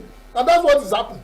I'm not promoting people to go and commit suicide. But when people, it's the same government that said they want to ban pesticides because people are using it to commit suicide. That is, if the insecurity is making farmers not to go to farm, insecurity, hardship and hunger making people to commit suicide. The insecticide they're supposed to use for weeding and all, you ban it. Then you put a nail on the coffin of Nigeria, hunger and hardship will multiply and have quadruplets. That is it, the kind of thing that happens in Nigeria. We always do not sort issues out on time. Our soul goes to the Nigerians who have lost their lives in this. But you remember this environment. It's only in Nigeria, tanker with some assault, water, fire brigade services will not come on time. Before people are scooping fuel, the thing will explode, kill all the people who are there scooping fuel, and they stay to the villages and go and kill people, even people who are sleeping or in the market. And we talk about it like this. Government will come with government months people who die. All those written statements that are in their cupboards, and they cocoon themselves in Abuja on their government houses. Some of them wouldn't even find time to visit the location. If they go, they will do like this and cover their nose, you know, and then sorry and go back. The event continues. God is watching us.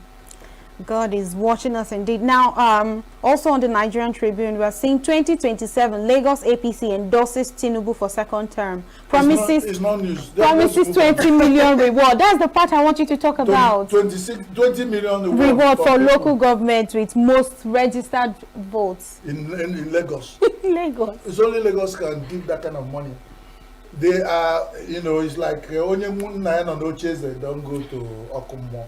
If your father is in a paradise, it's hardly for you to go to hell. So when the money is coming, you can use it to induce. Instead of putting, imagine, assuming 1 million people go to register, times 20,000 by 1 million, how much it give you? Look at the rural area. If Lagos has become Dubai, there must be a rural area in all those people living inside the water. You go there and try to alleviate their life. But that our value and how we want to alleviate lives does not put together the welfare of people. The Nigerian politicians think when they amass this corrupt money and begin to dash it, they will be receiving praise. If I go to register, if they know that is so, Nigerians are so interested in what government are doing, people in leadership, why you give them 20,000 naira to go and register to vote for you? They just want figures because no Nigerian ever voted for anybody. They just want figures to be there so that they will see number of people who have voted registered. How many of people voted for the president out of 240 million? If you check the percentage of people who go to register to vote, so you need, they are coming out now. Let them get all the corrupt money. They will share it back for us to even go and vote. So INEC is not mobilizing people to come education, voters education. It's now the governor of Lagos State that is promising 20,000. Is it 20,000? 20 million. 20 million. We work that will, I mean, if you share it to people who go to register, at least you get up to 20. And you know Lagos has crowd. Right. If they did not fetch the ant-infested firewood, why sharing money for Nigerians to go and register to vote? Something is wrong. All right, let's They're pursuing the shadow and they left the substance. And they know they're not saying the truth. So, but good luck. Okay. God bless all of you who have watched this morning, and God bless you for tolerating me shouting and that passion talking about Nigeria. It's not in my character. It's because what Nigeria has told me to. I keep shouting and talking with passion for our nation to be better. But I don't know how else to talk about it. If we talk slow, they don't hear, we shout. Then they will keep shouting until one day they will hear. God bless you everywhere you have watched. God bless my grown-up angel. God bless the Signature TV crew. Join us with watching Senator TV. I told you we are going somewhere and we're almost there. We will take you to Eldorado. And God bless him. But remember, God bless him, and for those who deserve to be blessed. Thank you, Chris. Well, thank you very much, Chris Maduka, for that newspaper review this morning. And we'll go on a short break. When we return, Signature Morning continues.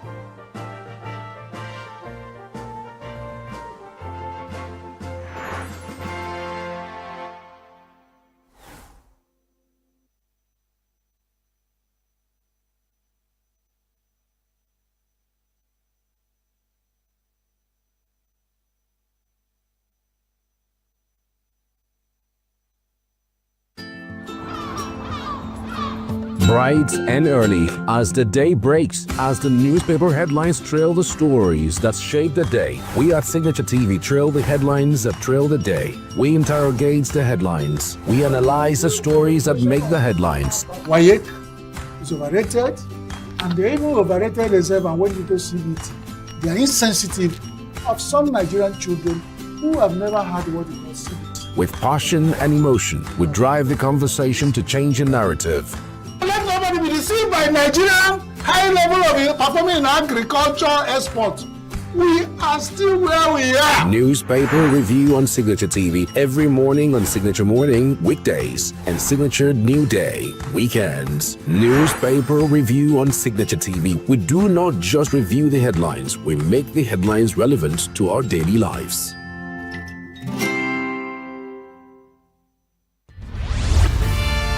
We are local.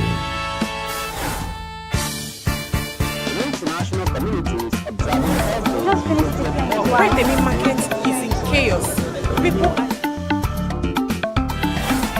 We are national. Those in support of this motion as amended, say aye. Aye. We have taken the vote by default. We are international. Israeli airstrikes. Donald Trump left us the worst unemployment.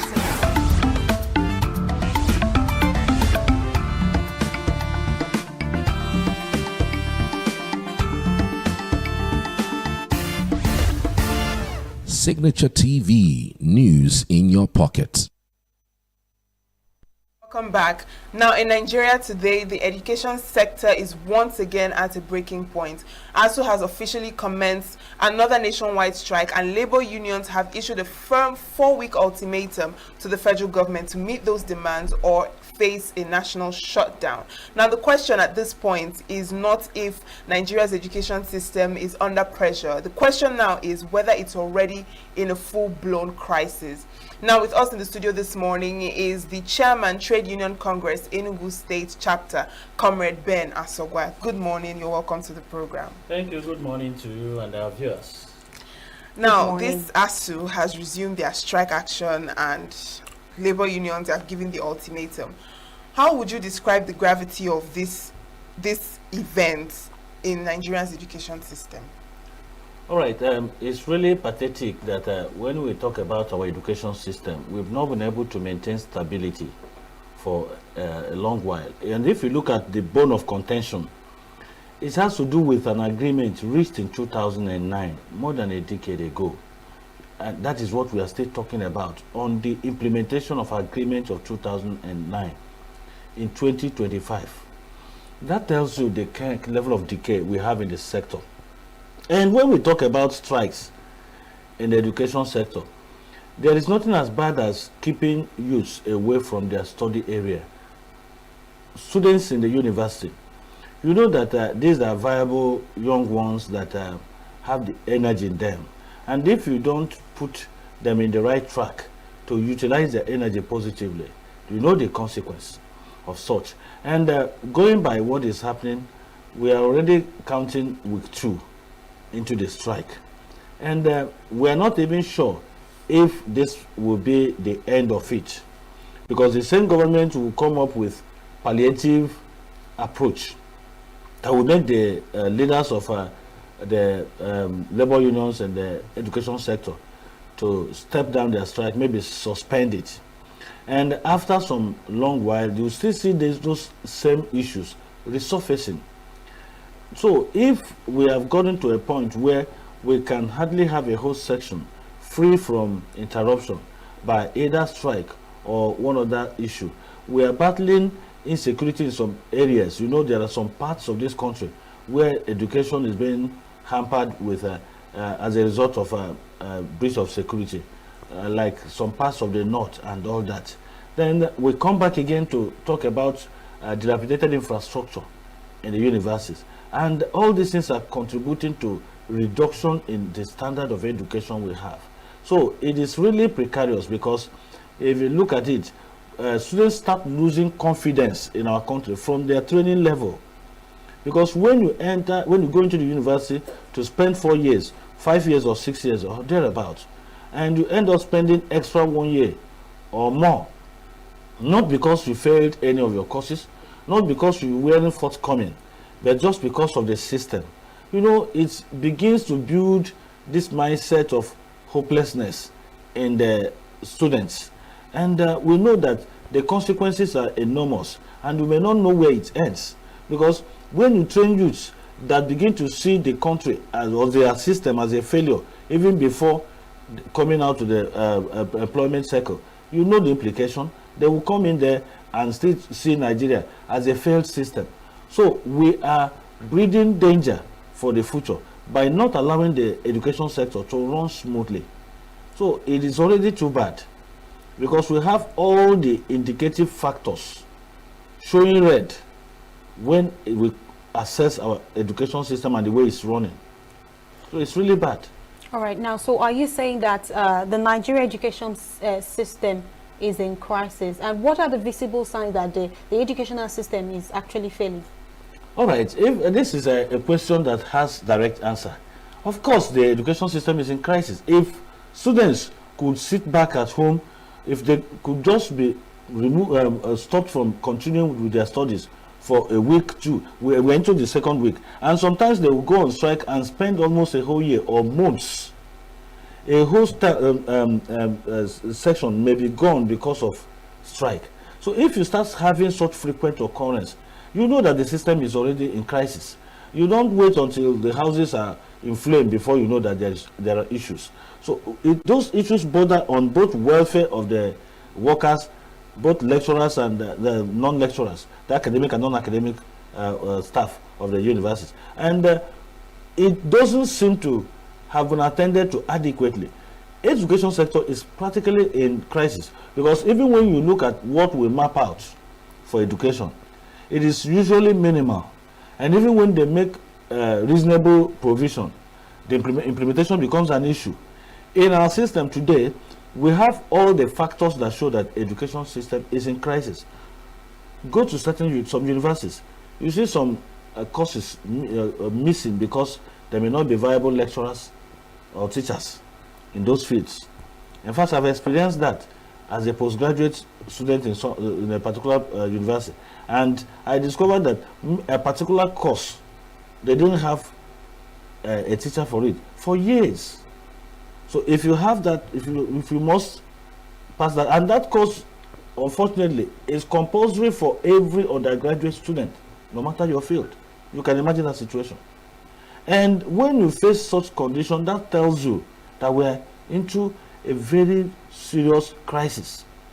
So, in fact, some sets before us then even had to pay to get somebody, to borrow somebody from somewhere to come and teach. So at a point, that could not continue. So we didn't know whether to go and plead for that course to be waived, or to also begin to source for a lecturer or teacher from somewhere else. If you face such situation, just imagine. And it obtains in most universities. If you go to some universities in Nigeria, they have dilapidated structures. Some structures are outdated. In some universities, you see a kind of a situation of overcrowding, where you come into lecture halls and see maybe students in hundreds. There is no public address system. And even when the lecturer is shouting, those at the back will not hear anything. So if you have such situation, it also tells on the standard of education. If you look at the standard of education in Nigeria, it's going down. And that is why the kind of graduates we produce are those that wait for white-collar job. Most of them, you see an engineer, somebody who graduates as an engineer in the university, maybe mechanical engineer, but he has not faced any practical thing that will expose him to the realities that he has to face as a mechanical engineer. Everything is more of theory. So we are not actually getting it right. Then look at the level of malpractice in our examination that led to even the cancellation of some results by WAEC and Co. When you begin to allow your system to deteriorate, especially in the area of education, it's always clear. It's something you cannot sweep under the carpet. You cannot use ordinary mirage approach to cover it. It's just like the health sector. If your health system is poor, life expectancy will drop. So many other factors will show. So the factors that indicate that a system is in crisis are there in the education system. Like now the university lecturers are on strike. And let me tell you one funny thing the government does. They know that these issues that they are bringing up concern both the academic staff union of universities, ASU, non-academic staff unions like SANU and other unions in the education sector. They won't tackle it holistically. They may sit down with the ASU members, negotiate palliatively, and just devise a kind of quick approach to stop the strike. As they are doing that quick approach, the lecturers will now go back to the classrooms, and the non-academic staff will go on strike because we've not attended to them. And that means continuous breakdown in the system. So why can't government sit down, look at all the issues that border on the welfare and well-being of the education community, the academic community, and do the right thing? If they handle all these things holistically, they will know that they have solved the problems. For instance, the academic staff union of universities, they are seeking for certain allowances and some and the stuff. You remember when they did the extension of service? They extended it for the lecturers, the academic staff, knowing fully well that after extending it, other staff will come for it. Instead of sitting them together to negotiate at once, after they had extended it for the academic staff, they waited until the non-academic staff went on strike and started agitating before they could sit down again to negotiate with them and implement their own. That shows that it's a symptom of failure. Now, since the federal government has developed this pattern, and you said it's a palliative approach to these issues, they attend to one group and then the next group starts their own agitation. What makes this particular labor intervention going on now different from the previous episodes where we see government, they just simply wait when the tension drops, it goes back to status quo? Why is this? What makes this particular one different? In labor movement, there is this slogan that injury to one is injury to all. We believe that if you do anything that is against a particular union or member of the union, you're already working against the whole workforce in Nigeria. That is where we see it. So when you see labor centers like NLC or TUC issuing a kind of industrial threat, maybe of a nationwide action, it is because of the synergy we have in labor movement. And based on that injury to one, injury to all model we operate with, it is clear to us that once you are not getting it well in one system, other systems will be waiting for their own chunk of that trouble. Because by the time you finish dealing with one body of industrial union, you may go over to the other. So that is why we don't allow it to escalate. So based on that, the statement made by the president of NLC is in line with our modus operandi. And I can tell you that the essence of it is to ensure that there is holistic handling of the issues. And that was why, before making the statement, he had interaction with all the labor unions within the education sector. And that is to ensure that their problems are addressed hook, line, and sinker. At least you handle it from point to point and ensure that every part is touched, so that we won't come back tomorrow to begin to discuss it further. And again, if I were in the side of government, I would have Stop most of these things by taking action before you begin to complain. If you get back to your house and you have children, you should know when your children will be, are hungry. You don't wait until they all start crying. A good mother doesn't wait until every child in his house starts crying before she will know that they are hungry. When it's time for them to take morning meal, she will prepare morning meal and give to them. In the afternoon, she won't wait for them to cry. When they come back from school, she will not wait until maybe Chioma sits at one corner to cry, "Mommy, I'm hungry." That is a bad mother. So, but what government does is that you will cry, they will try to flog you and shout you down. If they try and it's not working, they will rub oil on your mouth and tell the whole world that they've given you food. Not knowing that even when you do that, the child still knows that he has not eaten. You've not solved the problem. That is why I say that the actions are palliative. So what we are trying to do is to know if we can compel government to do the right thing in the education sector, so that we won't continue having this level of interruption often. And when they do all these things, and this comes back to tell on Nigerians, you'll find out that it is even the reason that private universities are costly. Because most of them will send their children to private universities where they can pay. Then those that cannot pay for private universities will now go to public universities where strike will keep students longer than necessary. So we believe quite well that it has got to a point where there should be joint action to compel government to do the right thing. But would this action be strong enough to actually make the government do the right thing? Because even Labour, NLC, TUC, they go on strikes regularly, and it's still the same issue, the same thing with ASU. So I'm just wondering, is it going to be... Is it doable? Of course it's doable. The only problem, the major problem we have is that we now have government that has had hearing. Before they can even accede to the right demand, the rightful demand coming from the people, it takes a whole lot of time. And even when they respond, you would think they have responded without knowing that they have something else at the back of their mind. You are very right, because we've had series of demands as organized labor in Nigeria, and in most cases they will swindle us, just like what happened in the petroleum sector, where they told us that the Port Harcourt refinery was working. We went there and saw the refinery working, but by the time we left, they removed whatever they put there that made it to start working, and went back to square one. So even as we talk, we know quite well that they are deceptive in their approach. We are not ignorant of that, but we must do the needful. We must continue to push, because keeping quiet will worsen the situation.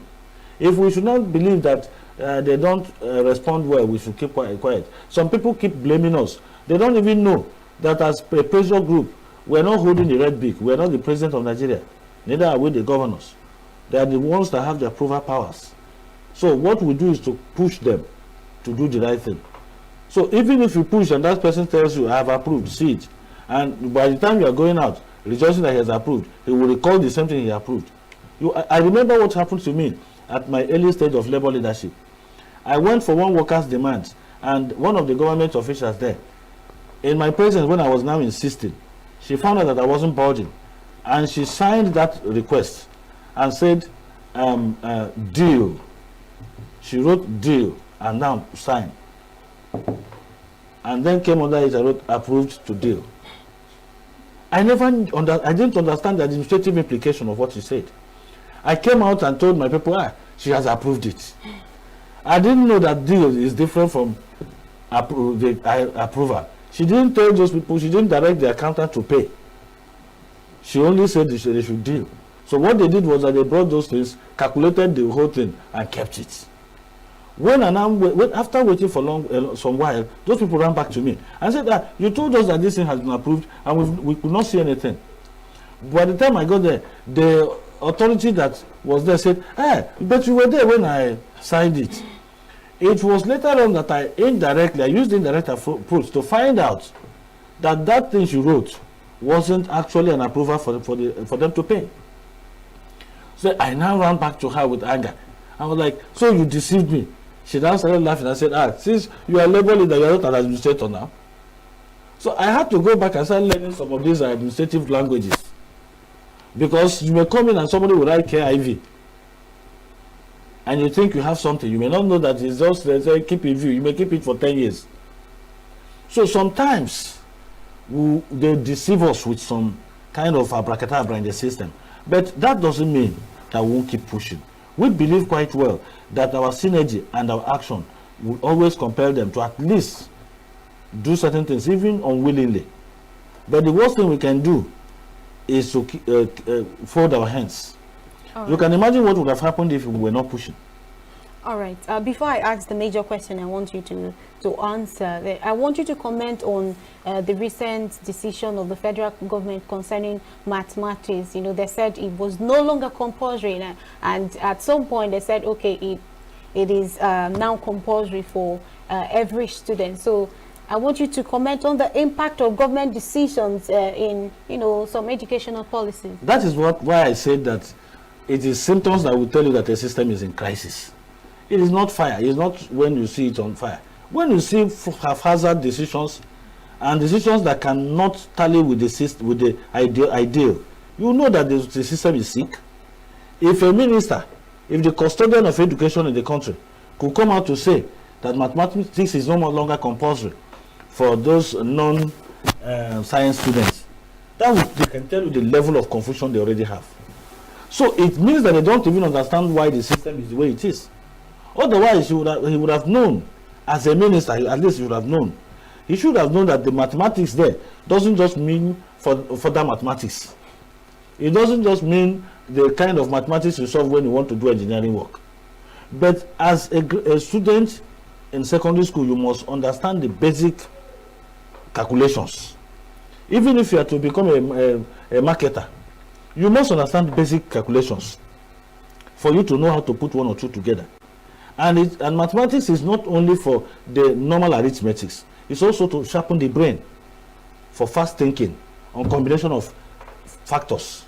So if they did understand that, they wouldn't have come up with such plan, statement, because it's a statement against education.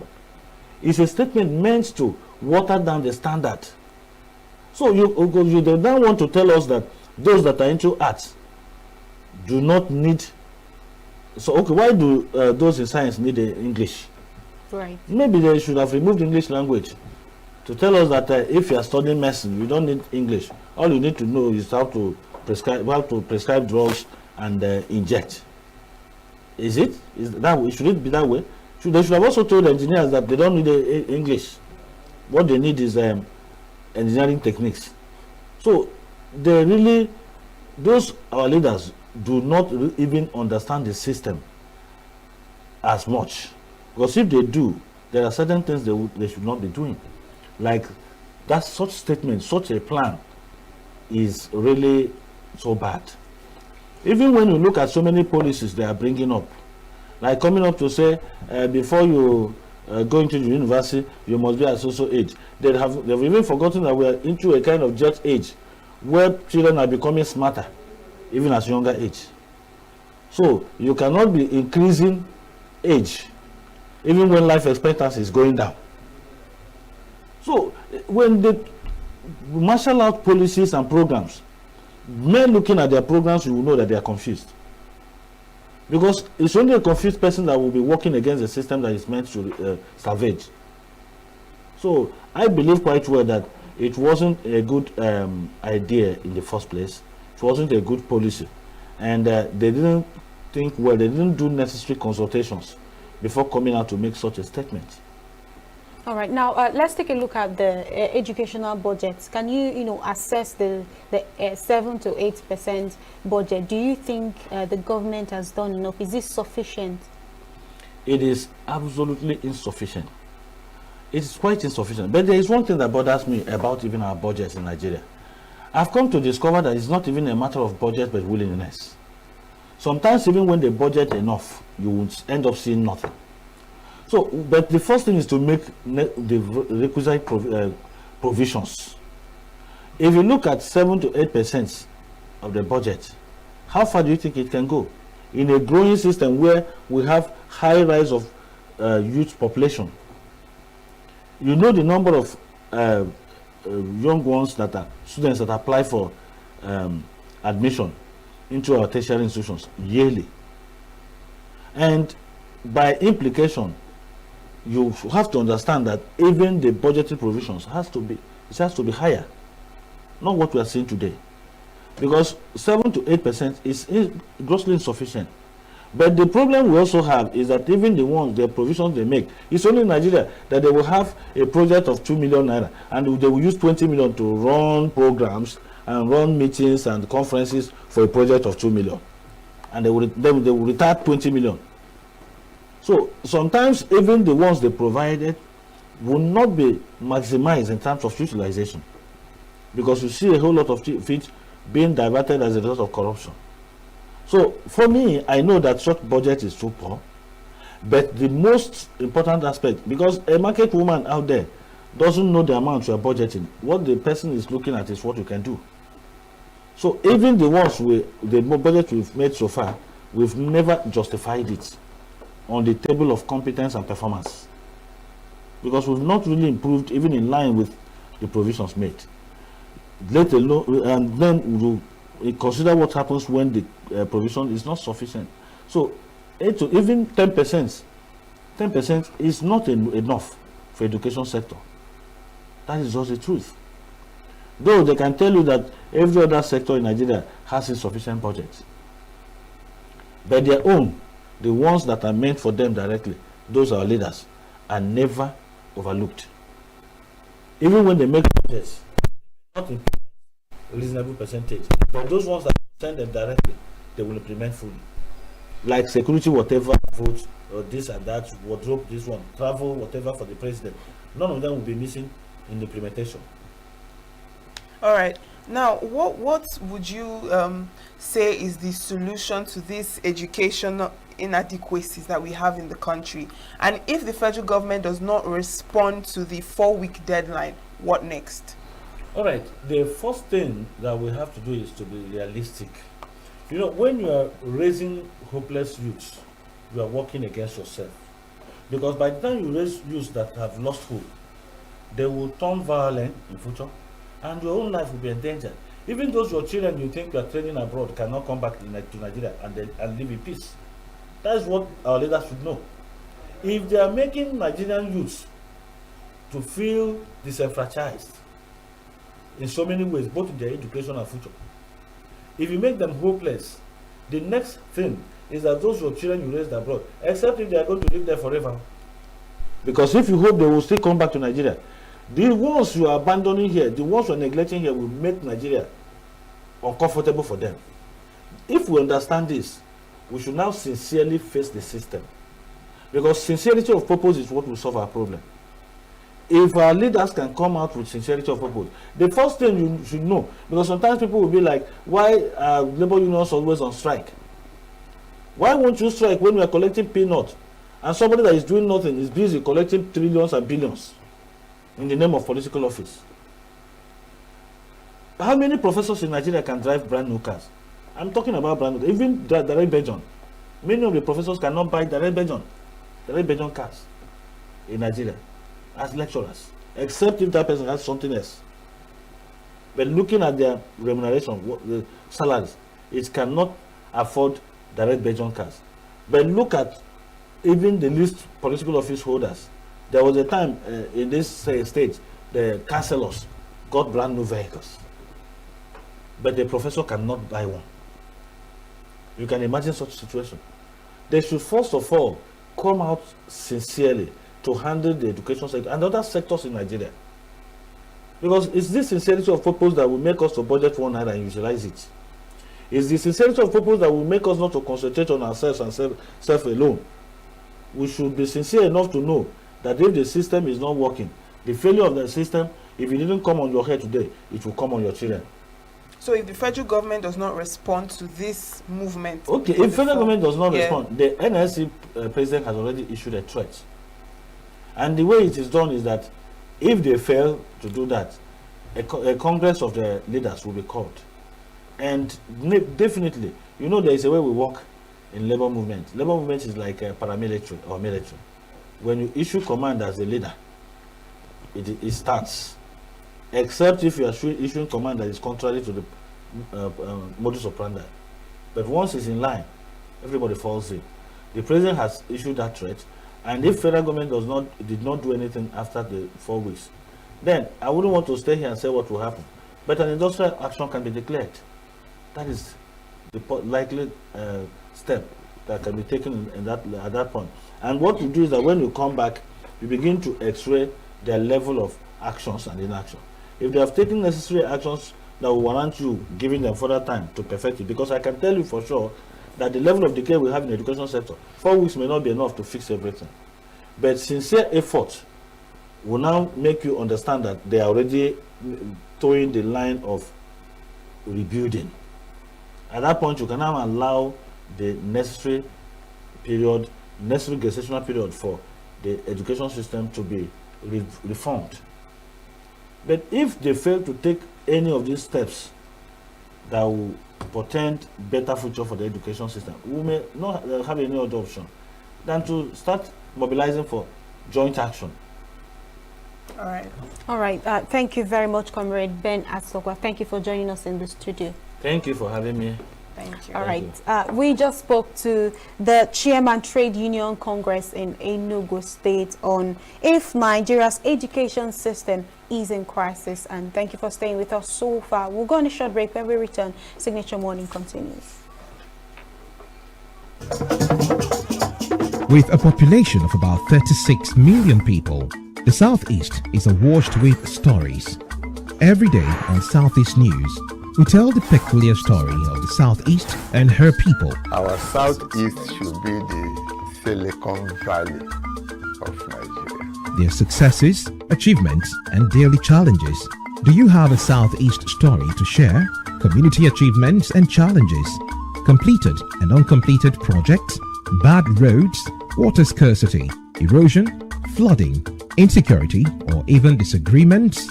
Bring it on to Southeast News. On Southeast News, no story is too big or too small. Southeast News. Let's tell our story.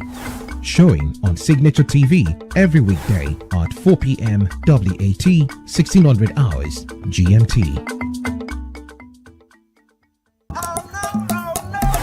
This is Diaspora 5, where we spotlight bold voices and African excellence across Europe and America.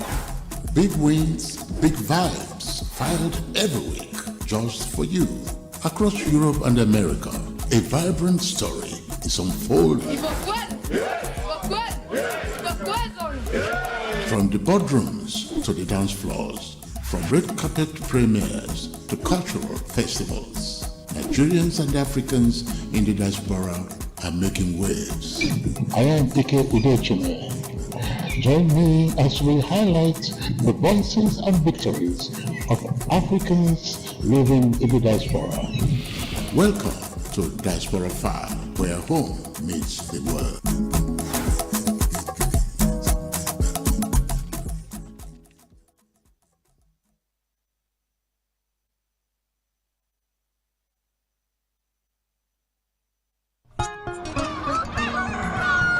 New every morning on Signature TV, we open the day for you with needed energy, information, and required vibes to shape your day. From sizzling snippets of stories in various areas of life to intriguing conversations with net worth guests. When you have people who have no track record becoming your leaders, you have a problem. There's no outstanding gratuity when Obi took over from me. I left in all the accounts of Anambra State 13.8 billion for him. Your day cannot be complete without Signature Morning on weekdays and Signature New Day on weekends. There is no better way to start your day except Signature Morning and Signature New Day every day on Signature TV.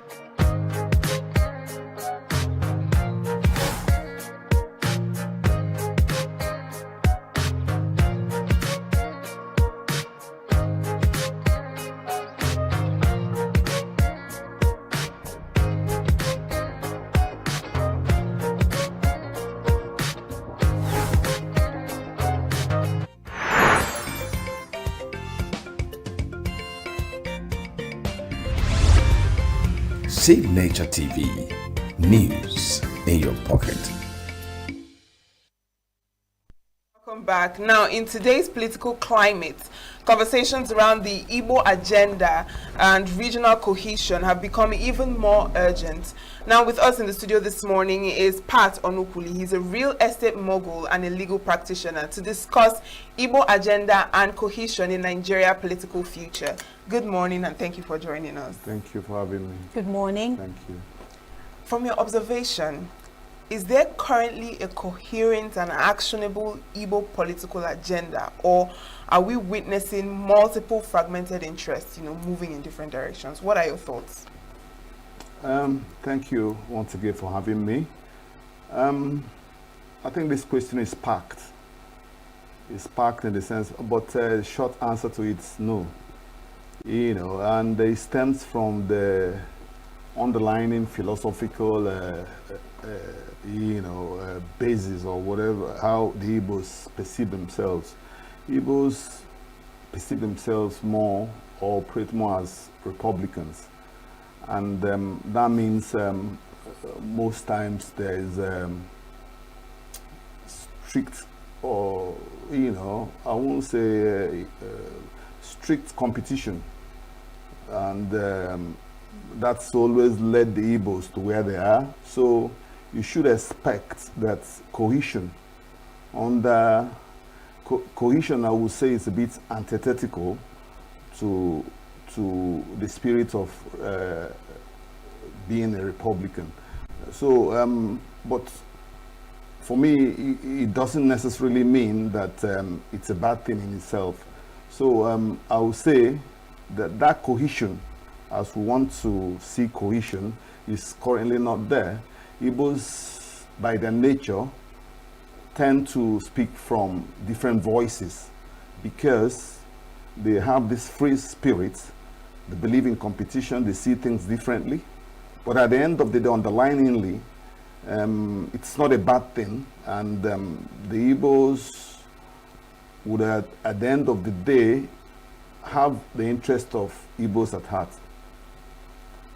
All right. Now, what does the term Igbo agenda actually mean to you in the context of Nigeria's political development? Well, an agenda, of course, means, some sort of, I would describe agenda as some sort of program for a people. And the Igbos in Nigeria have always been at the receiving end for so many reasons.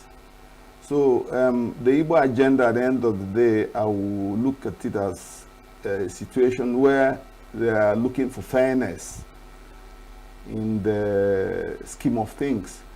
I don't think the Igbos are asking for favoritism. They are not asking for, to be given special status.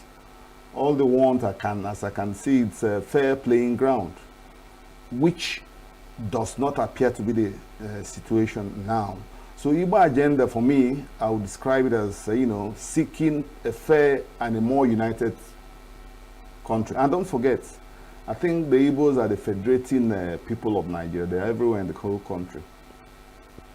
Now, speaking from what you just said about Igbos wanting a fair playing ground, now some people are of the opinion that this agenda is mostly for responding emotionally and individually to the unfolding political dynamics of this idea of marginalization, and that the Igbos are not strategically negotiating for power. What are your thoughts on that? Well, I don't quite agree with that. The Igbos are no fools, and just like any other ethnic group, nobody is a fool, especially collectively. So the Igbos have experienced marginalization. They've experienced a lot of, hatred. They've experienced a lot of, let me use the word, I don't want to use it, genocide against them. There was a very unfortunate civil war, and before then, so many of them were killed in the north. And these things are psychological wounds that are very difficult to heal. The Igbos have memory. After the war, they were told there's no victor, no vanquished. They told that there would be the 3 R's, which never came to be. So they have these memories with them, and it's a very painful memory. So talking about whether Igbos have these memories with them, and it sticks with them. So somehow they're living in Nigeria. Like I said earlier, they want a more fair playing ground, and there is the Igbos, I don't think, they have so many segments of the Igbos. They have, some sort of the age brackets. The older people are not as active. The younger ones are expressing themselves more in, I will use the word kinetics or something, more what I mean by that, physical confrontation, which should really be the case. So they're all responding the way they feel to the perceived, injustices, meted to them. So, but I think at the end, the underlying fact is that the Igbos want a fairer country at the end of the day. All right. Now, recently, Igbo organizations have made, more formal demands like the Igbo Agenda Dialogue, which stated that the Igbo votes will no longer be mobilized without a binding memorandum of understanding with political parties or candidates. Now, do you think that is the best strategy to pull the Igbos from the peripherals to the center? Well, the Igbos, like I said, they have great memories. They're great people, just like any other people. And they process information the way and the way you process information, it comes from, your past, what's been done, what's been there for you, and what you think you will get out from it in the future. So the Igbos do process this info, but I think it's wrong to group the Igbos as saying, okay, we'll come under one umbrella, because the Igbos at the end of the day are Republicans. They are free-thinking people. They know what's best for them. So grouping the Igbos, they must go this way, but don't get me wrong, there has to be an Igbo agenda. But within that Igbo agenda, Igbos are free spirits that, think independently. But at the end of the day, you have so many groups working for so many people now, and we see what's happening in the Southeast. We see, you don't need to be told, we see the appointments going on. The Igbos are full of energy. Their strength is more in the economic sphere. They trade, they build, they take all sorts of risk. And at the end of the day, if you do take some risk in economics, in economics, you are told if you do take some risks, you are likely to get more return on your risk. So the Igbos somehow economically been rewarded for their enterprise, but somehow that's unquote, that success or whatever, it sometimes breeds some sort of discontent from some other people, but it comes at a great price. So the Igbos politically are not necessarily, they are not very matured, but at the same time, I'm using these words carefully. I said they are not very mature, but what I mean by that is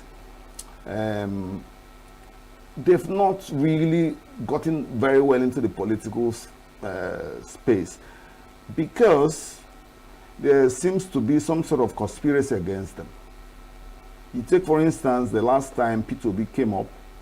I'm not talking about P2B as an Igbo person. P2B is an Igbo person, a national figure of Igbo extraction. He changed the narratives of politics from an ethnic. He was talking on national issues. He was talking on issues like from consumption to production and things like that. And he had a national appeal. But somehow, some irredentists, some people across the board, started pushing that as an Igbo agenda, which is very wrong. So most things you do, people see it as an Igbo agenda, which is very wrong. So for me to just summarize, I would say there's nothing like, the Igbos are seeking a fair playing ground. Fair playing ground, and things are done not necessarily asking for any particular favor or to take out of turn. And that's the way it should really be in a federation. Now, you've made mention about Igbos being Republican in nature. Yes. And, you know, they want equal playing ground, but then they have different voices.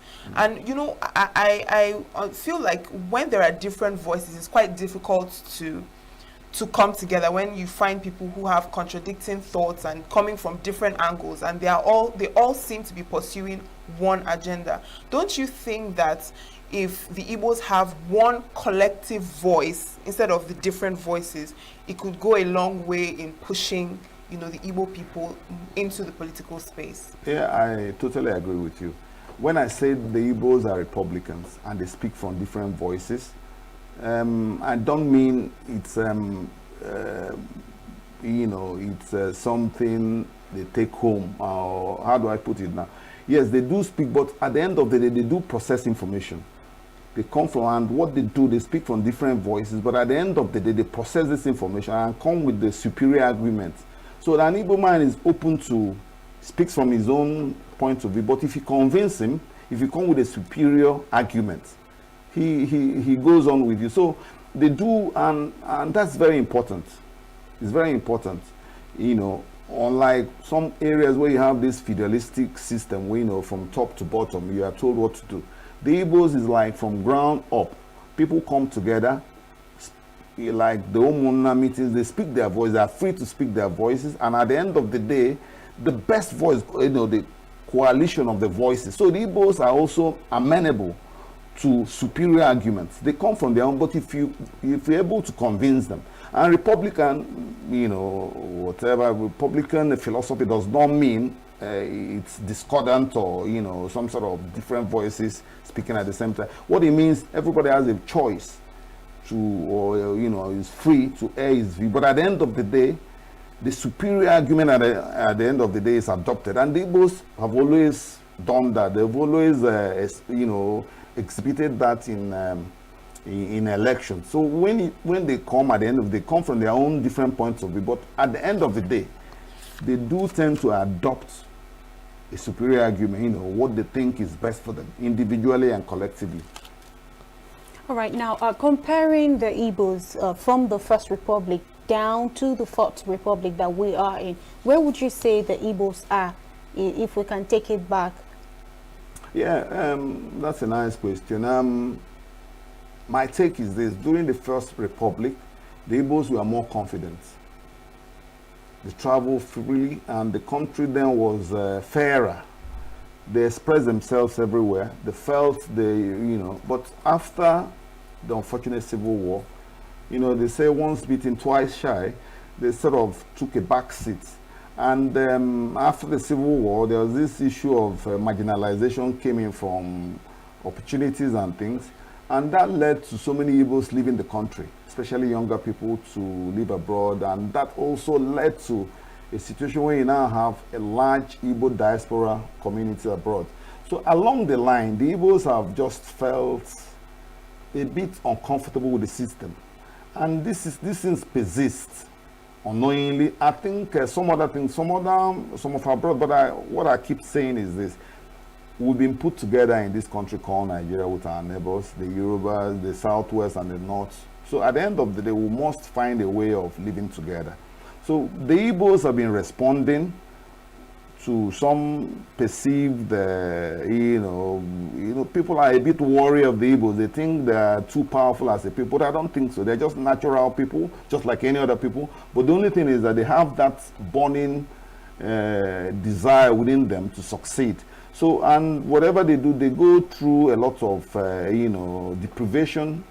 They put in their best to succeed. Nothing special about them. So over the time, if I answer your question properly, over time from the First Republic, when they were a bit more confident, until they were beaten and killed, to now, the youths are beginning to feel that this country is really not for them. For instance, since we've been on this democratic experience now for about 26 years, and the power has been moving up and down, you know, people have optics, and optics do matter. People see what's going on, people see appointments. You come into your house, for instance, you have different rooms, you know, and we have sons, each son should have a key to the room, but one of the sons is not given a key to the room. So it's that optics is very important. So that's psychology. So Igbos are now, some people are beginning to say, okay, the best thing is to take up arms. The best thing is to leave the country. The country is not for us. But I don't think that's the solution. I don't think that's a big question. The big question is this, at the end of the day, is a question of fairness, a question of true federalism. And the big problem with Nigeria is this issue of unitary government, where somebody from the center dictates everything. For instance, we have this laudable, 6 geopolitical zone structure. But unfortunately, it's not in the constitution. There should be devolution of powers from the center. There shouldn't be any, the center shouldn't really have any need or any business trying to control local governance. Now, speaking about political future, now 2027 is approaching, and there have been a lot of political movements and all whatnot. Would you say that the Southeast is actively positioning itself, properly to negotiate with other regions? How do you see the Southeast, the position of the Southeast in the coming elections? Yeah, it's unfortunate because there's some sort of apathy at the end of the day.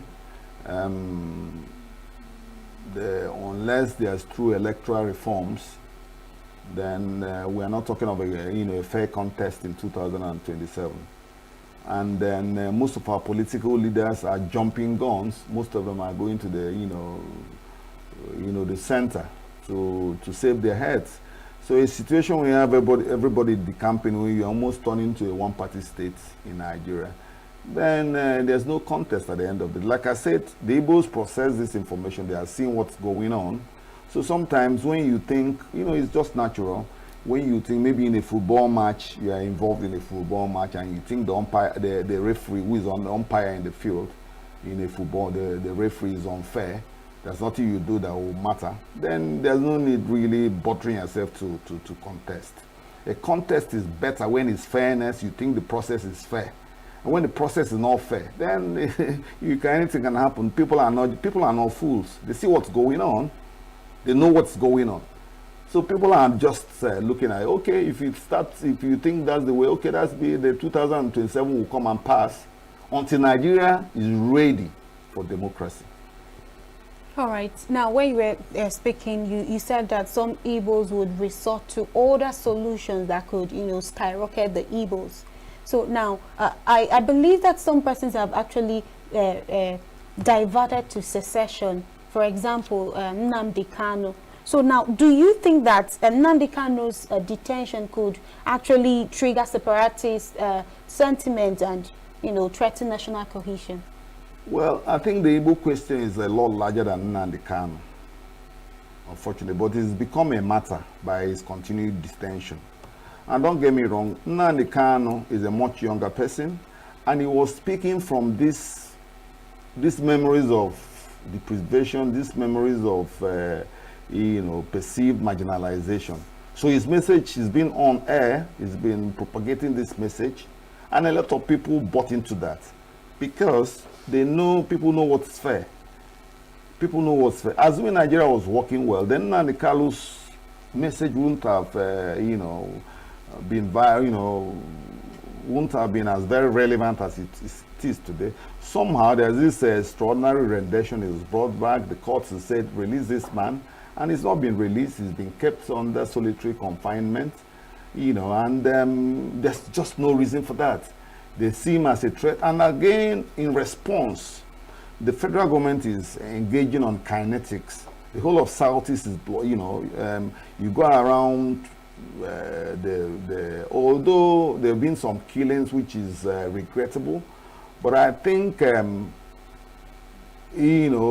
this blockade of the Southeast is also giving out a wrong signal at the end of the day. So, but the point I'm making is that the Igbo question is a lot bigger than Nnamdi Kanu. Nnamdi Kanu is coming from the view that secession is a solution. But I think at the end of the day, my view is this: It must not be secession. What we need is a true federalism in Nigeria, where the center is a bit weak, or not weak, a bit, the powers are also so much concentrated at the center.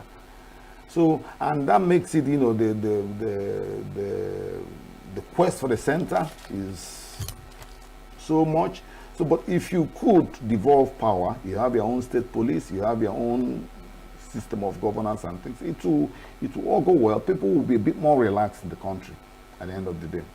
Now, speaking of Nnamdi Kanu, I mean, you've made mention that the Igbo agenda is a lot bigger than him.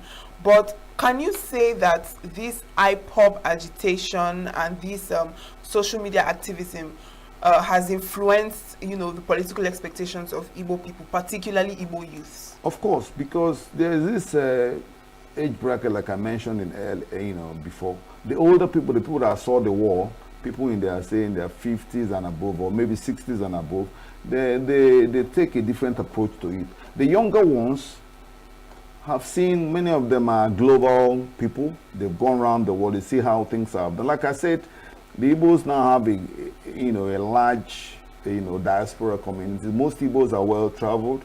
Some travel for studies, others travel for business activities. They see how things are done elsewhere. So they have this burning spirit in them. And don't forget, Igbos are Republicans. They speak out. They don't want, they always speak out. And one thing about Republicanism is this: it abhors injustice. So Igbos are a bit active. They speak. And some younger ones, maybe without, think the best approach is secession, to leave or take up arms. But it might not be well thought after, it might not just be the solution, because you don't have the levers of power, So I will say at the end of the day that the younger ones are more, just like you expect. Younger people are a bit more, active. They want to engage. They want to fight, they think, things are, but the older ones are saying, oh, wait, it should be a bit, we should say, so, but at the end of the day, there should be a coalition of these voices. We need the youths, we need the older ones, but at the end of the day, my view is this, that it should not be through engagement with the federal government, it should not be through bullets, it should not be through, but the agitation, yes, peaceful agitation, keeping it in the media, writing about it, talking about the marginalization, because people see it. It's very clear. It's very clear. All right. Now, when you were talking, you were speaking on how the center has so much power concentrated there. Now, how do we actually create a balance in the system? Do you think, okay, let's bring it back to Constitution. Do you think amending the Constitution will be a solution, or do you think having a fresh Constitution will be the solution? Any of them, having a fresh Constitution or even amending the current one, like I said, the laudable idea of the 6 geopolitical zones is not even in the Constitution. It's widely used as yardstick in statistics and everything. But it's not, unfortunately, it's not in the Constitution. And what happens is some people that benefit from all these largesse, they are not interested. So many things were creations of the military, like the local government system. The military government in the past, they created this, they were not questioned, gave preponderance of local governments to some people, gave preponderance of states to so many people. And at the end of the day, based on those figures, you are now running a democracy, and we have some indicators that will tell you the population of the country. You have things like school intake, registration of hospitals, schools, and things like that. It does not reflect the big fact. At the end of the day, you see that Southeast is still so much populated, but somehow you now have a system where, unquote, the majority is almost turning to be the minority. So at the end of the day, the solution is either amendment of the Constitution, which is a bit difficult. What they put in the way you amend the Constitution is so difficult. It's an uphill task. But for this country to work well, we should return to, true federalism. And one of the ways of doing it is to adopt this geopolitical zones that has been accepted The seat geopolitics is something that's been accepted, and then you put regional governments in place. That's one thing that would, at the end of the day, help this country to develop. Because it's not about anybody. The country is not developing well. It's not moving well, despite our great potentials. All right. Finally, one last thing before we go, because I really want you to talk on that. How has zoning actually affected the chances of the Igbos in politics? Well, zoning is there. Zoning was like one of the things also brought in to bring in fairness. When you zone things, today it's your turn, after that, turn by turn, something like that. Zoning actually, in a system that works well, zoning has no place, because what you do is you look for the best. But somehow in a multicultural and ethnic country like Nigeria, sometimes zoning comes in to bring in some fairness. So that zoning system is in place. Most of the parties have that in their constitution, most of the parties. But you find out that many of them have, over the time, it's not been implemented. We've gone round the circuit. The Southeast are, for instance, the big job of the presidency. The Southeast has not been able to get that.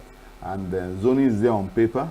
It should work really, but is it working? That's another question. All right, a very good question. Barrister Pato Nukuli, thank you so much for joining us in the studio this morning. Thank you for joining us. Thank you for having me. All right, now we just spoke to a legal practitioner and real estate mogul on the Igbo agenda and cohesion in Nigeria political future. Thank you for staying with us. Now we will go on a short break. Stay with us. With a population of about 36 million people, the Southeast is awash with stories. Every day on Southeast News, we tell the peculiar story of the Southeast and her people. Our Southeast should be the Silicon Valley of Nigeria. Their successes, achievements, and daily challenges. Do you have a Southeast story to share? Community achievements and challenges. Completed and uncompleted projects. Bad roads, water scarcity, erosion, flooding, insecurity, or even disagreements? Bring it on to Southeast News. On Southeast News, no story is too big or too small. Southeast News. Let's tell our story. Showing on Signature TV every weekday at 4 p.m. WAT, 1600 hours GMT.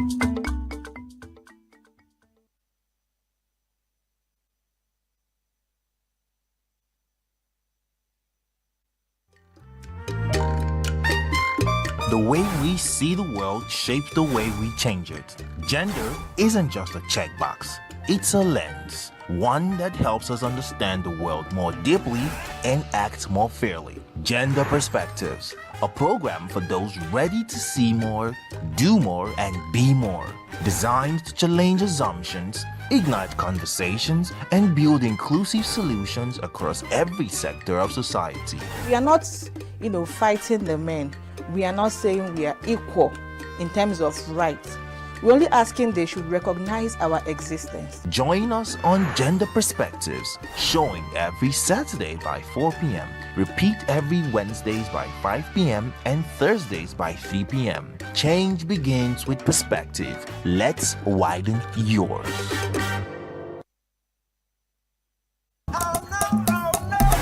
This is Diaspora 5, where we spotlight bold voices and African excellence across Europe and America. Big wins, big vibes, fired every week, just for you.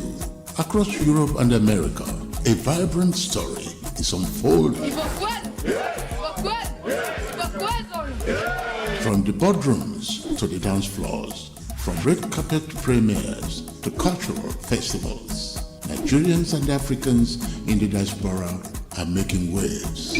I am Ike Udechime. Join me as we highlight the voices and victories of Africans living in the diaspora. Welcome to Diaspora 5, where home meets the world.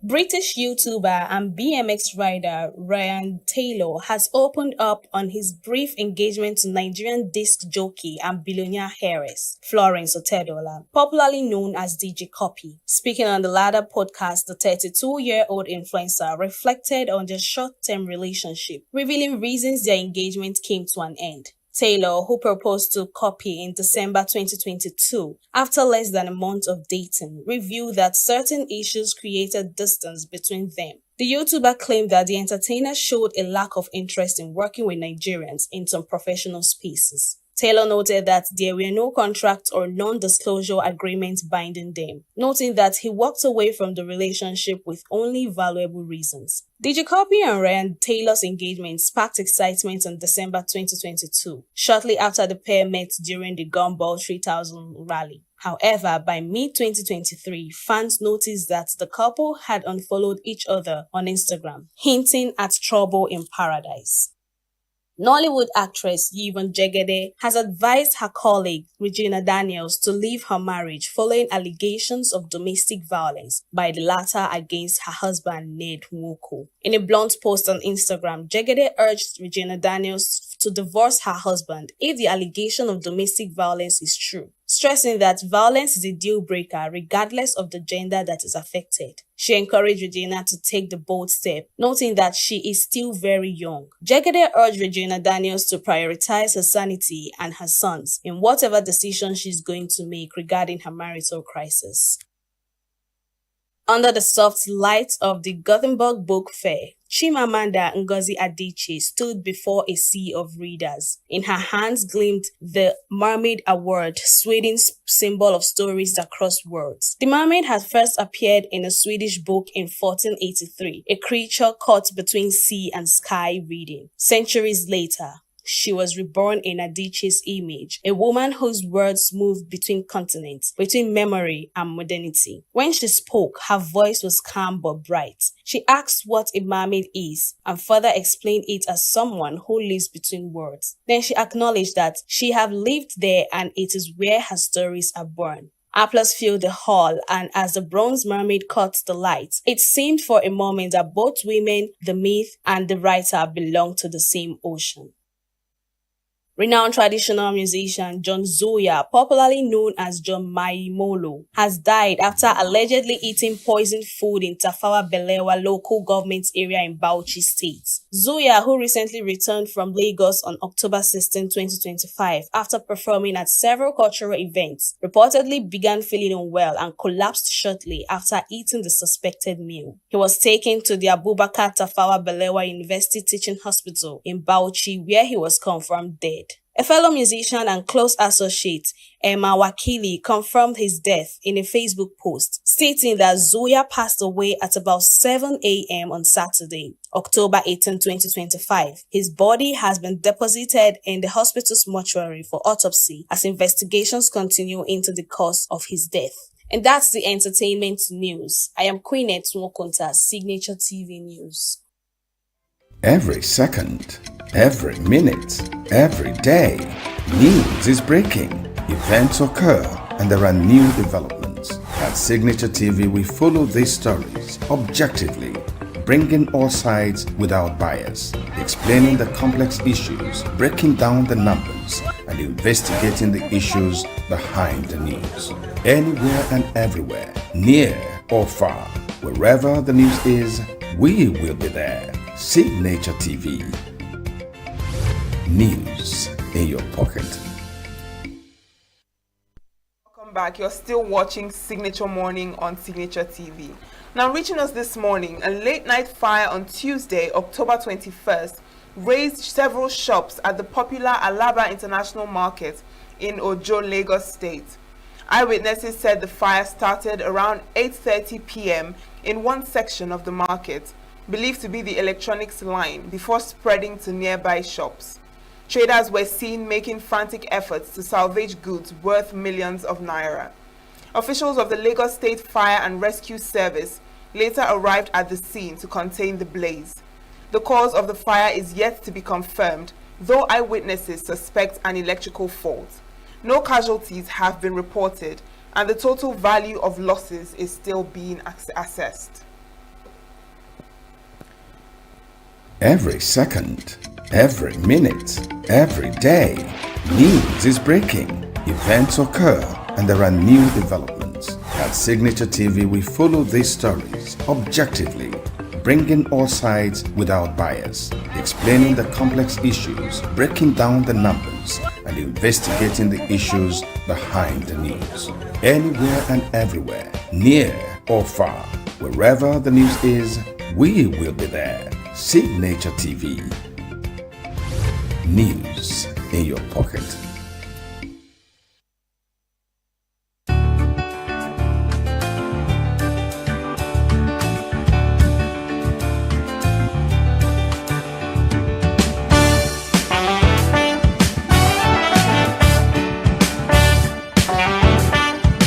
Nigeria consumed 613.6 million litres of petrol between October 2024 and October 2025, with imports accounting for 63% and local refineries 37%, according to the Nigerian Midstream and Downstream Petroleum Regulatory Authority in Abuja on Monday. Despite rising output from the Dangote refinery, 377.5 million litres were still imported, while 236.1 million litres came from domestic refineries. Local production nearly doubled from 9.6 million to 18.9 million litres per day, as imports fell 67% over the year, signaling a steady shift towards self-sufficiency in fuel supply. The Bank Customers Association of Nigeria, BCAN, has endorsed the CBN's proposed 24 to 48-hour ATM refund rule, describing it as a welcome relief for customers. BCAN President Dr. Uju Ogubonka said the move would enhance efficiency and customer trust. The drafting guideline mandates instant or manual reversals within 24 to 48 hours, improve ATM security, and reduce downtime.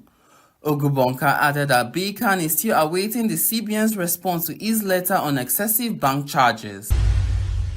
The Debt Management Office, DMO, will auction 260 billion naira federal government bonds on October 27, 2025, with settlement on October 29. The offer includes 130 billion naira with a 17.945% FGN August 2030 5-year reopening and 130 billion naira with a 17.95 FGN June 2032 7-year reopening. Bonds are priced at 1,000 naira per unit with a minimum subscription of 50 million 1,000 naira and qualify as tax-exempt government securities and liquid assets for bank.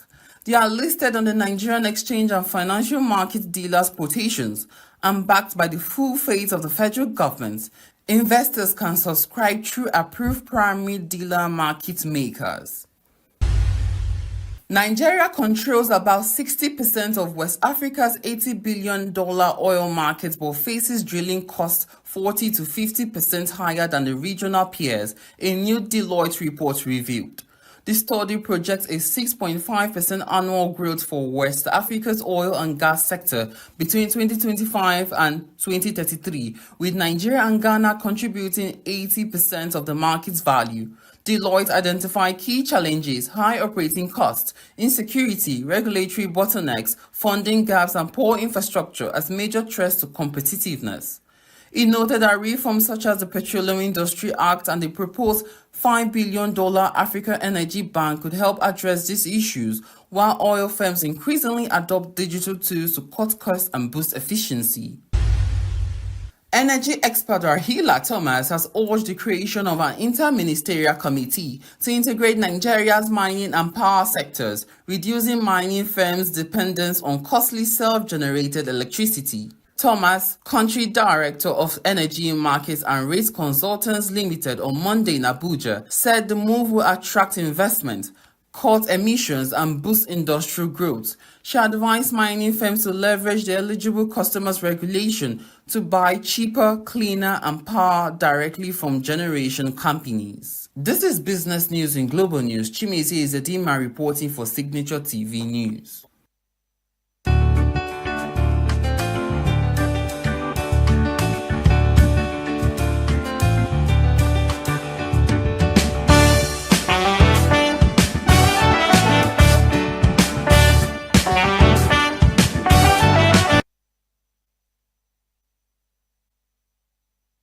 Every second, every minute, every day, news is breaking, events occur, and there are new developments. At Signature TV, we follow these stories objectively, bringing all sides without bias, explaining the complex issues, breaking down the numbers, and investigating the issues behind the news.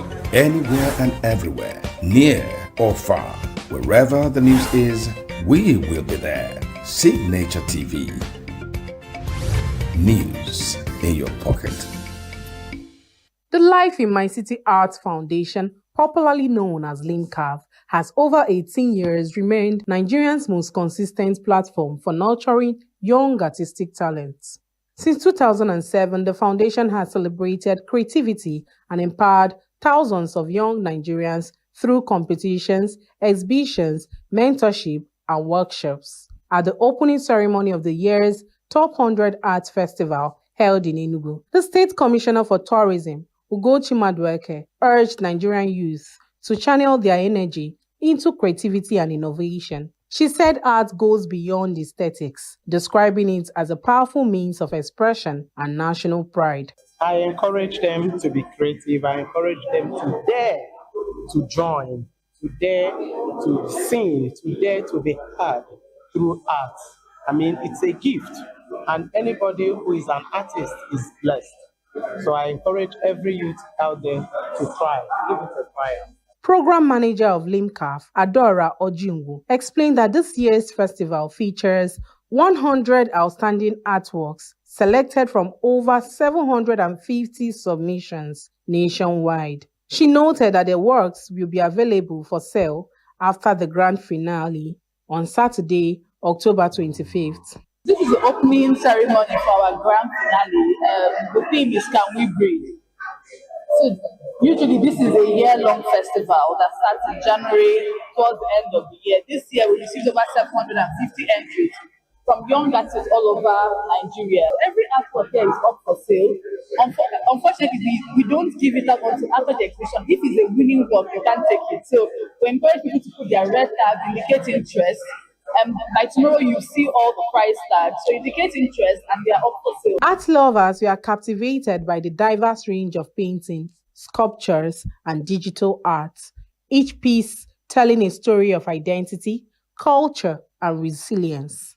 I love art. I love art in every form. I love 3D art. I love oil on canvas. I love art. I've seen a lot of work that is inspiring me.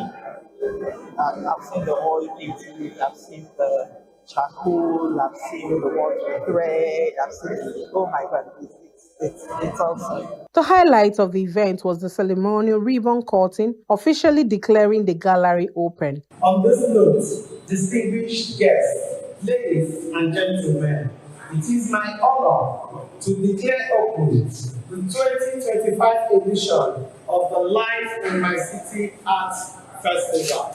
I hereby declare this open in the name of the Father, and of the Son, and of the Holy Spirit.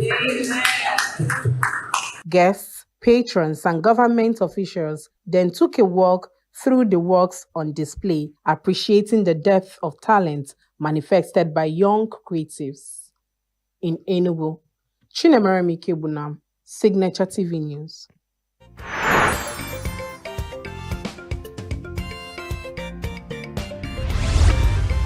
Signature TV. News in your pocket.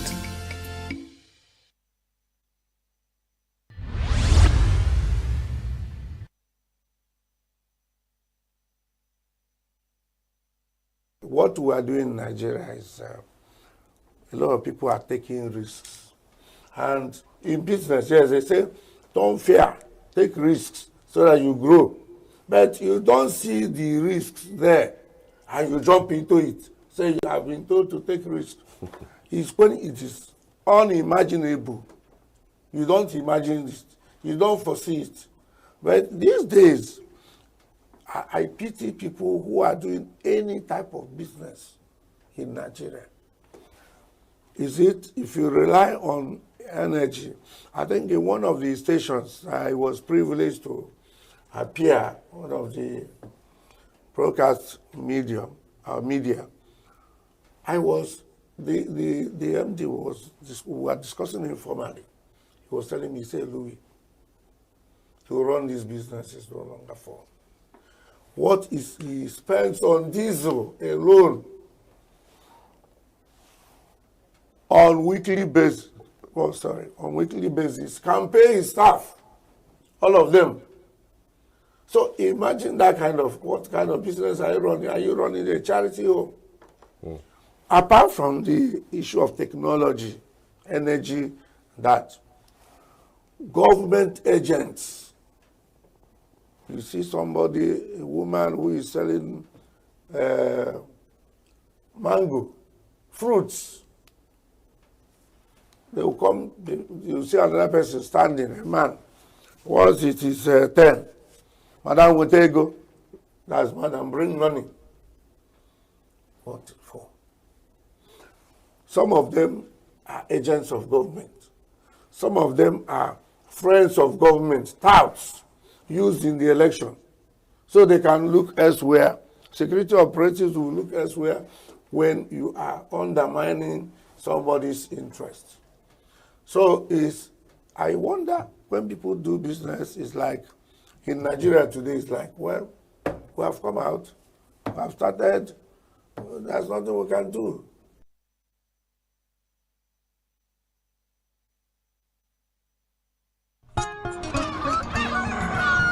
New every morning on Signature TV, we open the day for you with needed energy, information, and required vibes to shape your day. From sizzling snippets of stories in various areas of life to intriguing conversations with net worth guests. When you have people who have no track record becoming your leaders, you have a problem.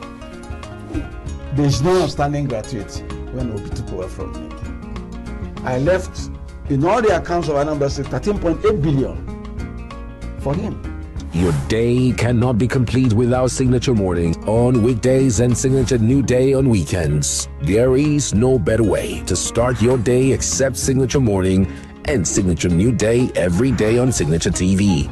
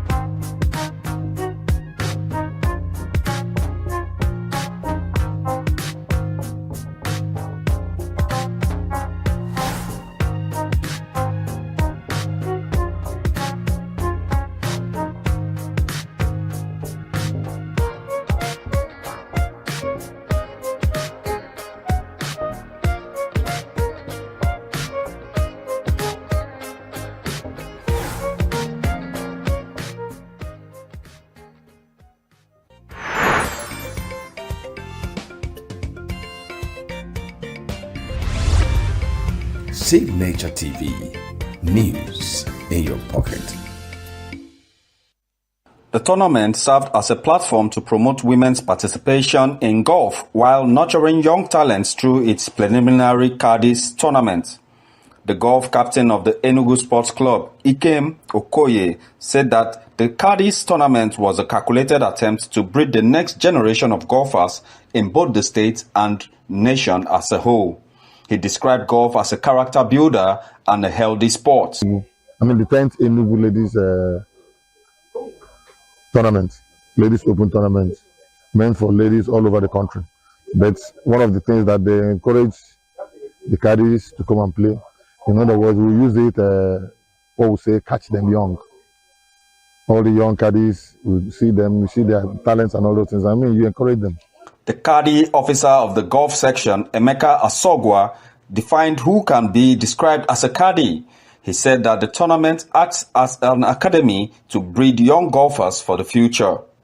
The caddies are majorly they are very young kids who tend to be players in terms of carrying their bags, escorting them is their responsibility to see where every player's ball goes, and then to go and point out where the balls are. And then, like I said, they carry the golf bags for the players. And then at the end of each round of play, they take care of the equipment and make sure, number one, that they are complete. The lady captain of the golf section, Nkiru Abogo, and the publicity secretary of the golf section, Chukwuamaka Achebe, both harped on the benefits of involving the young people in the game of golf. The caddies are of the younger generation. Within that their sphere, that's their circle, you notice upcoming potentials within them. And then this is where you scout out for the people who are, whether we like it or not, the future of the game itself. We play and they get upset when we don't play well. So now they are on the fairway and they are seeing what every other person is seeing on the fairway. So it's good. And I know that they are all enjoying themselves at the fairway, inside the fairway. Some caddies bared their minds on the benefits of the tournament and their expectations at the end of the competition. I like the game, and then there's so much interest in the game that I have. I've always wished to be a golfer one day, and there are so many opportunities. This game has brought me to know more people, to know people in higher calibers of people, and it's a very, very interesting opportunity for me as a caddy. Yes, it brings me close to people, respected men and women out there. Golf is a very big game. In fact, it's a game that has given a lot of people big opportunities, most especially here. Like, I can use myself for an example. Golf has given me a lot of favors that I did not expect. The Caddies tournament serves as a link between the experienced and the amateurs and provides a base for mentorship and grooming both in golf and in life generally. For Signature TV News, I am Raymond Ken Mbata. We are local. The international community is observing Where the main market is in chaos. People We are national. Those in support of this motion as amended say aye. Aye. We have taken it through by default. We are international. Israeli airstrikes. Donald Trump left us the worst unemployment.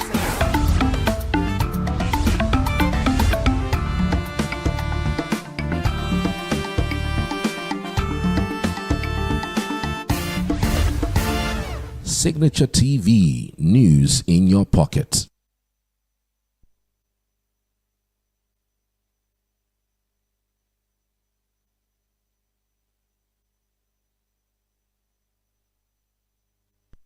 Thank you so much for staying with us on Signature Morning, and we'll be bringing you an interview we had with Bishop Cardinal Onaiko on how can change come to Nigeria while celebrating Nigeria at 65. Make sure to enjoy the interview. I am Uchenna Chimdi Oluoha. And I am Lilian Wali. Have a great watch.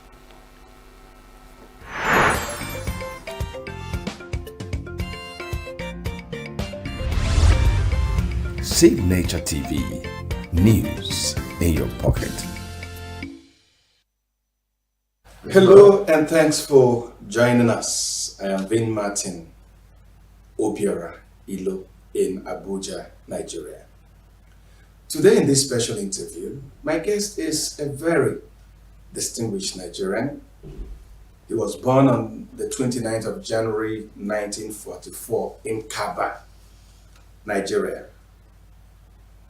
He is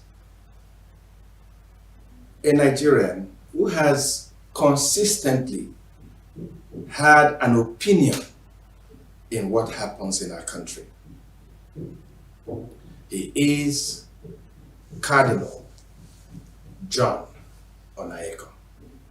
Your Eminence, my pleasure to be talking with you again after so many years. Thank you very much. Thank you for considering me still relevant to talk to. Let me start by saying that you are in good health. I see you at airports, and I mean, it takes a lot of interrogation to know that you're already 81. Your Eminence, what's the magic? What has been keeping you in good health? What has been, I mean, you don't look 81 at all. Well, if you had said this 3 weeks ago, I probably would have said yes. But 2 weeks ago, I really went down. And I was told that it was because of stress and overwork. And the doctors warned me to go easy. Well, as what you mean by go easy? For as long as you can still move around, you move around. I'm actually right now still recovering from a bad first malaria, then other things that follow. The question of health, that's a matter of, it's normal now. At the moment we are 70 and above, we are ready for all kinds of health challenges until we find the big one that will send us to paradise. I'm waiting for that. Yeah. But the important thing is that I do thank God that I am in relatively good health. I'm not bedridden. I'm not a heavy burden on my loved ones carrying me up and down. And I'm just praying to Almighty God not to have to go through that I could just walk my way gently from this wonderful earth of ours to a more wonderful world in the hereafter. You know, at my age, you must keep thinking about the hereafter. So could we attribute, I know there's the God factor in good health. Yes. But can we attribute this to maybe exercises, the kind of food you eat, or the state of mind? State of mind, good doctor who is dedicated, checking up on me, reminding me, advising me, take this, take that. I'm on regular medication. It seems to be the normal thing now for all old people like us. Regular medication to control sugar and blood pressure. At first, when you were on regular medication, it means that you are sick. And as good, she said, a young sister, but she said, area of competence is in gynecology, strangely enough. But she's done special courses for geriatric care. And she's making good use of that. Of course, she's not on alone. There's a whole lot of a few other consultants who know about my case and to whom she reports and who give their advice. So I'm in their hands, and I think they are handling me well. Your Eminence, recently we had a new pope, and I understand you were part of the pre-conclave meetings and all that, but you had to return, you had to leave Rome because you had gotten to an age where you were not going to be part of the conclave. Tell me how you felt when this happened. Look, no surprise. I knew the law. I knew the laws. I knew the rules. Everybody knew the rules that once you've celebrated your 80th birthday, you can no longer participate in the conclave, no matter how important you think you are and how wonderful you think you are. And there were many others like me who also were in the same position. The rule is a good one because you can't be dragging a 90-year-old people into conclave. So I knew I was not going to be part of the conclave, but I knew that I had the right to be at the pre-conclave consistory.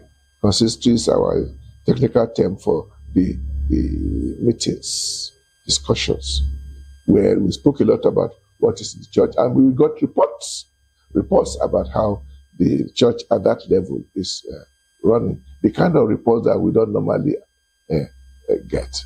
So that means one you had an opportunity to put in and I put it in my own ideas about what I think was going on. You could say that it is a period where people give the idea about what kind of pope they wanted, realizing that the new pope was among those of us there at the meeting.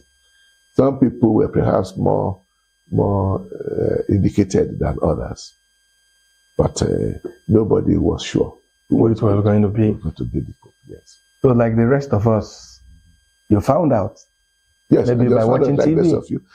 The journalists like you, they often have their own conclave, and they have their own pope even before any pope emerges. They had their various lists of people whom they said was going could be. Yes, but at the end of the day, it was Prevost who came as Leo the 14th. I didn't know him well. And when his name came up, they began to tell us about his antecedents, and then the only thing you can say is that the Holy Spirit took care of the right decision. I'm going to ask a question. It could be funny, it could be, but forgive me. When you became cardinal, and the years you were, qualified, to go into conclave if one had happened at that time. One happened? Yes. Did it at any time cross your mind like I could become Pope? At any time? Again, at this level, there's hardly, personally for me, it was never anything like an ambition to be a Pope. Also because at that level, one had a good idea of the burdens of being a Pope. And therefore, it's hardly anything you really want to be. Most people who get elected as Pope see it as a cross that is being put on their shoulders, which they accept as a will of God for them. As a cardinal, I knew I was qualified to be a Pope, but I didn't go into the conclave saying rosaries or novenas that I may be the one to emerge. No, not at all. Not at all. And also at that level, I knew that unlike other elections, where you have candidates lined up, each one with manifestos and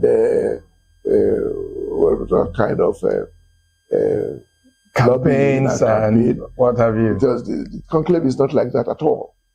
Because the conclave is an election in which every elector is a candidate.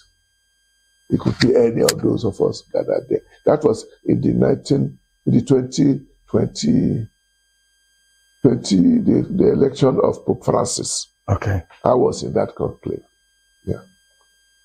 Incidentally, that conclave took place a few months after Cardinal Arinze turned 80. So he couldn't join us. He was not with us. But Okoje was with us at that conclave. Even though he was a bit physically challenged, but he came on his wheelchair. Yes. But this last one, I crossed the 80 years, and I happily came back home and waited, prayed like the rest of the church for the Holy Spirit to guide the conclave. You didn't know this Pope very well. But what challenges do you think his papacy may face? What challenges are popping up in the church and in society that will be part of the cross that he will bear? One thing that kept coming out during that pre-conclave consistory in different words is that the conclave is not meant to elect a successor to Pope Francis, but rather to elect a successor to St. Peter the Apostle. And that the office that was going to be elected is a Patriarch office.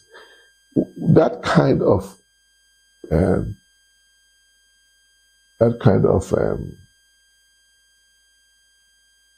the ideas coming out from it wants to show that every pope is himself. He has no obligation to be someone else, to repeat, to be like his predecessor, no matter how popular or otherwise the person may be, because every pope is himself. Is himself, and the pope, and being himself, he faces the challenges of the church with him, with his own charisms, with his own gifts and talents, and in his own way. And we have seen that. We have seen Pope John Paul II being Pope in a way that we didn't see a Pope be before. But we saw Pope Benedict XVI was not in any way like Pope John Paul II, but he responded to the needs of the church during the brief years he was there. And then Francis came out of the blues and behaved in a way that, what I always say is that Pope Francis finally made it such that even me, I can be Pope. In other words, you can be yourself. He took certain steps to show that the Pope can be himself. He doesn't have to fall into any line. For example, the fact that he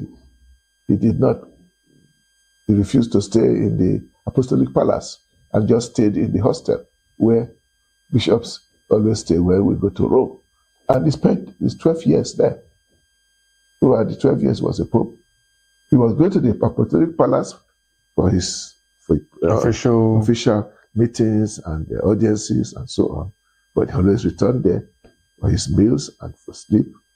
He met a few people once in a while in that place. But that's just one out of many ways he was a pope in his own way. This pope too is an Augustinian. It's interestingly now these last two popes are religious.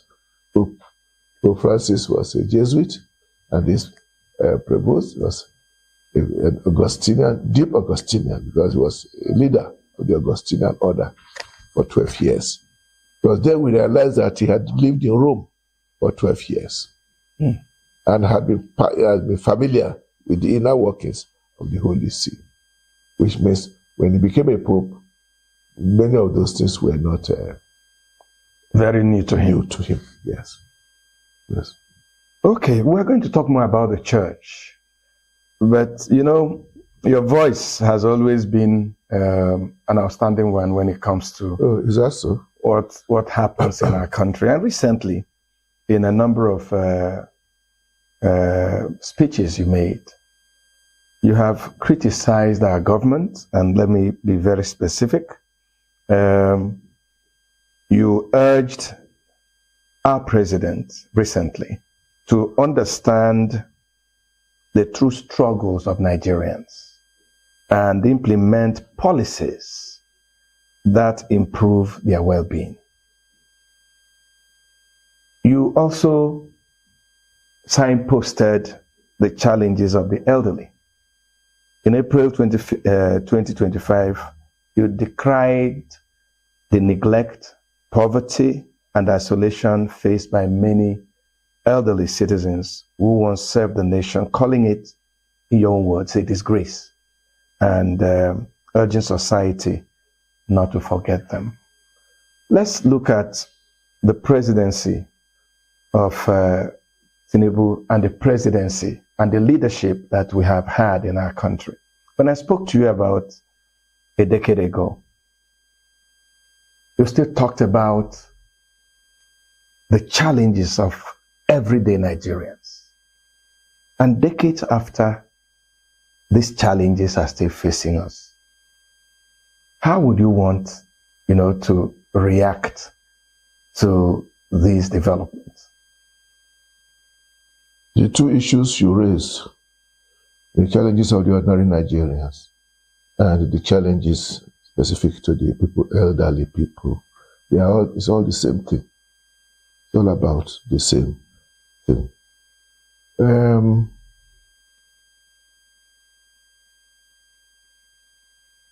The present administration for the past 2 years and above have been telling us that they have a clear vision